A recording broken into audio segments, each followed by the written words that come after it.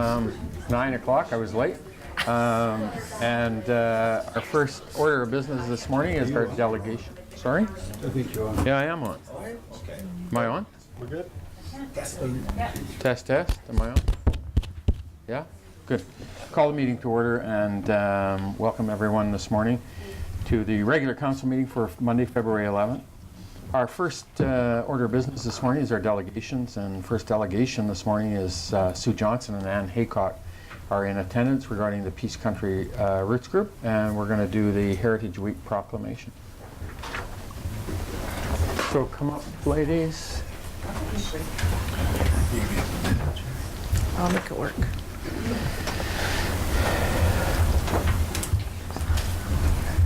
Good morning, good morning. Good morning, good morning. Welcome. Good morning, good morning. Welcome. Welcome, welcome. Good morning, good morning. Good morning. So it's my pleasure this morning to do the proclamation for our Heritage Week. Whereas Heritage Week is celebrated in communities throughout BC every year, commencing on National Heritage Day, the third Monday in February. And whereas in recognition of heritage houses and neighborhoods, the theme for this year's Heritage Week celebration is Good Neighbors, Heritage Homes and Neighborhoods. And whereas neighborhoods and districts from earlier eras promote a layered sense of community history and contribute to visual appeal and variety, which enhances community attractiveness and livability. And whereas communities throughout BC mark Heritage Week to celebrate their unique history and heritage. Now therefore I do hereby proclaim the week of February 18th to 24th, 2019 as Heritage Week in Dawson Creek. Thanks. Yay!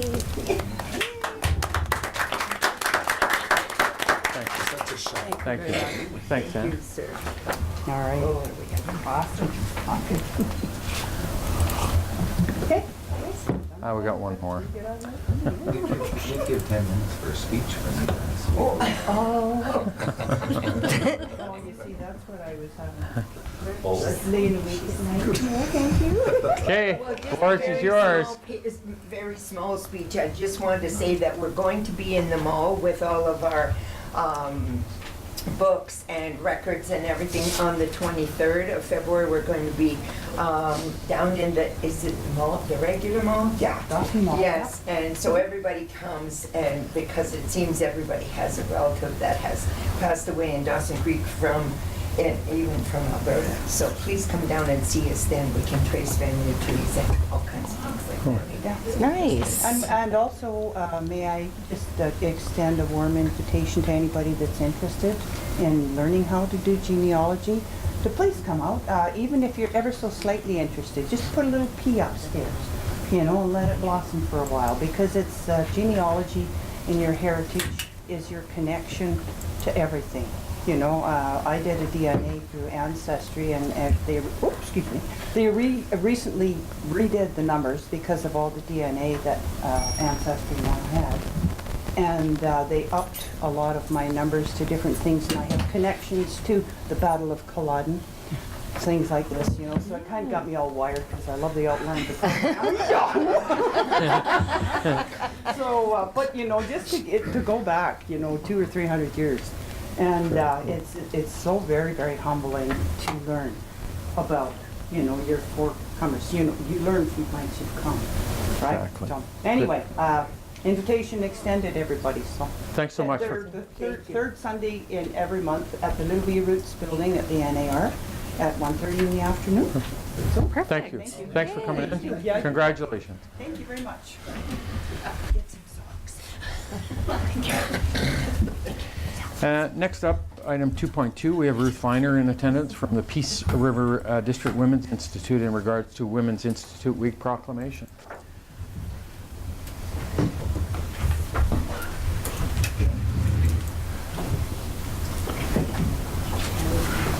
Ruth and delegation.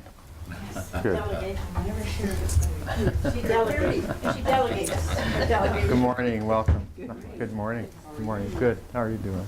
Good. This is, I'm watching you just here, this is Joan Holthy, and she's with the Federated Women's Oh, Institute. nice. So we've got Welcome. a Canadian rep here, and Colleen Matthews, who's a branch worker hard.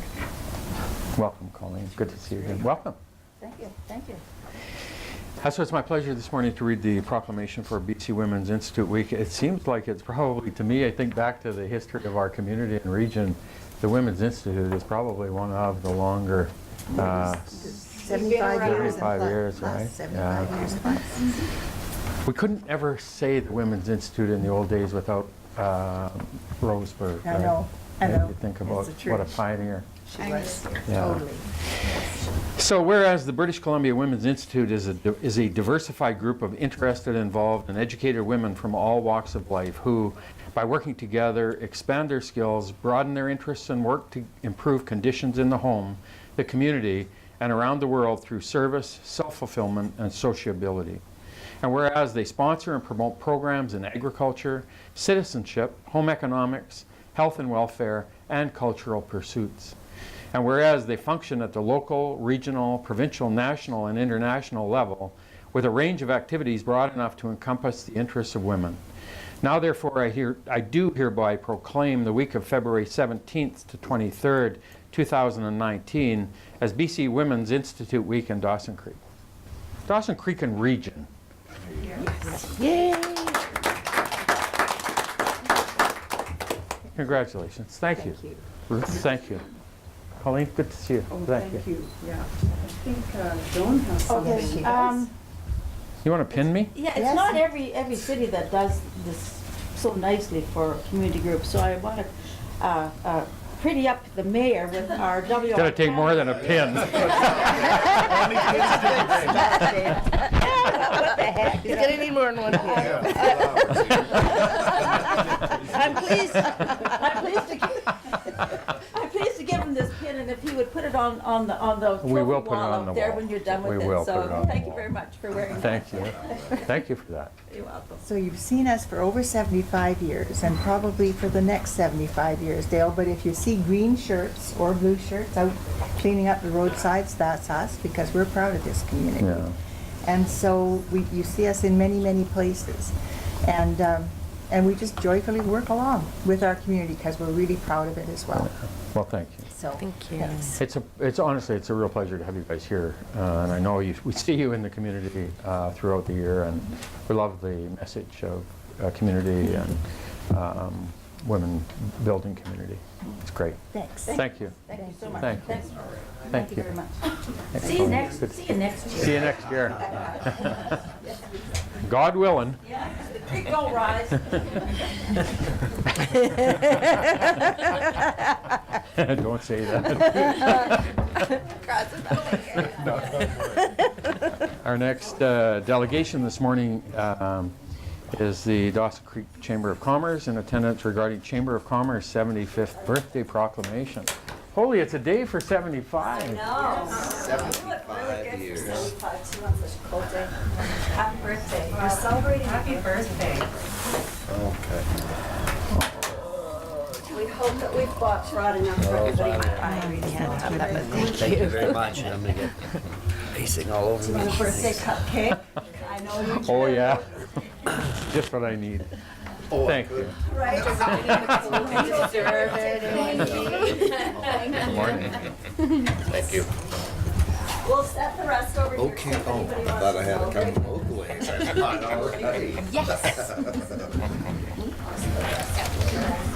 Oh, you can. I save up, yeah. Good morning, good morning. Good morning. Good morning, good morning. Good morning, good morning. Good morning, good morning. Come on in. Thank you. Come on in.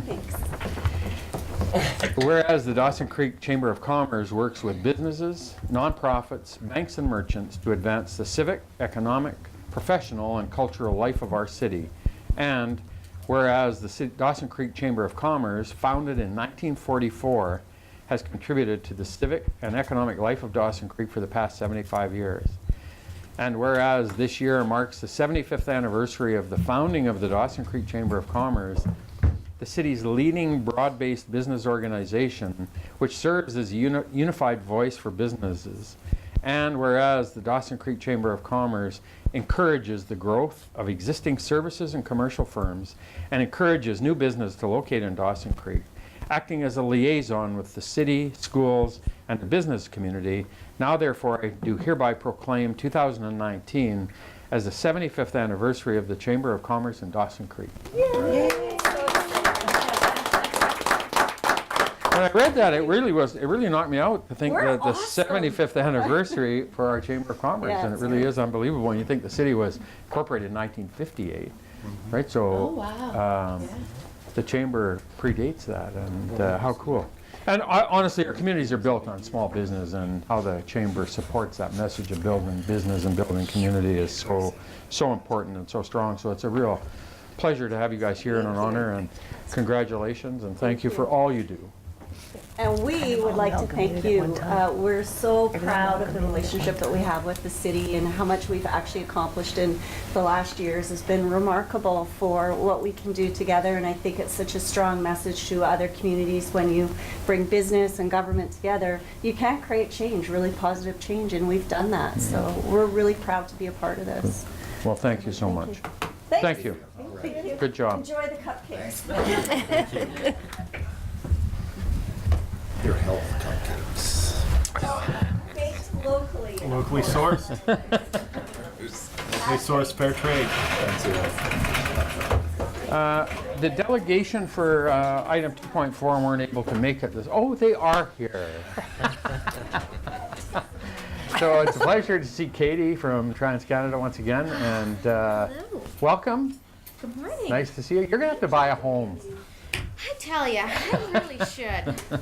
Yeah, I'm starting to get the mess. Like last time I followed the New Year's baby, and today I'm following cupcakes. And I was just after his comment, you should take his. pardon? Yeah, I gotta up my game. That's what I've learned in the past few weeks here. So thank you all for your time. Thank you for having me back. Again, my name's Katie O'Neill, and I'm the public affairs representative for TransCanada. So last time I was here, we were talking a little bit about the Coastal GasLink project and how we're very excited to have that guy starting construction pretty soon. We have a new project in this area as well that we're excited to speak with you about today. So I'll be giving you a little bit of information about the Groundbirch Mainline Loop. This is the Sunrise section. So we'll get into it. Maybe we will. Maybe we won't. Oh, There's a button on the side, Katie. Oh, there we go. So there is. Thank you. Ahaha. So you folks have seen this slide before, I'm sure, so we'll kind of breeze through it. But TransCanada has just about 92,000 kilometers of natural gas pipeline that we operate. We're one of the largest natural gas pipeline networks in North America. We also have about 5,000 kilometers just under of liquids pipeline that we operate every day as well. And then we also have our power generation with 11 power plants primarily out in eastern Canada. So I just want to talk a little bit about our natural gas business kind of before we dive into this presentation. I think it'll give you a bit of context for this project and sort of why we're pursuing this. So I talked about our 92,000 kilometers. A very good chunk of that is with our Nova Gas Transmission System, NGTL, as you may have heard of before.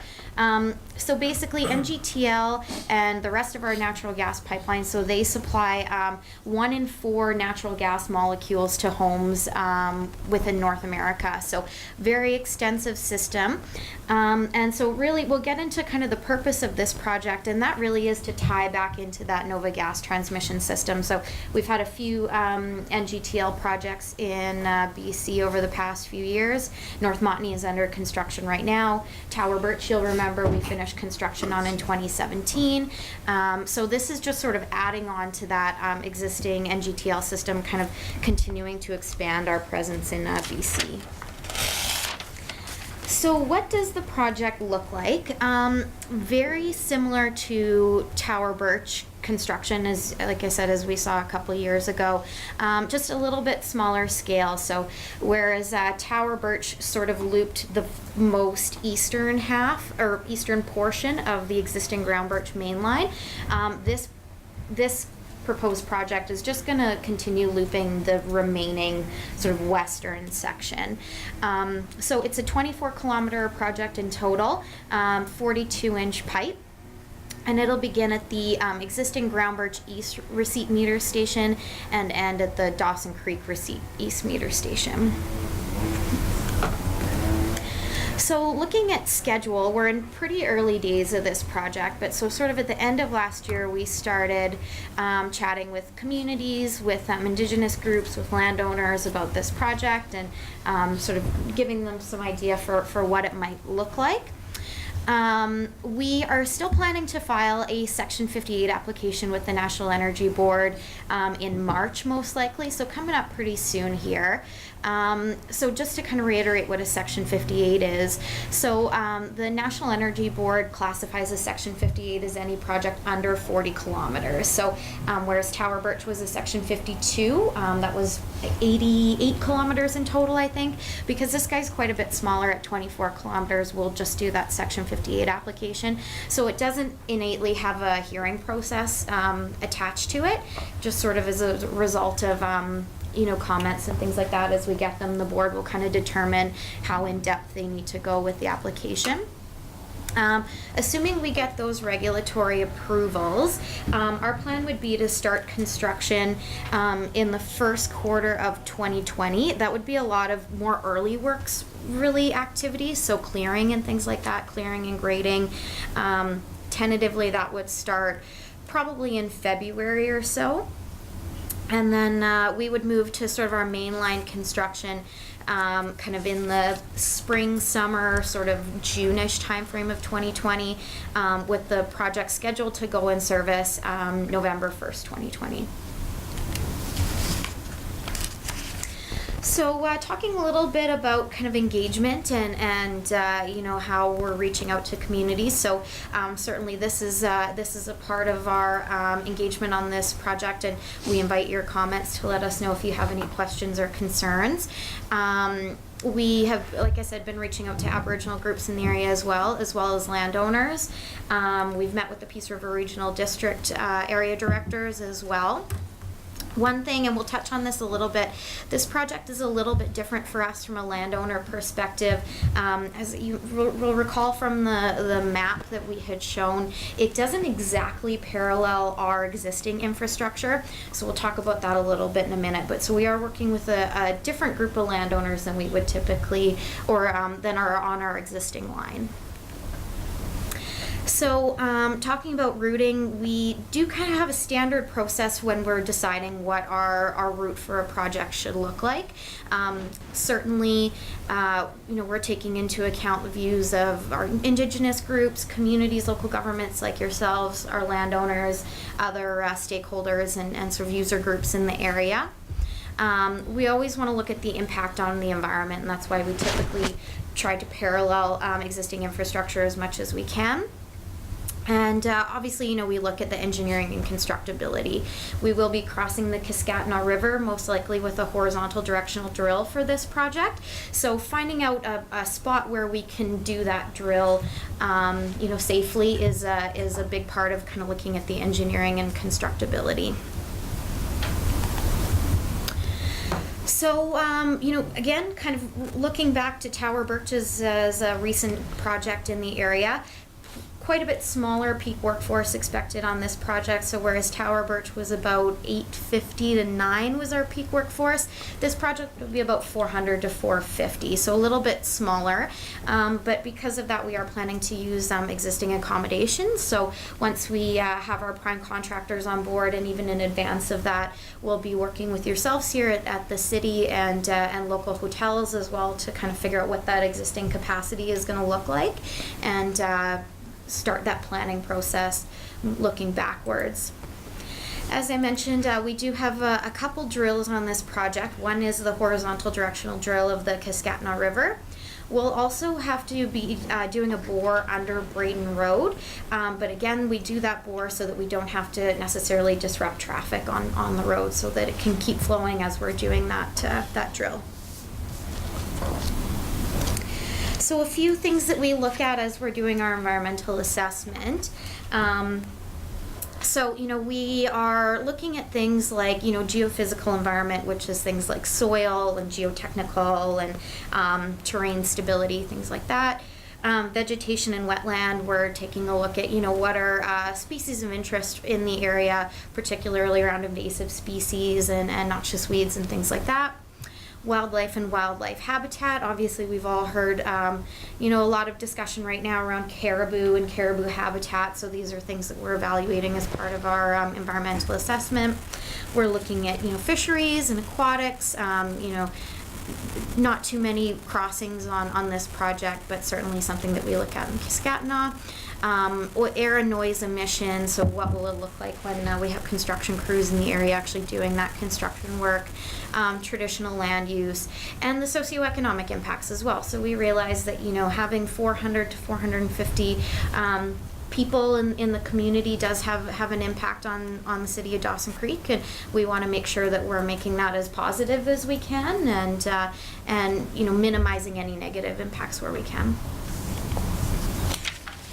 So this is just a before and after, and as if you've driven by the Tower Birch right away, you should see it looks pretty similar to this, I guess, and this is absolutely what we hope our project, this new loop, will look like at the end of the day as well. So we have strictly adhered to an environmental protection plan, and so that just makes sure that once the project is done, the surface is completely reclaimed and hopefully goes back to its original use as much as possible. So TransCanada has operated a pipeline safely for over 60 years, and sort of as a result of that history, we've built up one of the highest class sort of safety monitoring programs, we think, amongst the pipeline companies. So our pipelines are monitored 24 hours a day. They do have the ability to be shut off valves at any time remotely. We do a lot of work with our emergency management program as well, our emergency response program. So we work with local first responders, frontline responders in the communities, just to make sure that if we do have an incident, everyone's sort of singing from the same song sheet and working off the same information. So we're a more coordinated unit in the event of an emergency. Just touching on this again, so we do host emergency exercises as well in our regions throughout North America. So every year, each region does a emergency response exercise with a different fire department, mostly in one of the communities where we work. So this is just to make sure that we're sort of always practicing, right, and developing our best practices, so that if in the event of an emergency, that we're sort of a well-oiled machine, and that we're able to execute as quickly and safely as we can. So touching a bit on community benefits. So certainly there will be numerous contracting opportunities that will be available to local businesses as a result of this project. So it was great to have the chamber here today as well, and hopefully many of our local chamber businesses will be able to benefit from the project. And that's at various different stages. So in terms of planning and pre-construction, we're currently doing survey and geotechnical work. So those are all things that we sort of look for local people to help support those activities, gravel, fuel supply, things like that. Then moving into construction and operations as well. We will obviously be hiring hopefully quite a bit locally from that 400 to 450 workforce. So just, we'll be continuing to engage with the community, local businesses, the chamber, the city as well, to make sure we're maximizing those opportunities. Property taxes are associated with the project always as well. And then from a community investment perspective, so we gave you some BC numbers during the Coastal GasLink presentation a little while ago. Over $8 million invested in BC. We also have across sort of all of our projects in 2017, we invested $17 million, and that was over 850 communities. So certainly, we're very proud of our community investment program, and we certainly hope that we'll be able to continue that and get lots of support from the community for that. So Heather wasn't able to make it with me today, but she will also be a contact on this project as well. So if at any time you have questions, you all know how to reach us, but we certainly welcome questions now as well. Thank you, Katie. Any questions? Councillor Lexstrom? Thanks, Your Worship, and thanks, Katie, for your presentation. You mentioned that you aren't following your other route. Can you explain? I mean, certainly the disruption of the land or following the same right-of-ways is it. I know companies try and accomplish that. There must be a reason that. There is, yeah. So there is another company in the area, another oil and gas company that has actually procured the right-of-way immediately adjacent to ours. So that's what is prohibiting us right now from following that exact alignment, unfortunately. As I'd mentioned, we want to make sure that we have an ideal location for the crossing of the Kiskatna as well. There's the railway in there as well, so we need to, kind of manage those things in terms of eliminating the number of crossings that we have. So we looked at quite a few different options sort of for how we can shrink that up and minimize disturbance to the landowners as well. I think all of the routes that we had sort of looked like that would be closer to ours bisected or intersected, I guess, landowner properties more than we thought that we needed to. So that was why we went with this route that's a little bit further away. There isn't a lot of clearing in that area anyway, so we feel that the environmental disturbance isn't as much as it would be, sort of if it was completely new build in a different area that was a bit more forested. We're working with the landowners, so that is, always something that, like I said, typically we tend to work with the same landowners because we're just looping existing infrastructure. And landowner support for the project has been really strong so far. So, we're very confident that we'll be able to move forward with that new routing, but it was definitely a bit of a wrinkle that has forced us to go with a bit different alignment than we typically would look at. Yeah. All right. Thank you. Yeah. Thank you. Any other questions? I just want to tell a little story when companies come and talk about some of the standards that they adhere to within the construction of projects, and they always talk about the environmental and paying strict attention, adhering to the environmental standards that they commit to. And I went out for a tour on the Trans-Canada Tower Birch project when it was under construction. It took me 2 days of online courses to get certified to go on the right-of-way. And we didn't even ask to see them either. I know. I had to take a picture But I did of Dale pass. with them. Yeah, you did. It's true. Had my certificate. You did.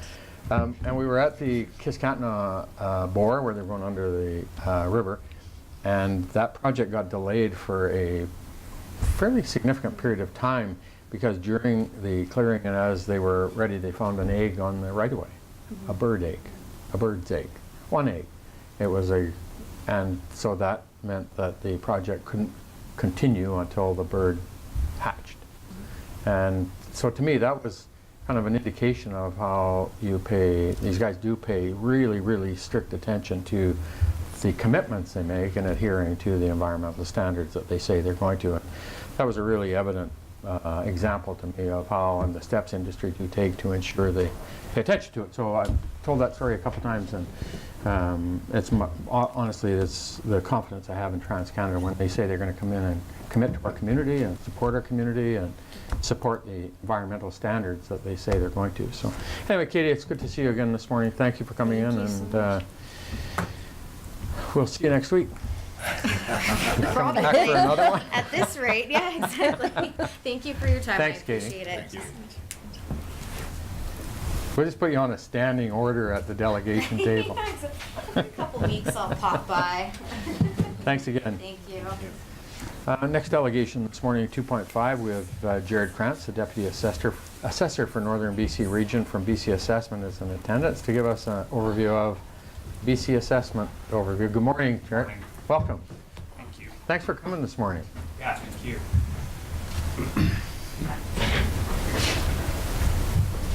Floor is yours. Thank you, everyone. Thank you for having me here today.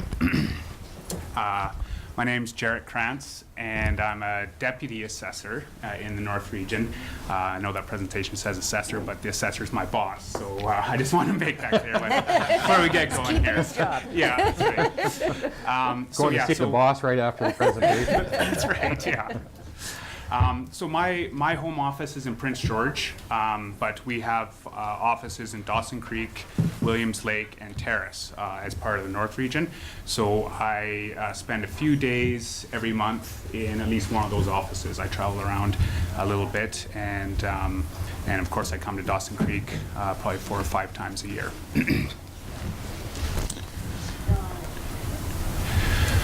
So the path that we're going to take today in my presentation, I'm going to start out with a little bit of history about BC assessment, where we came from. Then I'm going to talk about what we do, our valuation, property classification. Then we'll get into a talk about the assessment cycle, our business cycle, as well as some key dates that we adhere to. And then we'll get into some high-level points on the completed 2019 assessment roll. So BC assessment. We were established in 1974, and that was under the Assessment Authority Act. This was what was in response for the need at that time for a fair and independent organization that valued all property in the province. Before 1974, the various regions and municipalities and taxing authorities would have assessment done right in that area, and depending on where you were, there was always the potential for a perception of conflict of interest, right? So BC Assessment was established as a Crown corporation, and we value all the properties in the province, and we're completely independent of all taxing authorities. So, BC assessment, so our product. We create an annual list of property values, and this provides a stable and the predictable base for real property taxation in British Columbia. The assessment roll, this is our core function. This is what we create. There's 4 key items that are on the assessment roll. So we identify the ownership of the property. We identify a value. We have a property class on there, an exemption, and that's done for each property in BC. Right now there's over 2 million properties valued in British Columbia, with a total value of approximately $1.99 trillion. So the purpose for this assessment roll, right, is we provide the base for local governments and taxing authorities to raise approximately $8 billion annually in property taxes, and this is across the province, of course. And those property taxes are used for things like schools and other important local services. This is something that's really key. When we talk with staff and we have our meetings and whatnot, this is the purpose of BC assessment, and it's vitally important for all the key services that drive our communities. So value, how do we value different properties? The majority of our properties are valued at market value, and that market value is established as of July 1st of the previous year. So the assessment roll that just came out, and the assessments that you guys have seen would be based on market value as of July 1st of 2018. Okay, so that's the majority of our properties. That includes the residential properties as well as commercial properties. And of course, a definition of market value. So this is the most probable price that a property would sell for in a competitive market. This is with all conditions requisite to a fair sale, which the buyer and seller both acting knowledgeably and prudently. There are properties that are valued and on the assessment roll that aren't at market value, and they're valued using legislated rates. We'll get into that a little bit more here. So properties that have actual value but are not market value are some examples of that are pipelines, like the one that we just saw, railway tracks, telephone lines. Farmland is another one that uses statutory rates to determine the value on them. Managed forest land is another one. Major industrial plants such as mines, major mills, those types of things, they are valued using a costing method, and this is a prescribed legislated costing method.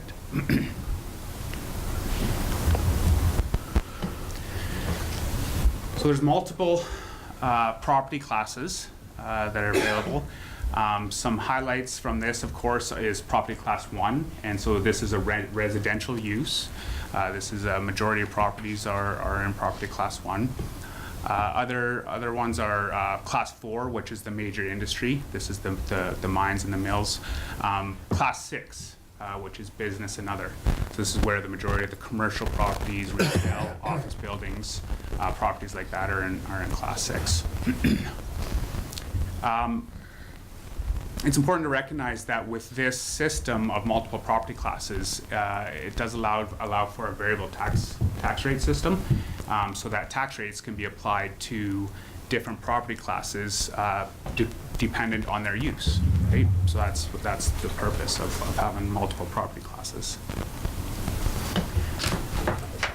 So this is our business cycle, and some key dates within that.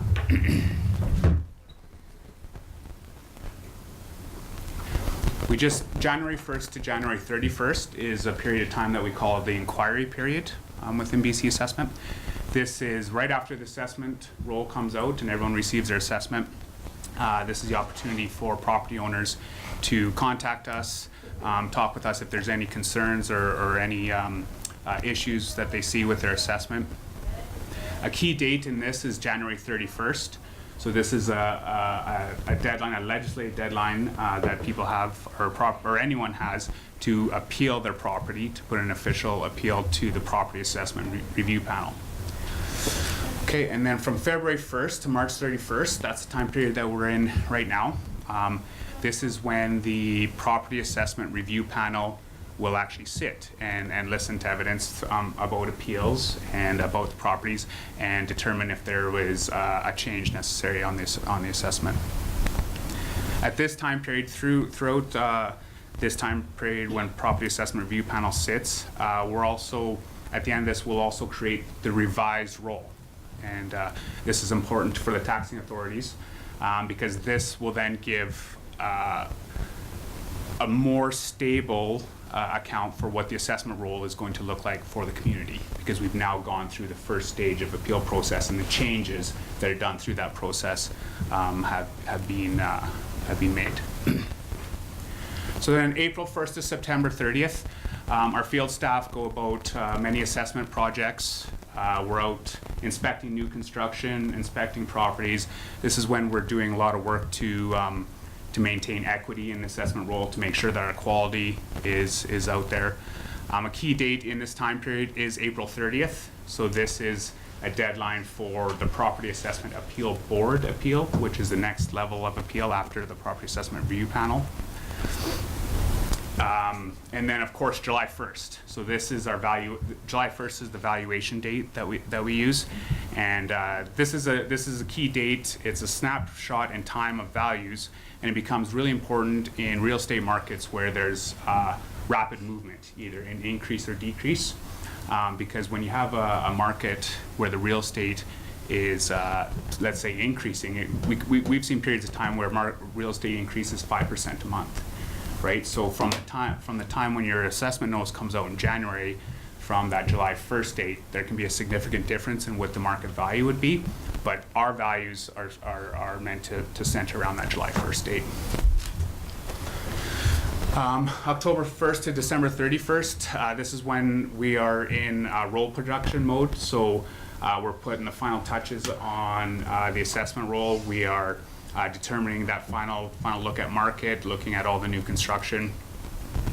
A couple key dates in that time period is October 31st. So this is a key one that we talk with property owners about a lot, and this is the physical condition and permitted use date. What that means is that a property in transition during that year, we need to have a firm date on what stage that property will go to the assessment roll at. So for example, if a house begins construction in August and by October 31st, it's at 50% completion, then it should go on the roll at the 50% assessment, right? Even if it's complete by December, by the end of the year, that's the date that it should be on the roll at. A couple other ones in there are November 30th. So this is any ownership changes that are within the land transfer office. That's the date that the cutoff for ownership changes. And of course, December 31st is when we complete the assessment notices, print and mail them out, so everyone has them beginning of January. So we'll go into a little bit more detail about our inquiry and our appeal process, because that's the time frame that we're in right now, of course. So I talked about January 1st to 31st. That's our inquiry period. We've just finished that portion. January 31st, that's that deadline to put in your written request for the review by the Property Assessment Review Panel. So the Property Assessment Review Panel is the first level of appeal. And from that, if the decision from the Property Assessment Review Panel, if the appellant or BC Assessment doesn't agree with that decision, they have the opportunity to file a further appeal to the Property Assessment Appeal Board. Now, the Property Assessment Appeal Board is not regulated by that time period like the Property Assessment Review Panel is, so they can hear evidence and whatnot of those appeals throughout the year. The majority of them are completed within the 1 year. There are some larger appeals that do go over multiple years. So this is something that can pose a risk to the taxing jurisdictions, right? Because we want to have that stable tax base. So we report out to the taxing jurisdictions each year any estimated risk that might come from outstanding appeals.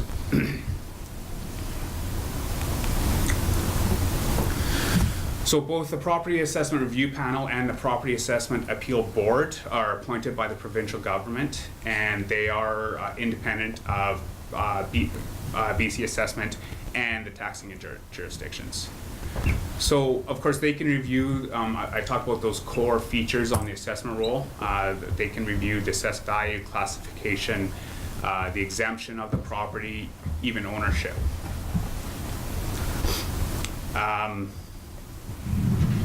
So after PAB, after Property Assessment Appeal Board, we shorten it to PAB at BC Assessment.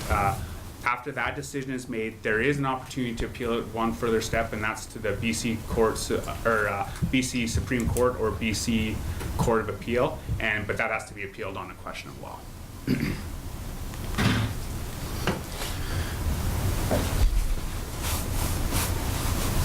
Okay, so then we get into one last opportunity to correct any errors or omissions that might be on the completed assessment roll.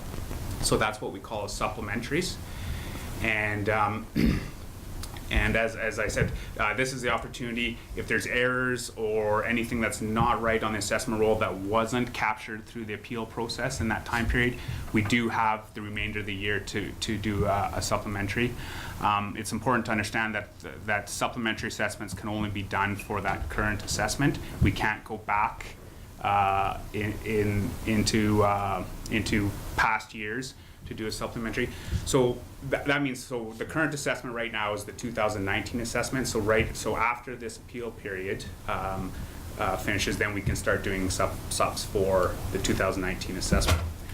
The only time that that there's in legislation that there's an opportunity to go back into previous years is if there's found that property assessment is miscorrect and either low or not valued at all, and it's at the fault of the property owner, and it has to be can't remember the word, but it has to be, it's like on purpose, like it was misleading, that assessment roll is not accurate. That's the only opportunity to go back into past years. Okay, so we just talked about appeal process, where people have the opportunity to talk or to appeal their properties, and there is changes that occur to assessments through that appeal process. And so this is what's called roll stability. So what this is, very important to taxing authorities. So this is the percent change to assessment roll from completed, which we do in December, right, and send out in January, to the revised roll, which is done after the appeal process. Because BC Assessment understands, but budget talks, they start early, right? Everything comes down to that budget. So this is something that we track and that we provide to the taxing authorities on what the percent change is through that appeal process. And for the last 5 years, as you can see, it's been under 1% change. And this year, it's looking like it should be very similar to that. We have the majority of the appeals in and processed, and we have approximately 40 appeals this year. And there's somewhere around 5,000 actual properties in Dawson Creek, so it's a small percentage of appeals this year again. So property assessments and property taxes, the connection, the non-connection, this is something that we get to talk about a little bit with property owners, of course, during this time period, and explain this. So the assessed value, that's BC assessment. The property tax rate, that's what the taxing authority does. And then of course the property taxes, that's the responsibility of the property owner. So when we talk about it, we really stress that BC assessment is independent of the taxing authorities, and our function really is to ensure that we don't want to say that we don't have any part in the tax system, right? Because that's not the case. We are part of the system that creates that tax bill. But what we emphasize is that we ensure that the property tax burden is distributed equitably among the different property classes and among similar properties. Right? Okay, so now let's get into a few highlights of the completed 2009 assessment roll. So this is province-wide. This is just a quick snapshot for information. So total properties province-wide went up about 1% this year. The total value of the roll went up approximately 7% province-wide. And then non-market change for the province went up. There was $31 billion of non-market change. So this is new construction and new additions province-wide. We'll get into non-market change in a little bit more detail specific to Dawson Creek later on in the presentation. So this is the completed assessment roll for Dawson Creek. So the amount of properties in Dawson Creek was relatively the same. I think it only changed by 1 or 2, so that's a 0% change. The total actual value, so this is total value of all assessments in Dawson Creek, $2 billion, so it went up under 1%, very, very stable this year. The total net general value, so net general value is the taxable value, so this is after exemptions for properties are removed, increased this year at 1.8%. So stable as well, that would be considered a stable market. This is just a quick graph of net general values over the last 10 years. And as you can see, between 2010 and 2016, there was increases through that each year, and then from 2016 to now to 2019, it's been relatively stable across that time period.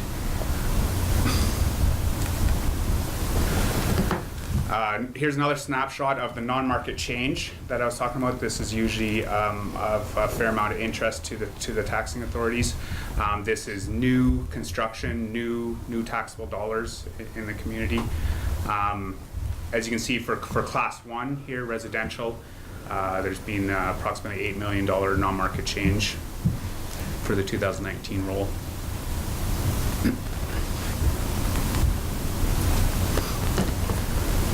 So here's a breakdown of those property classes that I was referring to, and this is the completed 2019 assessment roll.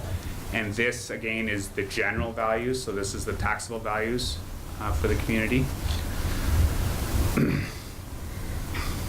Quite stable, as you can see, but a couple of highlights. The in class 1 is the majority of the tax taxable value at $1 billion. Another large one, of course, is the Class 6 business, another $468 million.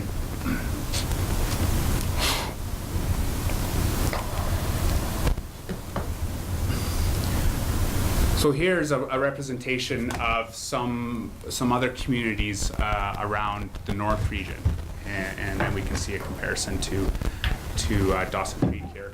Dawson Creek I've highlighted. So the median sale price, or median assessed value for a single-family residential house has been very stable this year, approximately $253,000 for that. In comparison to that, if we look at Kitimat, who's had quite an increase this year, there's lots of stuff going on there with the LNG announcements. So they've increased by 20% up to $235,000 for their median. And remember, that was of July 1st, right?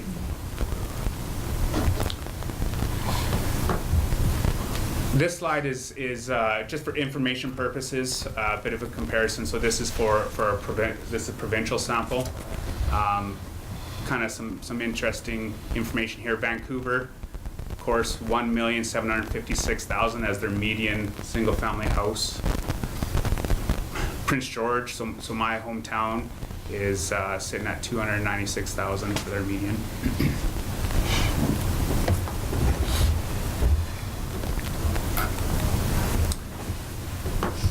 Okay, and then this is our website. So this is bcassessment.ca, and we're continually making improvements to this site, and it's come a long ways from when we first launched this assessment search. It is a useful tool for property owners and for anyone that wants to look at assessments and how their assessment compares to others. This, you can go on here, you can look at assessments in your community, in your area. You can also look at recent sales in that community and in your area to take a look to see if assessments look reasonable. Okay, and that's the end of my presentation. I was wondering, questions? Thank you, Jerry. Thank you. Questions? Councillor Partlow? I find this very interesting for a lot of anecdotal reasons. But let's just take the classification. I think it's fair to say that a number of us have had some conversations around the classification system, that maybe there's a case to be made that hotels, motels, and restaurants should have their own classification, because they benefit a lot by other things that are provided in the community that other businesses do not. Has there been any discussion, in the BC Assessment Authority about that? Is there any possibility of that happening? At this point, I haven't heard any discussion about a specific property class for motels and hotels. I've recently been at an all managers meeting, and I hadn't heard any discussion on that. I do have to say that that type of change would go through legislation first, and so that if there is discussion at other levels, it wouldn't surprise me that I haven't heard of it yet at BC Assessment. So yeah, I haven't heard anything yet. That's another question. Raise the ugly head of rooming houses and suites, both legal and not so legal. Right. Is there a linkage between the municipality and BC Assessment Authority, for instance, so that you're aware of, made aware by the municipality of the presence of suites in the building? And the reason this question is being spawned from a meeting I had in another municipality just recently, and I was told that when BC Assessment is made aware that there's a suite, that you do go in and make a reassessment. Is that still residential as well, or would that be then classified by you people as a business? So a house with suite in it, up to 4 units, is residential, is classified residential, and we do assess them, value them as if they have suites. So when we get into assessment, and that's why we talk about market value a little bit. So we look at what a property would sell for as is, right? So if a property in a community, let's just take a single family house, for example, that has a suite in it. If we find that there's a pattern that these types of properties sell for more than a single family dwelling for a similar single family house without a suite, then the assessment, if there's enough of a difference between the sale prices of those types of properties, then the assessment will take into account that difference, right?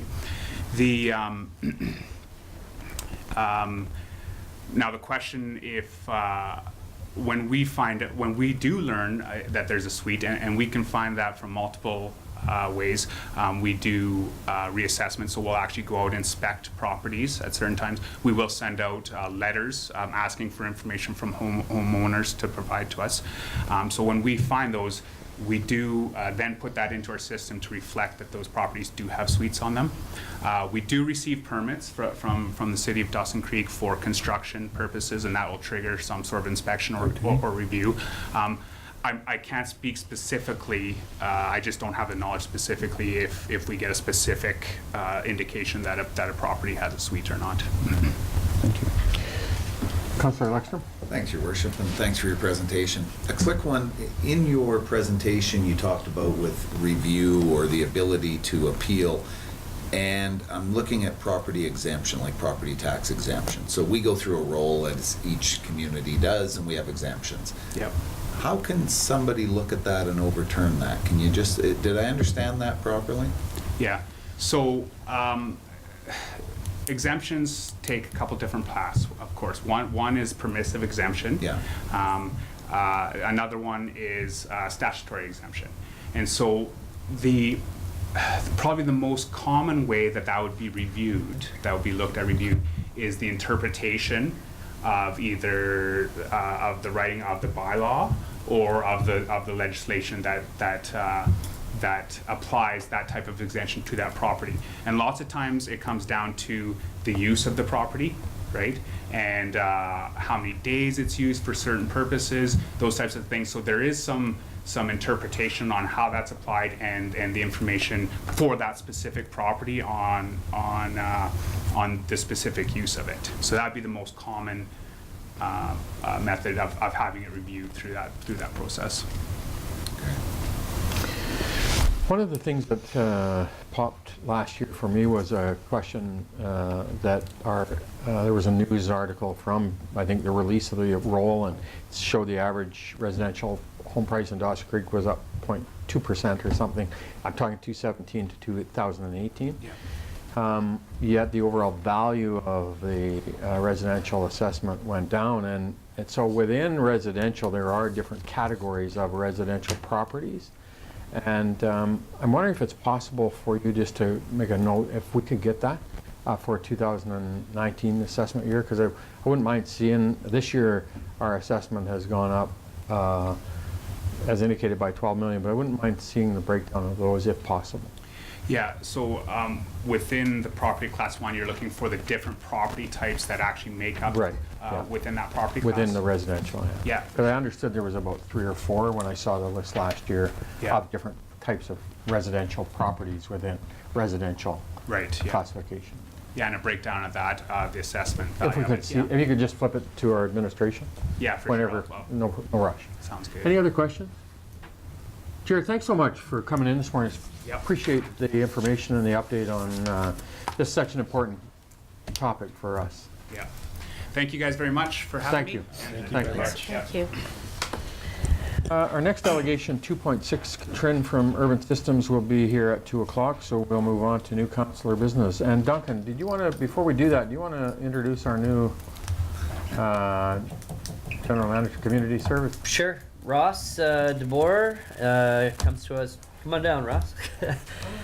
So Ross comes to us, he's got about 25 years experience, 26 years experience in the public sector. Ross was with Fort St. John for about 5 years. He's come in to replace Barry as the General Manager of Community Services. He's worked in facilities, he's worked in recreation, he's worked as far as the Northwest Territories. He's very comfortable in our climate and is excited to be here. Yeah, worked with us on the U17s in the past as that link with Fort St. John. And Ross started here, Wednesday, just the last, a week and a half ago. So he's still wrapping his head around everything that we're doing right now. So Good. this is Ross. Thank you. Welcome. Thank you, Ross. And Duncan, thank you. And Ross, welcome. Obviously, it's good to see you in the office, and we really appreciate the commitment. Now you're coming to the city of Dawson Creek to work on our community services, and it's a pleasure to have you here. Thank you, Your Worship, members of council. I look forward to working with each and every one of you. All right. Thank you. Got to feel good moving south like that. I was going to say, we're so glad the weather of the last week and a half didn't shock them. Item number 3, we have new councillor business. Anyone? Councillor Kemp. I went to the LGA elected officials seminar in Prince George, January 30th to February 1st. It was very informative, lots of great information. One thing I purchased one of this book. John Smithers did a presentation. So if anyone's interested in taking a peek at this book, it was a lovely presentation they had done for the movie. So yeah, it was great to see other newly elected getting lots of information. It was fun, wonderful. Good. Drive was fine? The drive home on Friday was horrible. I just wanted to see Chetwood really badly. Drove with my flashers, took a long time, but it was good. Drive safely. Yeah. Good. Thank you, Amy. Further councillor business? Councillor Wilbur, then Councillor Lexstrom. Actually, on that note, I just wanted to congratulate Councillor Kempf on her -38 marathon that she ran. So to hear that the driving slowed her down, but she can run in that weather, no problem. So, but congratulations on competing, because that's pretty dedicated at -38. Yeah, I was going to go, but I forget, bad knee or something. I can't remember what. Councillor Lexstrom. All right, thanks, Your Worship. Just a quick update. I reported that we had met when we were in Prince George with a couple of ministers on the caribou issue that's taking place up here. They had agreed to come up in February to host a public meeting that has been now put off by a week, and not at their request, but they are still in negotiations with the federal government with information that they would like to bring to this meeting. So it looked as though it was going to happen next week. It may be offset now by about a week to 10 days is what I'm led to believe. So once we have that information and the dates, I'm sure the public will be made aware. The Peace River Regional District is the lead on this, but the mayor's asked that I have the opportunity to sit and work on the caribou file with them, and that's a quick update as to where we're at. Good. So, Thank if you. there's any questions, I would answer. Thanks, Blair. Councillor Parslow. We have in the Peace, for the Peace region at least, what is commonly referred as the Drudenheim of the Peace. I'm talking about the Dawson Creek Art Gallery. And very occasionally, I'm not dishing our local artists at all, we have a strong art community. But occasionally a show comes to Dawson Creek that is a national level show. And we have one right now. And I strongly recommend you see the Dawson Creek Art Gallery and the capability of that art gallery to put on a major show. The show is called Behind the Lines. It's an exhibition of Syrian contemporary art. Some of it was smuggled out of Damascus. Some of it is art that's been done by Syrians in exile. And it's, as my wife said, when we went to the Modern Art Museum in Madrid, Spain, and saw Picasso's Drudenheim, my wife said she had the same visceral reaction to the art, the Drudenheim, as she did at this current exhibition. So if you haven't seen it, do go in and have a look and buy a catalogue. The catalogue is an invaluable resource. So I just want to put a plug in for you to do that. Thank you. Thank you. And I know that when they were here the last meeting, I think they gave us some material on it, so it was good. A little brochure. Yeah, you bet. Thank you for that. Other new councillor business, anybody? Thank you. So we'll move to minutes. We have the minutes of our public hearing of January 28th for adoption. Councillor Wilbur, seconded. Councillor Kemp. Any errors or omission? All in favor? Opposed? Carried. Thank you. And minutes of our regular meeting of council for January 28th for adoption. Councillor Earl, seconded. Councillor Kemp. Any errors or omissions? Councillor A quick Leckstrom? question under correspondence. I think it's 6.1, and I think it's probably going where under Leckstrom Wilbur there was a motion that the letter from Andrew Gage, staff lawyer from West Coast, goes on there, and then at the end there's just a comment in our minutes that says a few councillors were opposed to the letter but no motion. I'm not sure that's necessary in there. I think if somebody was to read these as you go through it, I'm not sure what benefit that shows. Like if somebody's opposed, they register a negative vote. If you're in favor, it's just, I'm raising it because is that our standard? I don't know. Councillor Barzil? Just add on there, is that accurate? I'm not aware I that don't know. anybody was opposed. Was there? I thought everybody was in favor of the concern we had with Yeah. West Coast environmental letter coming to us. So I don't recall that conversation. Brenda, what's the protocol for minutes? Where at this point, council can move to amend the minutes before adopting them. Okay. So as the errors or omissions, then we can ask that motion to remove that sentence? Yes. I would so move. And I think this is nobody's fault. This is, I think, going above and beyond. Our minute takers doing extra time, extra work, so it doesn't reflect on that. It's just, it could create confusion in the future if somebody goes back and says, I don't remember the conversation, nobody registered a vote, so. Moved, seconded. Councillor Parslow.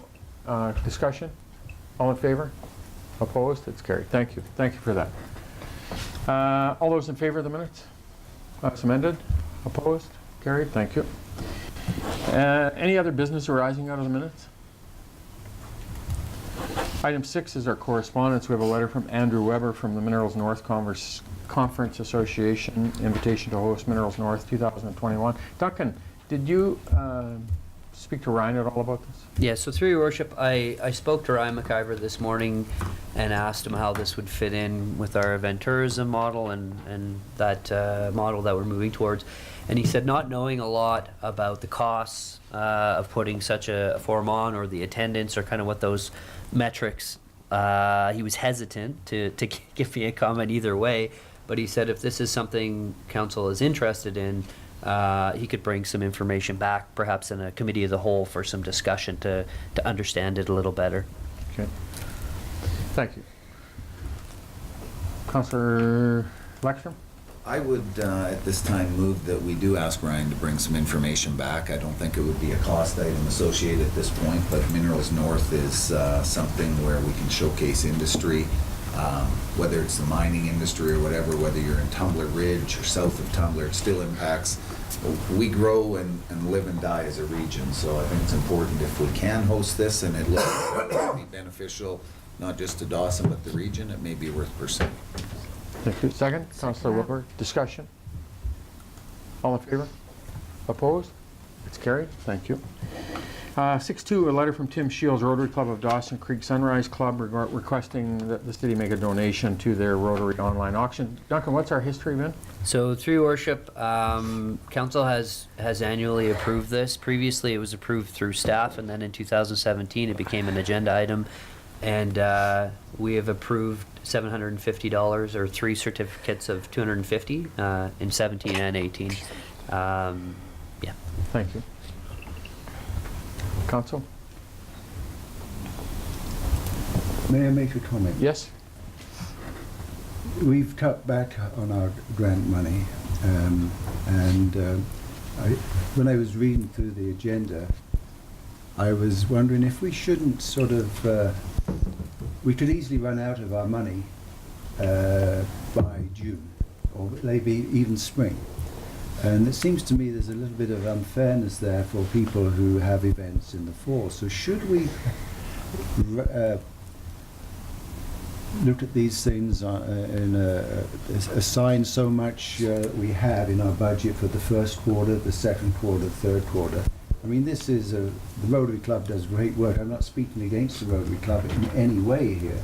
It just occurred to me procedurally that those who get in the first part of the year might get some support where we have the means, and we have nothing left for the fall. So I'm not trying to muddy the water. It's just a genuine concern. If budget's approved, it has 12,000 this year in our grants and sponsorship money.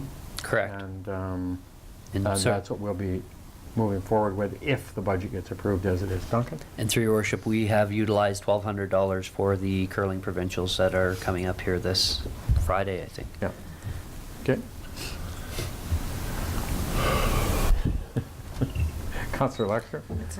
With this and knowing the, I guess I wouldn't say challenges, but the discussions we're going through with budgets and so on, I think they'll be ongoing for some time. The request is for $750 if we are going to look at trying to meet the obligations of, what we do for our community. I will put forward that the city of Dawson Creek, I would move that we supply two $250 certificates, if that's what we want to call them at this time, versus the 3. And again, no indication based on the quality of the Rotary auction, because they do amazing work. It's based on the affordability of the city of Dawson Creek. Thank you. Seconded. Councillor Parslow, discussion. Motion that we give $500 and 2 certificates. Ready for the question? All in favor? Opposed? Carried. Thank you. 6.3, we have a letter from Kay Moody from the South Keats Hospice Palliative Care Society regarding an invitation to attend or donate to the Palliative Care Society 5th Annual St. Patrick's Day themed fundraising dinner.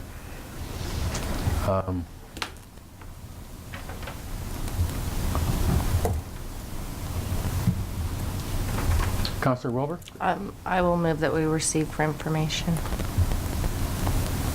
Thank you. Seconded. Councillor Kemp. All those in favor? Opposed? Carried. If I'm available, I will be attending, and I'll make sure that I'm there representing the city. And Councillor Wilbur?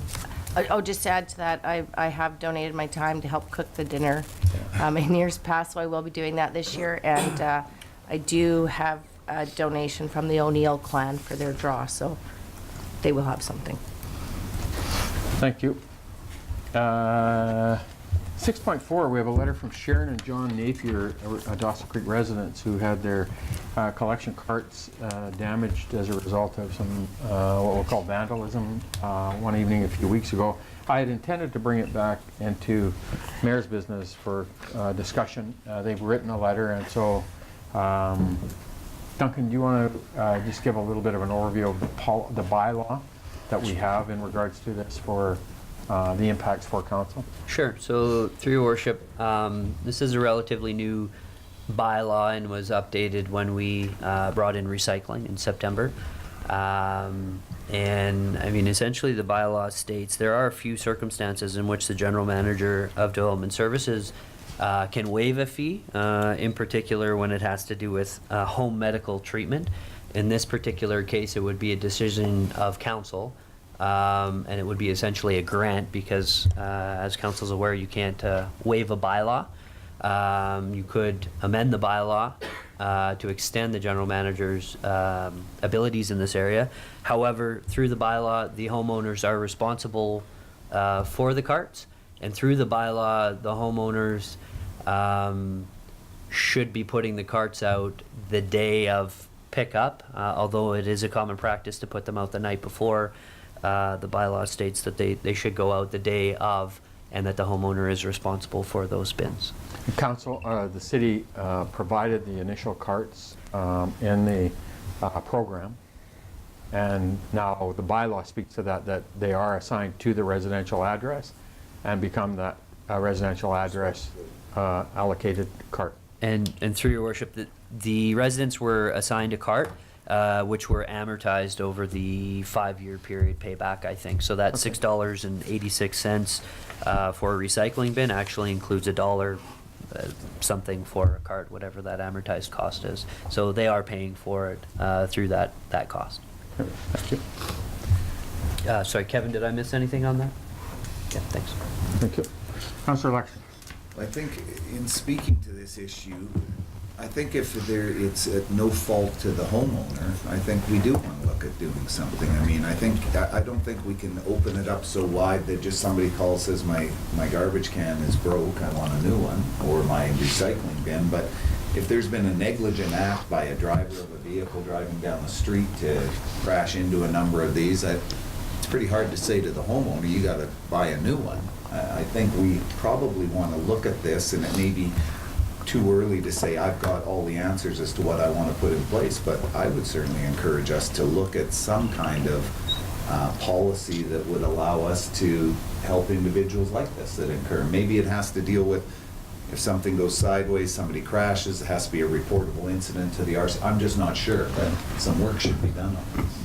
So direct administration to develop some guidelines coming back for consideration, have for a look at discussion. that, at least then give consideration whether we would move forward with it or not.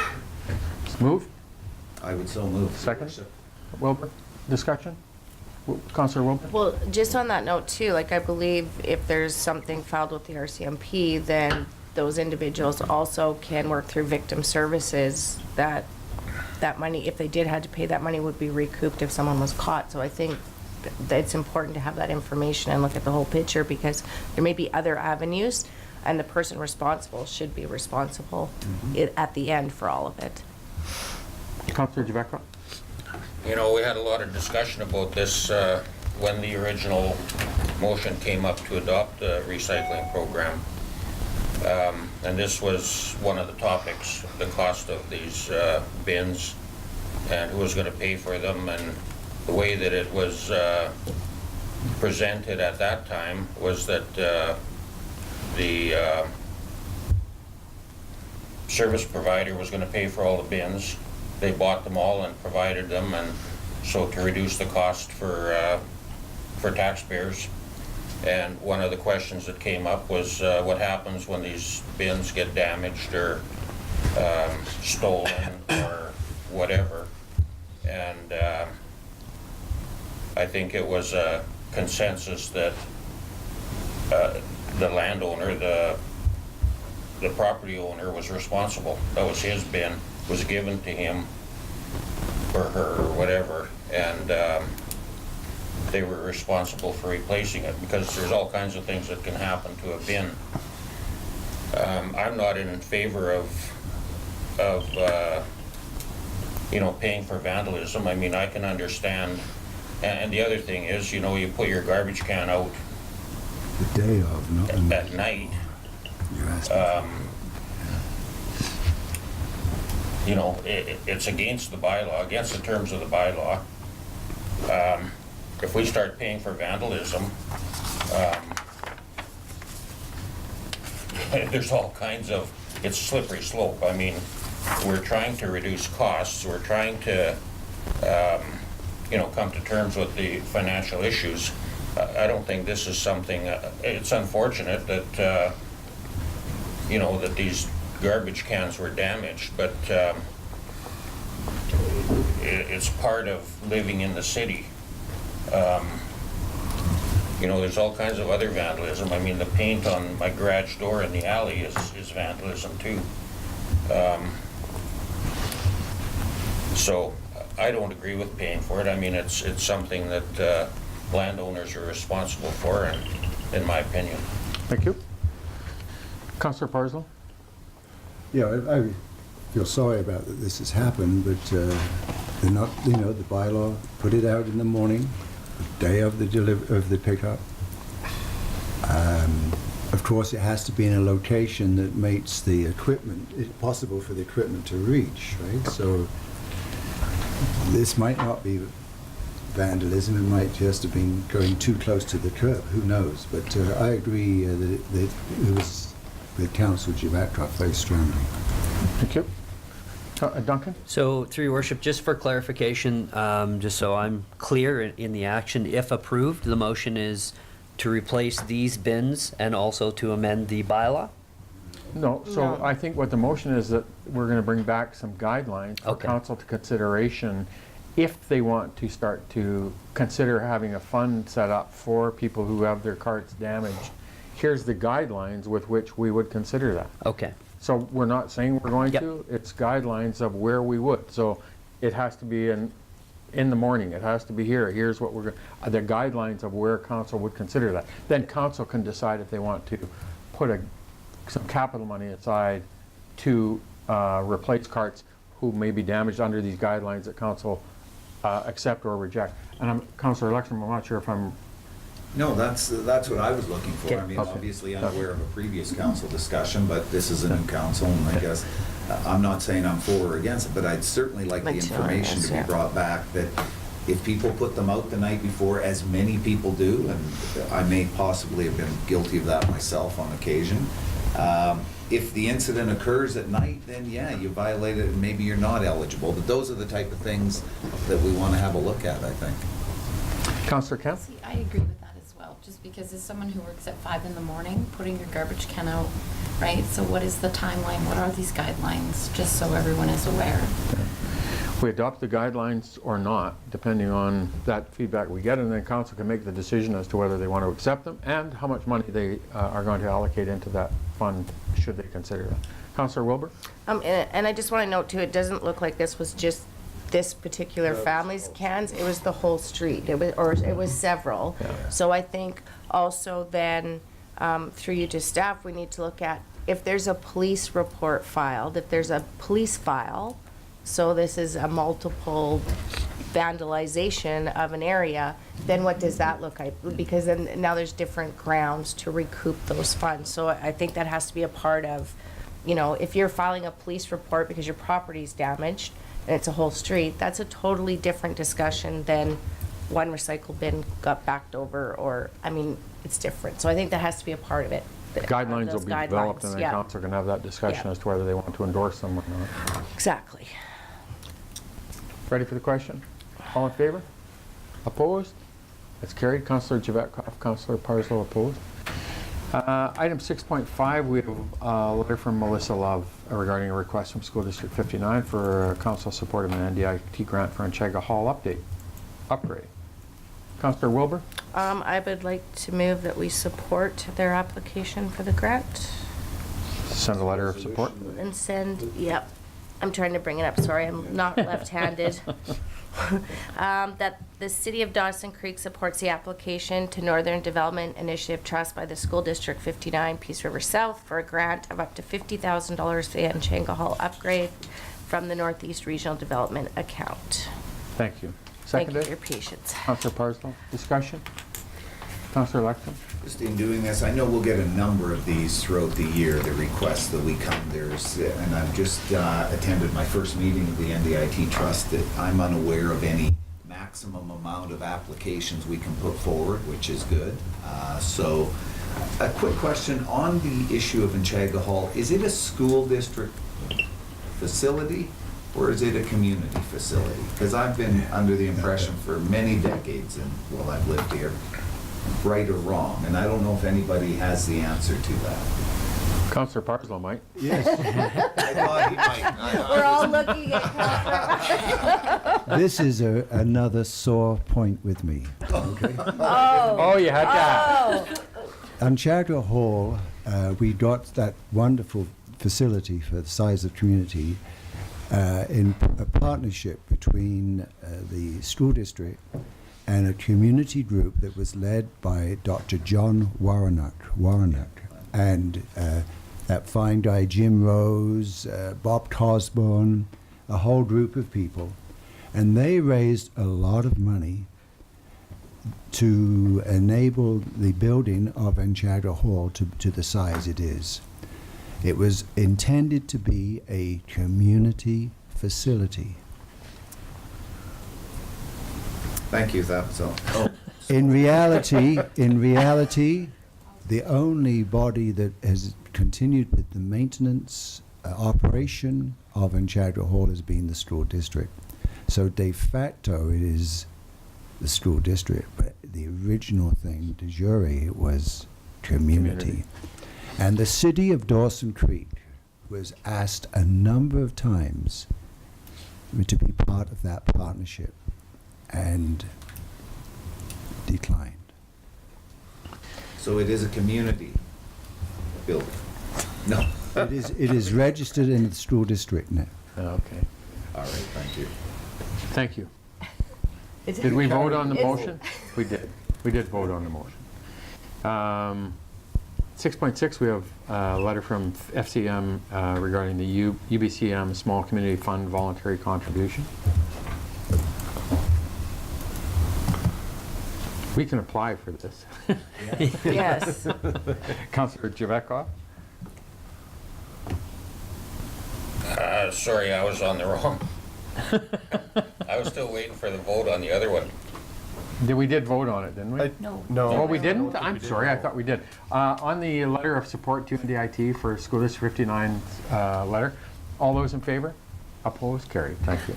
And this FCM request is for the contribution towards a travel fund that supports participation for elected officials from small communities across Canada to apply to this fund to allow them to travel where they may not have the financial capacity to do so. Councillor Lexton?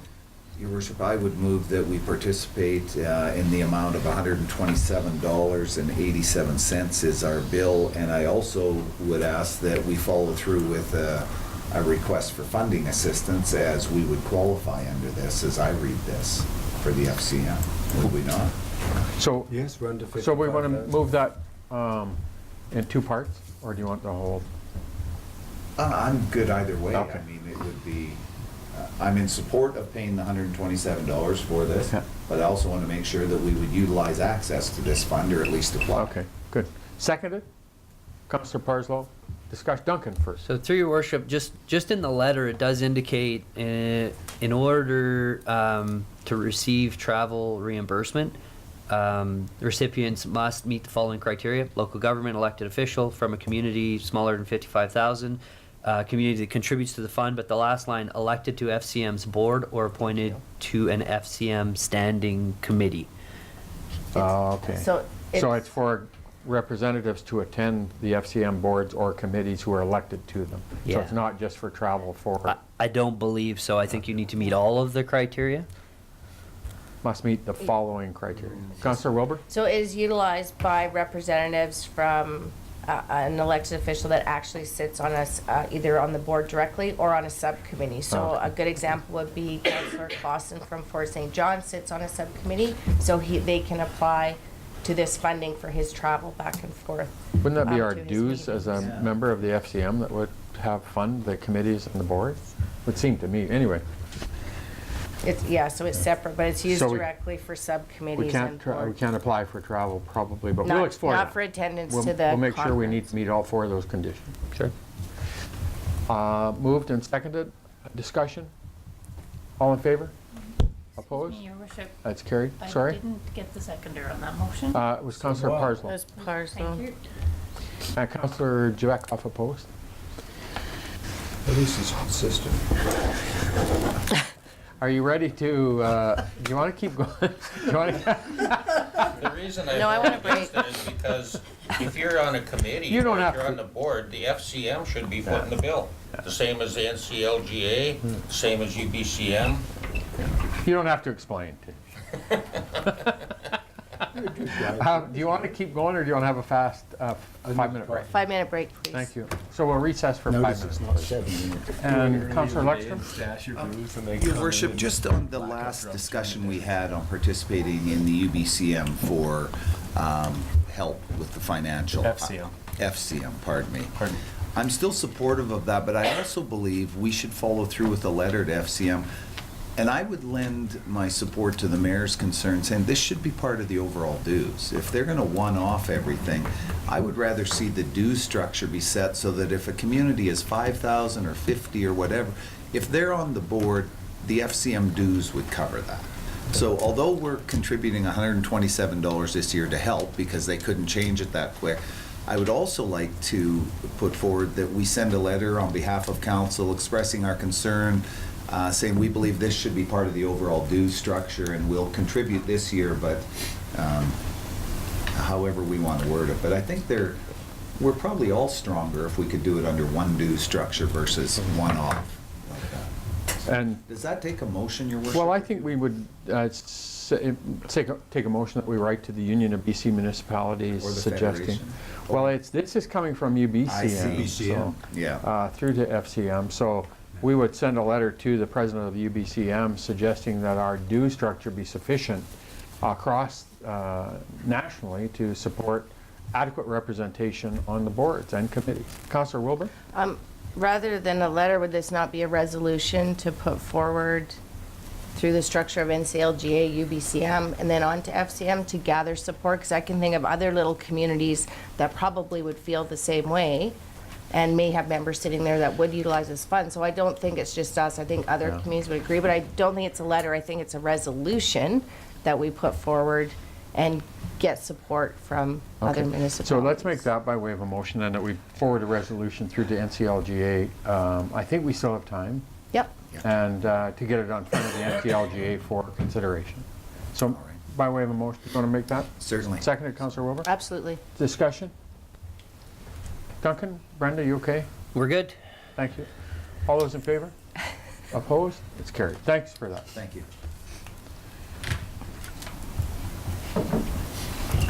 We're now on to reports. Report 7.1, we have report 19011 from the corporate officer regarding an NDIT Community Hall and Recreation Facilities grant request for the Encana Event Center Jumbotron. Councillor Parslow. I move that Dawson Creek Council support the application to Northern Development Initiative Trust Community Halls and Recreation Facilities Program for up to $50,000 of the proposed $350,000 budget for the Encana Event Center Jumbotron project.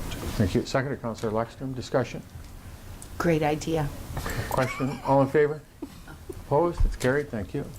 Report 19014 from the Parks and Facilities Manager regarding our RCMP contract, for janitorial contract, sorry. I have it up. Go ahead, Councillor Wilbur. I would remove that report number 19-014 from the Parks and Facilities Manager regarding the RCMP janitorial contract be received. Further, that council direct award the RCMP janitorial contract to Made Better Services Incorporated for a term of 1 year commencing April 4th, 2019 and expiring April 3rd, 2020 at the cost of $50,400. Thank you. Second, Councillor Parslow. Duncan? So through your worship, just a little background. So the city has a number of contractual janitorial contracts.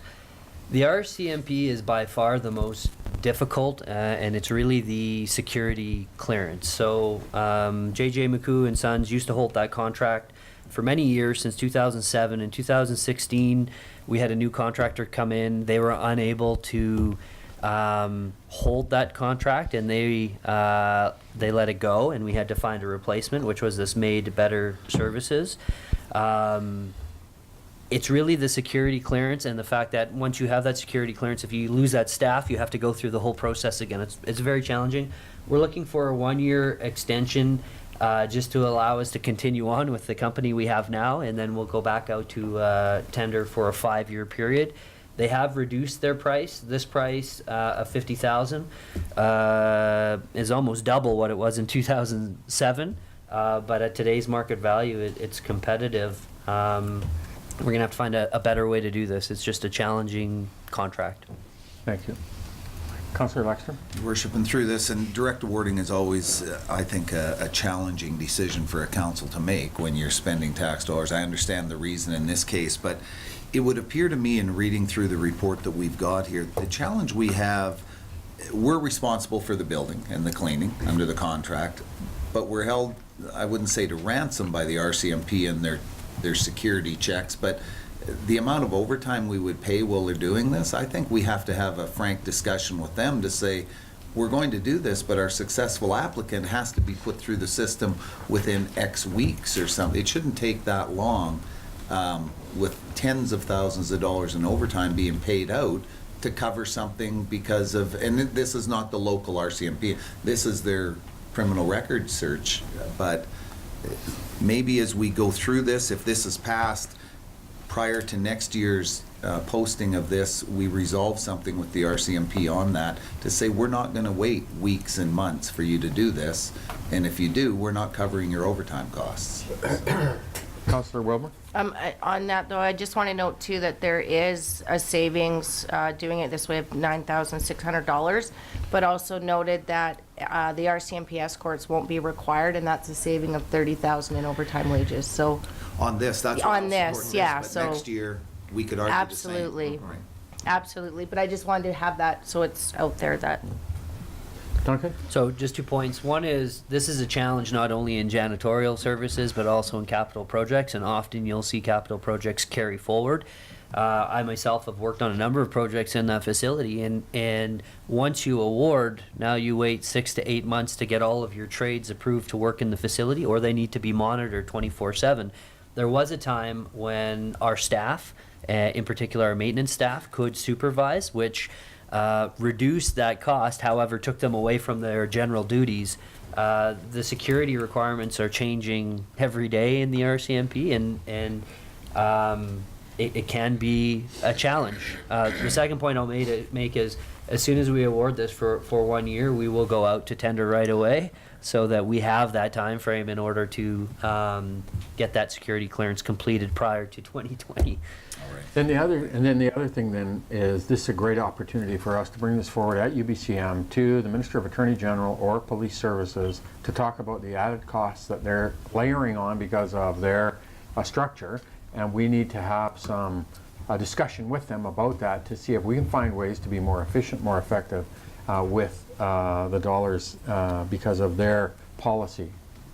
Just Yep. Through your worship, one other point. I'm sitting on a committee through the municipalities with CAOs regarding RCMP and that model, and just that cost structure and formula. We have a number of different models because we have the detachment, we also have the telecom, which is completely independent of the city, and then we also have some storage space. So we're engaged, or I'm engaged with this committee in trying to get some consistency, because it's really different in every community. Somebody with a pen just develops policy, and so we need to talk to the Attorney General, a Solicitor General, and the Police Services to talk about the costs of the policies they develop that sometimes are so erroneous to cause us additional financial costs, and we should be able to have that conversation. And I think we should be prepared to talk about that at UBCM, if you can put some material together for us to be prepared to do that in September. Good. Thank you. Did we have a motion? We got it? Yeah. A motion. Item 7. We have to vote. We didn't vote? No. We have a motion, we just didn't vote. Consistent. I'm consistent. I want to move on. Are you guys ready to vote? Are you ready for the question? All in favor? Opposed? Carried. It was unanimous. Cindy's gonna come whack that screen. 7.3, have report 19015 from the Watershed Coordinator regarding a Community Emergency Preparedness Fund for flood mapping. Councillor Parslow? Move the report number 19-015 from the Watershed Coordinator, the Union of BC Municipalities Community Emergency Preparedness Fund for flood mapping be received. Further, that Council supports the City of Dawson Creek's application to the UBCM for data collection to support flood mapping. Further, that Council supports the proposed activities and grants permission for staff to manage the grant. Thank you. Seconded, Councillor Earl. Discussion? Councillor Parslow? We still have a grant application in. This is just to cover us if we're not successful with that. This is important work, needs to be done. Yes. Further discussion? Ready for the question? All in favor? Opposed? It's carried. Thank you. 7.4, we have report 19016 from the Fire Chief regarding our rapid intervention vehicle. Duncan, do you want to speak to this very quickly before? Sure, through your worship. So this is the green piece of equipment, fairly older piece of equipment you may have seen driving around town. Both Patrick and the chief here, and maybe they can talk about some of those requirements. So Patrick, just on the planing and deplaning, 180,000 is kind of this magical number. Yeah, so if you have 180,000 passengers a year or more, you're required by Transport Canada to have an on-site firefighting facility. We do not have that. We don't have those numbers either. So we are required to actually follow that. As long, with speeding to this vehicle, as long as the response time isn't jeopardized, it's okay to do. Yeah, and so through your worship and to the chief, the vehicle itself is really outdated parts. We've really struggled, and we still have the ability to meet the playbook and meet the response times. Yeah, the playbook doesn't have anything really to do with the airport itself. Oh, okay. It's the 180,000 passengers is the big thing. And we can meet our... We can still meet requirements out there. We will still respond. Our response time might even go up because we're responding with our rescue truck and our pumper truck rather than that big old piece of equipment there. So our response time might even... And last piece, I believe that truck was gifted to us, Kevin, back in the 80s or 90s when we took over the airport. Yeah, it was a gift. We're giving back. It's the one that keeps giving. Yeah. Councillor Parslow. I'd move that report 19016 from the fire chief, a rapid intervention vehicle be received. Further, that staff be authorized to dispose of the 1988 rapid intervention vehicle in accordance with the disposal of vehicles and miscellaneous equipment policy. Thank you. Second to Councillor Wilbert. Discussion? Councillor Lexer. Just a quick question, Your Worship, possibly through to the chief. Is there, I note in the report this thing is challenged to get parts. We don't, is there any value to this machine, or is... There's no resale value to it, excuse me, at all. It's a 1988 vehicle. One of the biggest problems with it is in the late 80s, early 90s, when the federal government said they're going to put these trucks on every airport in Canada. So there's a company in Quebec that started up and they started building these trucks. But as soon as the federal government bought all the trucks, the company closed down. So Okay. the parts are, like, last time we had to get a bearing for it, we had to go all the way to England to get it. I mean, it's... The reason I ask is if there's no value and we can't sell it to somebody, for example, although this may sound funny, there's probably some of our rural fire departments out there that have no equipment or may find a value in this. It may be worth that discussion to see if there's any use versus, you know, giving it away to somebody that might not be able to use it. I raise that to see if it's worth pursuing. So. We can try, but Taylor has a truck very similar to that, and they phoned us up and asked us if we wanted it. But if we check with our rural neighbors, you never know, and if not, I guess we'll leave it up to you to do the best you can with this unit. Yeah, and that was my comment to Duncan. If there is no value, let's get to the RD and see if there's some way that one of them may be able to find some use for it. But Councillor Parslow? Whilst you're giving Shorty some ideas, can I throw out two things? One, a conversation with Dale Campbell at the Mile Zero Parts Society, whether they want it, and secondly, to Donna Kane, who spearheaded this whole punk art piece that we have at the art gallery. There may be a use for them and that family that does all the welding stuff. Great artists, I forgot their name. Matsons. So that would be to the South Peace Arts Council. They may be interested. Yeah, just throw it out.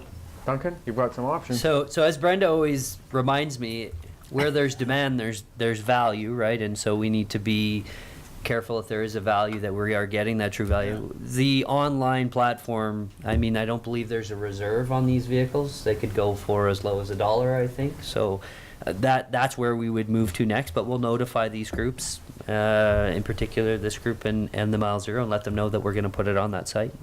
We'll get to Eris, Tom's Lake. Sure. Blair?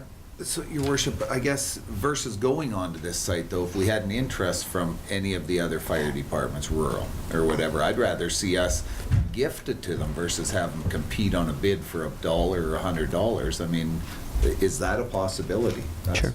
So I believe, Brenda, we'd amend this resolution to reach out to the RD and the rural fire departments first. Prior to going to the policy. First to the fire department. So I guess my hope would be first to the fire departments and then to the public groups that Councillor Parslow has indicated, and then Put it on the list. Sure. Sell it for $1. Do we need that by way of a motion, Brenda? Yeah, it's an amendment to the current. Okay. So that we have an amendment that we would move to the gifting the vehicle to any of the RD fire departments who may have an interest in it. And if no expression of interest from them, to the Art Society or their group, Mile Zero Park, for their interest or use. And if no interest there, that we put it up for sale for however we sell. Get $1 for it, we'll get our money back. Okay. So an amendment to the motion is made, seconded? We need to. Moved Councillor Earl, seconded Councillor Parslow. Discussion on the amendment? All in favor? And on the main motion, all in favor? Opposed? Carried. Thank you. That was easy. Good job. Doesn't take us long. 7.5, report 19017 from the corporate officer regarding our conference council attendance policy amendment. This come as a result of our budget discussion. Councillor Earl? I would move that report number 19-017 from the corporate officer regarding council conference attendance policy amendment be received. Further, that the policy amendment be approved as presented with this report, thereby reducing the attendance at the Federation of Canadian Municipalities Conference to that of the mayor or designate. Thank you. Second? Councillor Kemp, discussion. Councillor Wilbur? So I did ask about this when it was brought forward, and I specifically asked if this was just intended for the first year, because when our terms changed from 3 to 4, we all attended in the first year. And so my recollection from that conversation was that this was just to be for that first year, not for the entire term, that we were just changing that first year where we all attended rather than the mayor and 2 designates going, if they could. Not all of us have. We've turned it down. So am I to understand now that this is for the 4-year term, that each year it will be the mayor or one other person that's going to FCM? Yes. All right. I will be voting against this motion. Councillor DeVecca? I see it only applies to the FCM. At one point in time with UBCM, we had a policy that the mayor and 2 councillors would go each year as a max. And I don't remember with the NCLGA, because that was closer and the costs were more limited, but I'm just wondering if we could deal with the policy on UBCM as well, if there's an interest. So this one was, from my recollections of our budget discussions, only was the FCM conference. We didn't talk about the policy for UBCM or NCLGA. FCM was exactly that 3-year terms. We moved it when it got to 4, mayor and 2 councillors could go. We've now restricted it to mayor and or the designate for FCM. The UBCM policy and NCLGA currently is everyone can attend should they choose to UBCM and NCLGA. Am I correct, Brenda? That's correct. Yeah. Councillor DeVecca? So are we in the process of reviewing the policies, or do we have to mention each one specifically, or? Policies are up for review this year. Brenda? Yeah, through your worship, that is correct. The first year of council, the entire policy manual will be reviewed. And any policies that any of the councillors wish to review, they'll bring forward. And then if it's voted on by all of council, then changes will be made. I'll bring forward a work plan within the next month. Okay, thanks. Thank you. So motion is on the floor. Discussion? Ready for the question? All in favor? Opposed? That's carried. Councillor Wilbur opposed. 7.6, we have report 19018 from the corporate officer regarding reimbursement of expenses policy amendment. Again, from budget discussions. Councillor Parslow. I move that report number 19-018 from the corporate officer, reimbursement of expenses policy amendment be received. Further, that the policy amendment be approved as presented within this report, thereby reducing the per diem from $125 to $75. Thank you. Seconded, Councillor Lexstrom. Discussion? Councillor Parslow. Well, this recommendation does reflect the discussion. I just have a few questions about this. This applies to both our staff as well as council and mayor. That's my assumption. Administration? Duncan? That is correct. Yes? Secondly, just want to flag that should some at attendance at a conference, the breakfast is provided. You can easily return that portion of your per diem. But I think it's fair to say that incidental expenses such as taxis, if they are necessary, would be paid for upon receipt of, I guess, the flimsy. That's my assumption. Am I correct? Yep. Okay, thank you. So I just want to clarify, it says administration, Duncan, is that administration or for our employees that are covered under the collective agreement? Is that not negotiated within the collective agreement? Go ahead. Through your worship, the collective agreement references the policy. Okay. So a change in the policy will implement a change throughout the organization. Thank you. Just one further comment. I read in the local newspaper that some other municipalities just reduced their per diem from $200 to $125. Wow. I'm sure there must be a misprint in the Alaska News, I'm sure. Yeah, I didn't see that. You didn't see that? Further discussion on the motion? All those in favor? Opposed? It's carried. Thank you.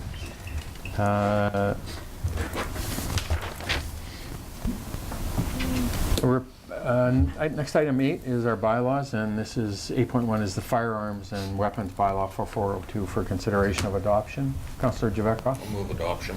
Thank you. Seconded? Councillor Parslow? Discussion? All those in favor? Opposed? Carried. Thank you. Mayor's business. So 2 weeks ago, I went out to Soto. I followed up after the signing of our MOU with them here over November, and starting to build around trying to get this structure put in place where we're going to formally meet on a couple of times a week, or a couple of times a year, a couple of times a week, and also we signed the Chief Cameron translated the agreement into Cree, and so we signed that as well, and so we'll get those up and running. They've also expressed a real desire for us to get together and further this interaction. So we'll start to put some formality to that agreement and put some structure in it where we can host our first meeting together and find a way to put some of that detail around what those components will be around our health, education, economic opportunities. But it was very good, and then further to that, I have a meetings coming up with Doig, Halfway, and Blueberry in this month as well. So we'll continue to forge ahead with trying to build those relationships and benefits of partnering with our neighbors in some of those components, as the South Peace Health Society is a real benefactor for that right now, and we'll look to build upon that. I attended to, about a week and a half ago, Louisiana Pacific, the Parliamentary Secretary for the Federal Minister of Natural Resources Canada, Paul Lefebvre was here, and they gave LP a grant of $4.5 million for that project they're currently undertaking. And LP are just in the final stages of that project. The smart siding will start to be produced in about the end of this month, around the 23rd or 24th. They're on track and really moving ahead with it, and are hired up. Training is underway. They added 50 or 60 direct jobs into the facility, and I always say 150 or 160, but they pulled me back on that. But both indirect and direct, it's a long-term commitment to that plant, which is a really great signal that they're not looking to close it in a year or 2 years or 3 years. The economics of the smart siding for them is transforming their company into, I think, 10 or 12 or 15% of the company now into smart siding. So it's a real burgeoning aspect, and this plant will be the distributor and producing the smart siding for Western North America and distributing it from here out into the western half of Canada and the US, which is very positive. University of British Columbia, in partnership with Geoscience BC and the Oil and Gas Commission, are doing a study on methane emissions into groundwater. And so they're drilling some test wells in the region. And this is about putting to rest this and give the science and data to the reality of what is happening to groundwater, if there is anything happening to groundwater with the methane emissions. And what I love about this, and so they came and did a presentation to the PRRD and did an open house here at the Calvin Crook Center last Tuesday night or Wednesday night. And so they're got a long-term plan in place to start to do the science around the aspect of methane emissions into groundwater. One of the things that was a surprise to me, because I've always heard this, is that so you have methane emissions at the wellhead, and then you have other methane emissions, methane being a natural emission that can take place without the disturbance of it through the energy, oil and gas sector, or natural gas through drilling. But I always understood that the methane was a dangerous health hazard substance, and it's not. It's a dangerous substance to the greenhouse gas emissions, to the GHGs, but it's not a health hazard because it dissipates. That was a real enlightening kind of comment to me. Anyway, I'm really pleased to see these guys are doing this study on methane emissions and the study of methane emissions into groundwater to see if in fact it is happening and what the impacts of that are. They say today that's about 0.097% of the wells today, the 25,000 wells that have been drilled in northeastern British Columbia, are have methane emissions at them. So this is a broadening of methane emissions study, and they're staying away from the geologies of where drilling and completion work has taken place, so they can get some baseline data of it. And then gradually, as the more they get it, they'll start to develop it even further, closer into the oil and gas sector and the drilling activity. So I think it's a really good bit of work that's being taken place by the University of BC and Geoscience BC, because they are independent. They're not looking for a preconceived or predetermined conclusion. They're going to let the science drive the data and put that forward. So anyway, it was really interesting, and they're looking for any baseline data that they can help get that. So talk to Kevin and Chelsea about it, and we certainly have a bunch of baseline data for the work that we've done and our city has done within the Kiskatna watershed from Bear Hole Lake all the way through. And we're going to make sure we get that information in detail to them, because there's a ton of data in there about groundwater from the watershed. Anyway, it was very interesting. Any timelines? It's going to be ongoing, and so one of the comments they talked about is they're drilling another 5 or 6 or 7 wells now, but this is a long-term study, so it'll be over 3 or 4 or 5 years. And a comment that was made at the open house that night was a landowner said, would you do it on my private land? And they said we would, but one of the things we want to be careful of, because we want to have access to these wells that we drill over the long term, if the land changed hands, the new owner may lock us out, so we want to make sure that we have access to them in the long term. So from that, Charlie, I think I got the inference that it's going to be a long-term study that they're really looking to put forward. I was at the Rotary Sunrise Club a week ago Friday and did a presentation on the budget, council's initial budget deliberations, and start that communication out into the community of our budget and what we're doing and how we're doing it. And so I've reached out to the Chamber as well as the Noon Rotary Club, and look forward to the Town Hall meeting on March 11th. Councillor Wilbur and I met with Charlie Rudy, who's the Executive Director of the South Peace Division of Family Practice, and just really gave an update on all of the initiatives that's going on, both within the Peace River Regional District as well as the South Peace Health Society. The Division of Family Practice, the South Peace Division of Family Physicians, is really working on 2 very significant initiatives they see as prioritization. And one is about housing and accommodation for seniors and those long-term care patients that are in the hospital. And the second, Councillor Wilbur, was just updating on where the society's at and the purchase of property and how we can accommodate some of the kinds of issues. Anyway, I'm really pleased to see that these guys are, the local physicians have established Division of Family Practice, and will be proactively working with them on initiatives we can to help build that healthcare pillar in our community. Attended the North East Savings and Credit Union Annual General Meeting last Wednesday or Thursday night up in Fort St. John. The North East has a branch in Dawson Creek down at the mall in the building there, and invited me to attend, and so I did. We don't have to deal with item 7. That was in the agenda package and have dealt with that.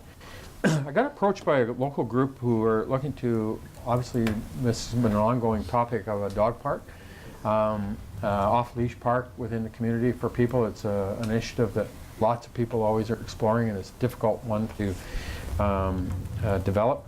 So I did 2 things. I've talked to Ross a little bit about what we have in the community and decommissioning some of those potentially ball fields that are going to be decommissioned over the next 1, 2, 3, or 4 years. And are those a temporary option for these people until they develop a long-term facility? And I talked to Craig Daniel, the president of the BC SPCA. We gifted the SPCA that 4.5 or 5 acres of land where they're building their new facility. And so that he indicated they would be more than happy to look at a partnership with any community organization that might look to develop an area on that property for a dog park. And so one of the things that I'm gonna meet with these folks here this week or next week, I can't remember when.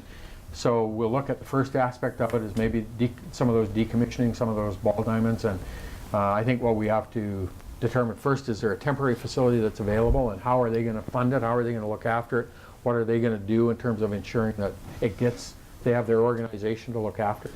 We want to have that. This isn't something that city are going to look to take on, and but find a way that we can work with them perhaps in a temporary facility, and then look at a long-term initiative with that SPCA property, because it's an ideal location, and if they're partnered with the SPCA, it benefits the SPCA for their facilities as well as for an off-leash park. So I just wanted to give council an update on that. It would be nice to have one.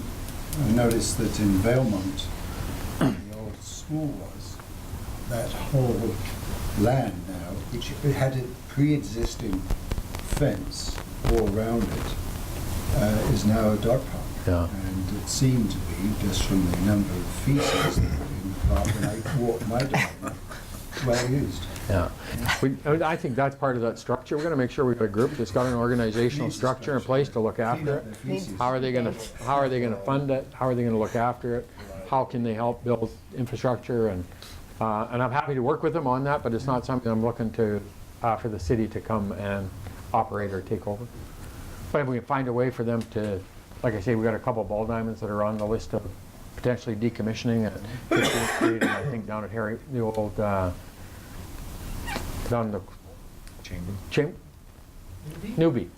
I think there's a ball diamond down there looking to be decommissioned potentially. Anyway, we'll look at whatever we can to make sure it works for us and our community with our infrastructure and our facilities' futures. I had a request from a resident, longtime resident up in the hill, senior, no front access to their driveway or yard, back alley access, garage is in the back alley. She's a senior. Husband has recently passed away, and now no way to be able to access it. And husband used to look after it on her own, and now she's looking for the city to see if there's a way we could assist her in doing this. We have a policy, we don't look after back alley and laneways, but for me, about these seniors are people who built our community and residents for 40 years, and we need to find a way to say, can we develop some guidelines, like we talked about with the other, that we develop some guidelines to help a senior with specific situation or issues or needs in our community, because those are the people that have been part of our community for 40 or 50 years. Now the best day is for those seniors to stay in their own home. How do we make sure that we can facilitate that and work with that and understand we need some guidelines in order to do that? So I wanted to bring it back to council because I had the request from this lady, and I believe we should have some guidelines for those situations. Councillor Wilbur, then Councillor Earl. Is this not something that this particular resident could reach out to Better at Homes, where they have volunteers that'll come out with their snow blowers or shovels and take care of those issues in the winter? So we have volunteers in the community that help take the garbage bins out or shovel the walkway or mow the lawn, and it's all serviced through Better Homes, which has their office at the co-op, but I'm just wondering if there's not the ability for us to say, you know, can you check with Better Homes and see if someone could come forward and help the seniors in those situations, because we do have volunteers out there that register with Better Homes to help with these issues, to help our seniors. So I think this is bigger than a volunteer coming in and cleaning out their driveway. The only access she has into her garage is in the laneway. So, well, the reason I'm asking is because, so my husband actually snow blows everything between 15th and 13th, the alley with our snow blower, because we have seniors that park in the back and access their garage. So I think the possibility's there, and I think we have the resources in the community. Just throwing it out there. Councillor Earl? I was also going to mention Better at Home. I attended their open house earlier, or late last year, I guess. And to the best of my knowledge, part of their service is, it might not be that extensive, but I'd want to check with them to see what their capabilities were before we embarked on something like that. And I disagree. These people built our community. These people have been residents for 45 years. She's a senior alone that can't access her driveway and her laneway. And I'm not saying we do this in every circumstance, but I believe that this is what builds our community. This is what makes our community great, makes our community different. And to have a volunteer that if we get a significant snowfall event that she can't get out, we're going to turn it over to a volunteer to try and help that senior. And I get we have Better at Homes, I understand that. But this is different than coming to the snowblower drive. Councillor Parson. Yes, you're asking basically for some guidelines, aren't you? I'm just saying we should develop and look at some guidelines So for I would like specific to move that we circumstances. do that. Thank you. Second. No harm For a second. studying it. It's a real issue. Let's get some framework. For a second time, do I have a second? Councillor Lecter. Discussion. Councillor Lecter. If we're going to look at some guidelines for this, and this is going to open up a Pandora's box. This is not because this is not a great idea, because I agree. People have been here and helped build our community. As I understand it, homeowners are responsible for front-end parking in homes, not alley parking only. So I would have to question that. You know, the garage in the back, many have that. The other thing I think we have to look at is who can afford it and who can't. To me, this isn't an issue about seniors or not. This is an issue about residents. And if they're going to open up their bank accounts to show us they can't afford to hire somebody, I guess that's what I'm going to have to encourage to be in this review. This is a great idea if we could do it. We're going through some very significant budget decisions right now. This could add significant costs to the city of Dawson Creek, as good as it is. And I'm not saying this is not a worthy thing, but boy, we're about to open up a Pandora's box when we're looking at trying to save millions of dollars, and we're about to add a significant cost. So if you could count that in when you look at the guidelines, I think affordability has to be one, and I think many people won't want to put their financial statements out for us to look at to see if we should clear their alley. So. And that's, for me, that's exactly why I think we need to look at the guidelines in terms of saying, developing some guidelines of where we're going to consider it or where we're not, and put that criteria in place. For me, though, this is about us as a community saying, people built this community. People helped build this community, and today we've got some that, because of circumstances, development, that have no other option other than doing it themselves, or because we changed the policy years ago. And I'm not saying that's good, bad, or otherwise. I get it for financial reasons. But for me, it's about anyway, Councillor Parsley. Well, speaking to the motion, you know, whenever a member of council has an issue that they feel passionate about, I think we need to extend the courtesy of studying the matter. No matter what it is, we should study it, put some information on the table, look at it. This will be a Pandora's box, but I would like to add for some handicapped people who, for better or worse, the building was built and the access for emergency vehicles is a laneway. So I think we need to study it whenever there's an issue. You know, let's give some time to it, look at it, and say, yes, we, with in certain circumstances we should do this. Or no, we're not touching this at all because of the cost, but at least let's study it as a courtesy to each other. Thank you. Further discussion? Well, I think I Go have ahead. to jump in one more time. Again, Me too. we're going to have many things that are worthwhile. Being able to keep somebody's laneway open as a senior who helped build the community, whether they've been here 50 years or 5 years, they're part of our community. It's worthwhile. It goes to the question is, can we afford it and can we sustain it? Not for 1 year or 3 years. If we do it, we're making long-term commitments. The other one, though, with all due respect to Councillor Parslow, if we're going to study every issue that every councillor ever wants to bring forward, that's an affordability issue for our administration as well. I'll just point that out. Councillor Wilbur. And I have a list. No, I'm just kidding.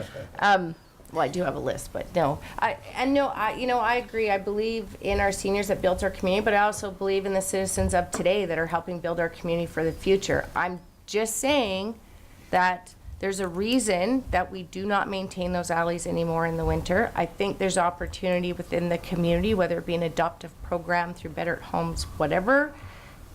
It's not affordable. That's why we don't do it. And I'm all about those who have accessibility issues. I've lived it in my family, and seniors who can't take care of their alleyways. And that's why my family does it on our street, because we have people who can't. And so I agree looking at it, but I'm just forewarning, it is a Pandora's box, and there will be someone on every single block that has a reason why they can't look after their alley. So in the light of that coming forward, I just want to say to the community, if you are young, able, or just have a shovel, get out there and help your neighbors, because sometimes it snows a lot. Thank you. Councillor Thank you. Dubak. Get my 2 cents. So, just a general comment. You know, I've noticed that a lot of things that the city is doing have been done previously by volunteers or community service clubs or businesses. But once the city starts doing them, those people back off. You know, I don't need to go down and blow the snow out of that alley anymore, because the city's doing it now. And the city does it with the staff that we've got and the equipment that we've got. It's expensive equipment. They're all union staff. It's an expensive way to go. If we leave those things for community, basically community to do, it's a lot cheaper, and there's camaraderie. There's, you know, like you say, a quality of life that people notice here, because people are doing for each other. And I think that's a valuable thing. And I agree with that. And to me, I'm not suggesting that we take on laneway maintenance or snow plowing, but I'm saying we do for our residents where we should. And if we're providing access to a senior who may have an emergency and can't get out because she's got no other access and she can't get a volunteer to do it, that's in my heart, that's not what this community is and not what makes us different. Anyway, that's great discussion. Duncan, thank you. So, through your worship, this is the part where I caveat and say we'll always give you our professional recommendation and loyally follow through with whatever council decides. Sure. Plowing laneways is something council got out of it. It poses some challenges. Kevin and I discussed this in great lengths over the last couple of weeks. The fences can create some challenges in that you have to haul some of that snow away. You're unable. I'm not talking about laneway maintenance. That's not the issue. It's providing access to people who require access to our infrastructure. Okay. So if somebody needs to have access off of the front yard or backyard or whatever, and they meet a certain criteria because they're senior, they're disabled, whatever, then they should be able to apply to the city in a form, and council would have those guidelines to give it consideration or not. I'm not talking about we're getting into the business of laneway maintenance. Well, maybe just a little. Oh, sorry, Your Maybe- Worship, sorry. Maybe just cleaning the laneway to the middle yard on the, I don't know. Thank you. Ready for the question? All those in favor? To look at. To look at it. To look at it. Opposed? It's carried. Thank you. Good job. Sell, Your Worship. 9.2, so I brought forward last fall, in October, a list of projects. Now, I think I've explained it, but I want to just go through it really quickly. The economic development function that occurs between the Peace River Regional District and the South Peace Economic Development Commission and the North Peace had an Economic Development Commission. And we used to have a certain allocation of funding. Oh, Shaylee. Oh, your glasses. That's you my, scared me. oh. So, Did I damage myself again? no, you look like Anyway, so we have this function and we used to allocate for certain projects. And 2 years ago, the board changed it and dissolved almost the commissions. And we just put forward projects that you want to maybe consider within that funding for the PRRD funding. And so I brought forward as examples our business directory, the South Peace Health Society, the airport marketing strategy, and then we participated in others last year. So we go through this awkward process at the regional district where I call it we're popping bubbles. We say what we're going to be in part of and what we're not. And then once the list gets all done, people then say, wait a minute, I'm in for a whole bunch more there than I thought I was going to be, so I'm out. And some projects then end up falling off. So basically what we've got is the projects that are really critical to Dawson Creek are the $100,000 for the Hockey Canada World Junior A Challenge. That project has received the funding and the support from the various areas.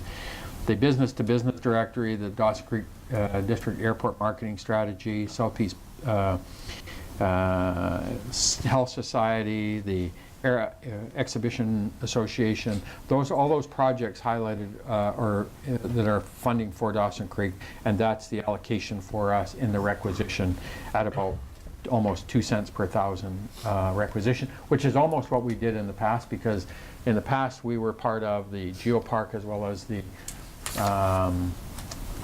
museum in Tumbler Ridge that the board all supported, and we're not part of those this year, and so that funding now is being reallocated back into these other initiatives for the city. So it's stuff that takes place at the RD that I vote on as your director, but I want to make sure you guys were aware of it and what we're doing. Okay, so any questions? Councillor Parslow, Councillor Earl? Just refresh my memory. Area B is... So Karen Goodings is Area B. Area C? Brad Sperling, Charlie Lake, that area. Right. D is Leonard Hebert, Leonard Hebert. and E is Dan Rose. So Dan Rose has the defined area of E, which is out to East Pine, probably this way, to Ground Birch Progress. That's Dan Rose's area that affects us. And the area D is Farmington, Eris, Rolla, that surrounding area all around Dawson. And so everybody pick the bubbles you can participate in or not, and that's the funding allocation. It works out to exactly, we had a bit of a surplus carry forward from 2018, so that's the allocation amount for us. And I just wanted to update council on it because it's going back into the board for ratification on, I think, on Thursday. Brenda? Could I just request a motion to receive the Sure. revised Sure. version? Does anybody have any questions on it? Councillor Earl? On the one piece, the Hockey Canada World Junior A Hockey Challenge funding, the $100,000, is that just for the one tournament, or is that like the city? Yeah, that's the Junior A Challenge in December that they're putting on that event. So in the past, the city provided a lump sum for the for the 5-year term. Overall, yeah. okay. So in the past, the Peace River Regional District supported the U17 and the U15, or the U17 tournament in 2015 and 17. Each year they gave us $100,000 towards that tournament. Both we co-hosted with Fort St. John. This is on our own, so that's where the funding's coming from for that. And I guess I'd also make a motion to receive this revised chart, spreadsheet, what have you, for information. Thank you. Discussion, pardon me. Second? Councillor Kemp.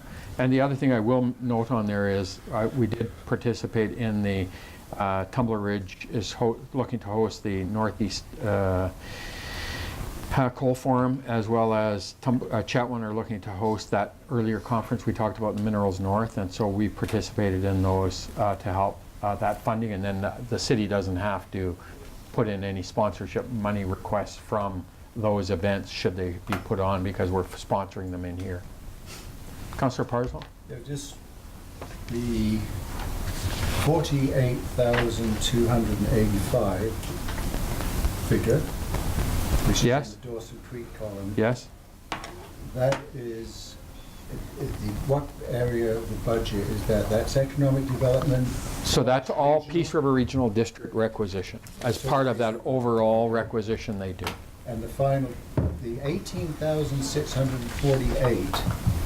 There was a surplus left from 2018 as a result of the requisition amount and the amount expended over the years, so there was a surplus rolling in there, and that's that 18,000 is that. That's been expensed this year? Yeah. In addition to the... That's where it gets to the net of 48. Thank you. Thank you. Any other questions, comments? So it's really positive to me in terms of us. We get the support of some of these regional initiatives, and we support other regional initiatives through here. And to get the the World Junior money, we got some money for the airport marketing strategy. The business-to-business event put on by Community Futures is another really good event that is spawned out of this funding from the PRRD Economic Development. Thank you. Any further questions? All those in favor? Opposed? Carried. And we'll bring that forward back to the RD. Any questions or anything on any of my merit business? Thank you. Diary? Duncan?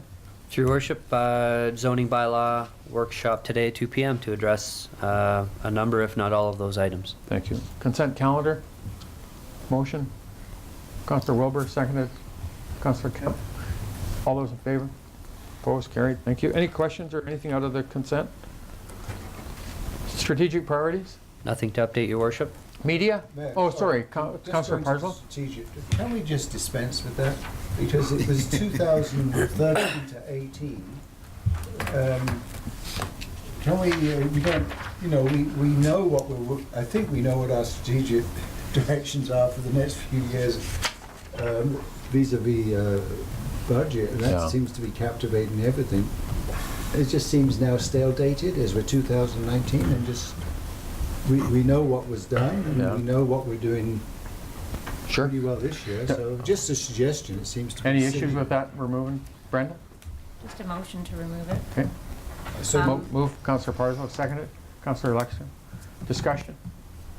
All in favor? Opposed? Carried. Thank you. Thank you.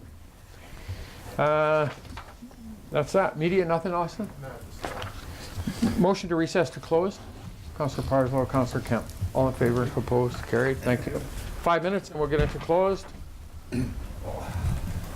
Our open meeting. Anybody opposed? Want it recorded? Want it recorded? Yeah, she's against. I only want it recorded when I am opposed. Okay. And we're back into, we have Katrin is here, and Emma, and with Urban Systems, and they're here to give a update on our zoning bylaw workshop. So Aaron's going to introduce them, and we'll turn the floor over. Yeah. Thank you, Your Worship. Yeah, so we have Emma. Did you say you're worthless? Worship. I don't think I said worthless. That's what my wife says. Yeah, thank you. Yeah, so we have Katrin and Emma here from Urban Systems to go over our second council workshop on our zoning bylaw. So this is a good opportunity for council to kind of start discussing the zoning bylaw. You know, you've had the workshop 101, so we're kind of ready to put you to work and getting to those issues. This is coming right off of our workshops that we did last week with the was it last week or the week before with the general public? Losing track of time right now, but we've met with the general public on the 30th, and we met with the local development community on the 29th. So we have lots of feedback from them. So now we're looking to hear from council. So without taking up more time, I'll pass on to Katrin and Emma. Thank you, Aaron.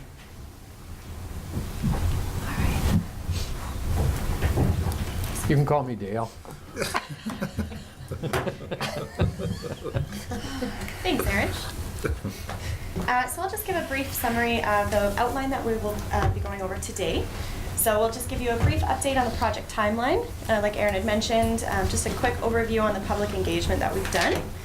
And then I'm going to go through a quick review of the Zoning Bylaw 101 information. Not as detailed as last time, but just so everyone is in the right headspace. And then Katrin's going to lead everyone in a discussion about some of the issues that have been brought up previously, either by staff or that we've seen reoccur in the engagement sessions. And then we're going to talk about the timeline moving forward and what is going to be happening onwards. So again, just a refresher, my name is Emma. I'm originally from Calgary, but I've been with Urban Systems for over a year now.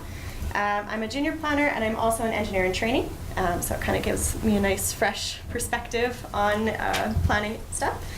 And I've been working closely with the zoning bylaw update, and I've been participated in all the engagement that's occurred in January. And so Katrin is our community planner in our office. She's been with Urban for 17 years and 14 of them here in the Peace region. And she's worked with the city of Dawson Creek on a number of initiatives over the years, including the OCP, and is happy to be here again today. So here we are in the project timeline. So we started the project in the fall, and so we are just starting phase 2 of 4. So just wrapping up the issues identification and going into the technical review. So this is the first round of our Good Neighbor workshops. Those are the development workshops that we've done, the public engagement and this workshop. And there's going to be a second round of these workshops again in phase 3 in the bylaw preparation phase. Once the first draft of the bylaw is done, and we can just check to make sure that we've listened to what every group has had to say. Again, as Aaron had said, the initial Good Neighbor workshops occurred in January 29th and 30th.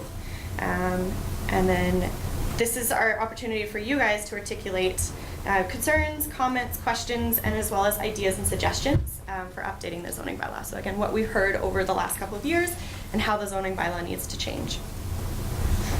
So we are also issuing an issues identification report, which will summarize all the engagement that's happened, as well as including some suggestions of how to move forward and how to update the zoning bylaw. And then that will be brought forth in front of council too. So a quick review of what is a zoning bylaw. So it's a regulatory tool that controls the use of land in local governments. So divide lands into different zones and to different land uses, and then regulate what actually is permitted in those different zones. So part of the regulations, again, include uses permitted, minimum sizes for parcels, maximum heights, setbacks, things like that, and then regulations for those uses as well too. Specifically bed and breakfasts, home occupations and suites, shipping containers, most recently you guys remember cannabis, so some of those issues we'll be talking about further today. And the zoning bylaw is also legislated by the Local Government Act. And again, so there's a list of things I had mentioned that are actually in the zoning bylaw. Another one, density, maximum lot coverage. And under the Local Government Act, you may also regulate off-street parking and loading space requirements, design standards such as size, surfacing, lighting, and numbering, housing agreements for affordable and special needs housing, runoff and stormwater control, signage, and screening and landscaping. So the benefits of a zoning bylaw is really to separate conflicting land use. So we don't want residential right beside industrial, we don't want commercial right beside agricultural, things like that. And it also provides a degree of certainty for landowners and homeowners and anyone purchasing a property that here's a list of things you can do within that property, and hopefully that they won't change too much as you own that land.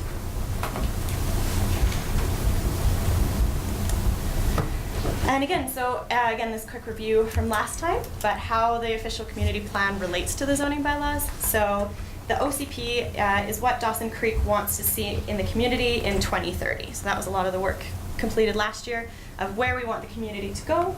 The zoning bylaw is a snapshot of what is on the ground right now in Dawson Creek. And any changes to the zoning bylaw should again align with the OCP.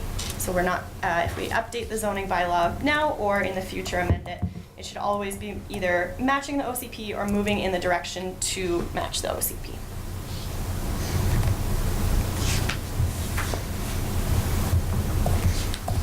Over to you, Katrina. That's me. So thank you for being with us this afternoon. I know you guys have had a long day, so hopefully once we stop talking, you guys can start talking, and we are here to listen. So I like to turn the tables a bit. As Emma has so wonderfully run through the background of why we're doing this and where we are in the process, I just wanted to take a minute or two to talk about the history of the zoning bylaw. We did have a staff workshop, I'm going to say it was back in September, I think, where it was enlightening to sort of hear that your zoning bylaw, from what we understand, hasn't changed dramatically in 20-some years. Like, it's still very much the same bylaw. It's been tweaked and it's been updated and things have been incorporated, but I don't know, and it was difficult to discern when like a holistic review of the whole bylaw has occurred.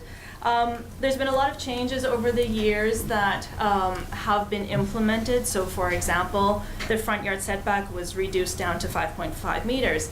With that though has come some challenges in that people are unable to park their vehicle in their front yard because a typical pickup truck, like a crew cab, is 6 meters long. That's without a hitch. So you're trying to park a vehicle in your front yard setback, which has been reduced, and you've got a vehicle that sticks out either onto the sidewalk or into the street. The number of parking requirements that you have in your zoning bylaw are more those that we would see, from a number of years ago, where you've got smaller lot sizes, fewer parking requirements, and it's more reflective of an era where there was, different vehicles, and like just the number and type of vehicles that families had was different back then than it is sort of now. Today, like the parcel sizes that you have, and certainly in your residential zones, is something that isn't something you would see in most communities outside of large urban centers. You have a very small parcel size. You have 9 residential zones. You have 2 comprehensive development zones.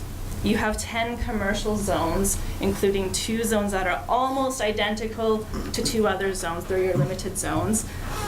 You've got 3 very specific zones for neighborhood pubs, pawn shops, and fuel sales. Thank you. There's a lot of terms in your bylaw that reflect what Dawson Creek was like and needed years ago. But what we're here to try and do is to set you guys up for the future. There's things in your general regulations where we see opportunities to simplify things. For example, you've got a section on coach houses, you have a section on in-law suites, you have a section on secondary suites. And I think that there's certainly an opportunity to make that a lot more streamlined and clear we've got live, work, and home occupation sections. There's things that could be added to really improve clarity. Language on accessory buildings. Do you want those at the same time as the principal building? Do you want it before? Can it happen after? What are sort of some of the rules around that? Bees and chickens, you've got language in there, which is great because that's implementing from the direction of the OCP. One of the things that we're really cognizant of going into this zoning bylaw update is this need and this challenge to balance what the community wants and envisions with also the cost of development. Development isn't cheap, so any change we make, we really need to make sure we're carefully thinking through what are the consequences, intended or unintended, and try to minimize any negative consequences. We know that Dawson Creek wants to see economic development, and so the last thing we want to do is end up with a bylaw that's got more rules and regulations that makes it difficult for that to happen. But we're also cognizant of some of the things we've heard from the public, right? We want more landscaping, we want parking, we want some of these things that need to be incorporated moving forward. And how do we do that in a way that's thoughtful and cognizant of you know, the ability for people to develop and the cost of developing in Dawson Creek. Perfect. So again, like I mentioned earlier, we had 3 separate Good Neighbor workshops, and this is the last one. The first being with the development community. And so we decided to isolate the development community because they have a strong understanding of Dawson's development context and issues and opportunities surrounding that, as well as what people in the community want in terms of housing and residential trends. And we are still hoping to meet with some of the larger developers in Dawson who are prominent in the community and have a big effect on how development is done in Dawson Creek. Secondly, we met with the public. So we had a public engagement workshop at the Calvin Kirk Center. And so the public live with the effects of the zoning bylaw every day, especially property owners that want the security of what they can do on their land. Again, regarding suites and regarding garages, setbacks and what they can build and what they can and can't do on their space. And then lastly with council. So because you guys make the governing decisions using these legislative tools, it's important to get your feedback in how you implement the zoning bylaw. And ensuring that zoning decisions are consistent with the OCP and moving together with the OCP. Question? Yeah, for sure. The larger developers, is it right to say that they are external people? Is that the group you're referring to, the Western? I won't mention any names, but are they the group you're hoping to meet with? Do they tend to be people or companies, organizations who operate basically from another community? No, we're talking about some local folks that just were not available at that meeting. They were out of town. So we met with some, but there was a couple probably key ones that weren't there that we'd like to touch base with. And especially, as to what Kevin said, meeting with developers who are consistently working in Dawson Creek, not necessarily one-offs who are in here once in a while, but the ones who are consistently working in Dawson. So on that note, and through your worship, maybe it might be staff that has to answer. So when people were invited to engage in that part of the conversation, did we reach out to that residential development committee that we had, the groups that sat out there? Those were a lot of the local developers that are the steadies. Through your worship, a few of them didn't want anything to do. Fair enough, but at least they were asked. Perfect, thank you. For sure. And so, as Katrina and I have talked about this before, that the zoning bylaw, we want to build a bylaw that works for 90% of the citizens 90% of the time. We're never going to be able to resolve every issue that arises. And the goal is to not completely eliminate all of the issues, but at least reduce them as many as we can. So there's always going to be infractions in the bylaw. It's pretty hard to counteract that. But again, and the other intent is to strive to implement elements of the OCP. And also, the bottom part is the big thing too with the zoning bylaw, any changes that we make are moving forward. It's not going to solve things that are already on the ground, but it will hopefully eliminate more of those problems from precipitating as we go forward. Thank you. Okay, we're done talking. So the plan for today is really to have a bit of a general discussion with some questions. We've got some prompting questions on the subsequent slides that follow to tease out your thoughts and feelings on a variety of topics. The goal for today is really for us to listen and hear from you guys in terms of what's your experiences. You guys live with this bylaw, you have for a long time. What are your challenges that you see? What are the opportunities you see? What are the things you don't feel are a problem? Are there things that maybe aren't on this list, and we can get to that at the end, that you'd like to just share with us, because we know that you hear from the community things that we may not be aware of. So this is really an opportunity for you to tell us how these things are working or not working, and what can we do to improve the bylaw that you guys have. When we meet with you next, after this, we'll actually be taking what we've heard from you today, what we've heard from the public and the development community, as well as our review of your bylaw, and come forward with, here's some of our thoughts in terms of what we would recommend changing moving forward. And so we'll vet that with you before we do move forward with any changes to the bylaw. So we really want you involved. You're integral to making this project a success, and that you guys are left with something that is useful in that you can take back out to the community and talk to them about, here's why we made these changes. We heard this from everybody. This was in the best interest of the community moving forward, so that you're stewards and owners of this as well, moving forward.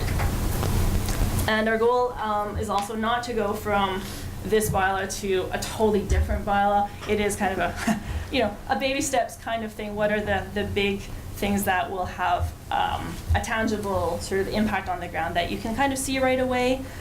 What implements elements of the OCP that are important right now? You will be updating the zoning bylaw moving forward. We're not going to update it and then you're good for 10, 15 years and you don't need to touch it. It just doesn't work that way.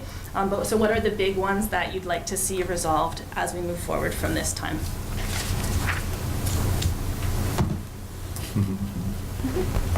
So the first topic that we have is home occupations and live work. And this is one that makes a few people scratch their head. And so we wanted to actually ask you, it's in your zoning bylaw, you allow live work in all of your residential zones. You don't allow home occupation in all of your residential zones. Live work isn't permitted in your commercial zones. And so we're just trying to see, can you tell us what's the difference between home occupation and live work? Where did these come from? How did they end up in your bylaw? What's intended with them? Councillor Parslow? I have no idea.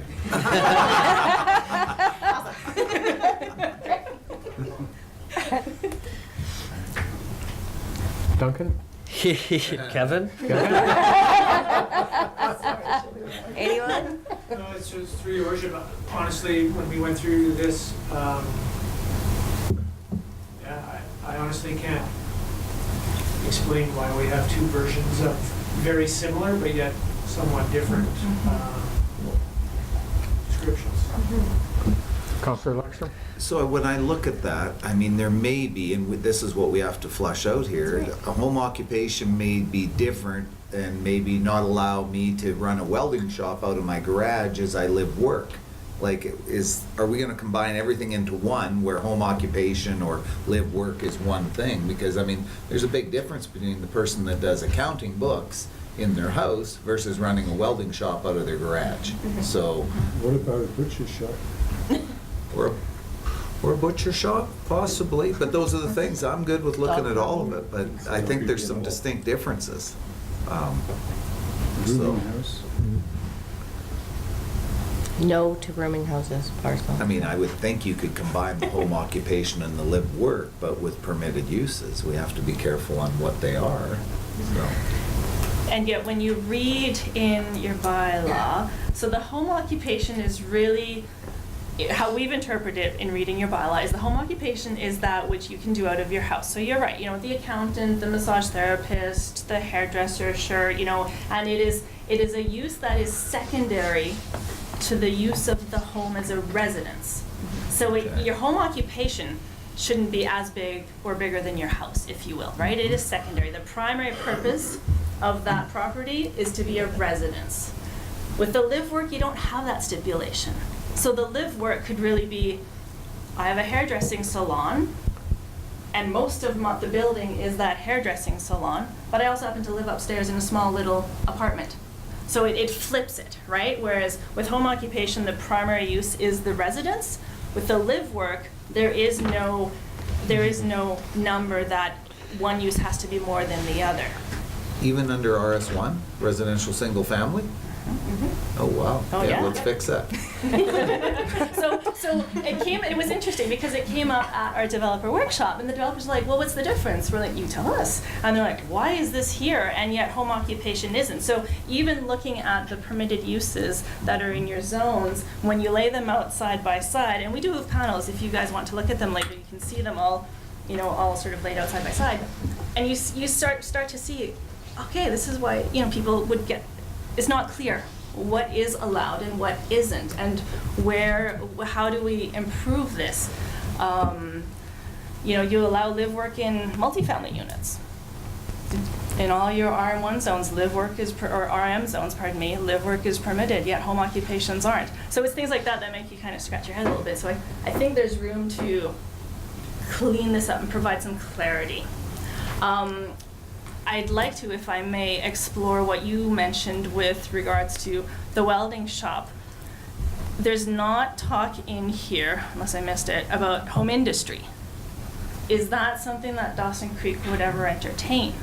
Because your home occupation isn't super clear in terms of, could somebody have a mechanic's shop in the backyard or a welding shop in certain zones? Or is that totally off the books? Because we've got communities that they're like, we're urban, there's no industry in the community. If you're industry, please be in an industrial zone, right? There's no home industry in a community. And they'd rather have the home occupations be the bookkeepers and the, you know, financial planners and those kind of smaller scale home occupations. I would guarantee that we probably have the mechanic that works in his garage at home that has a small business, or the welder, or the carpenter builds a cabinet maker that's working out of his own garage at home.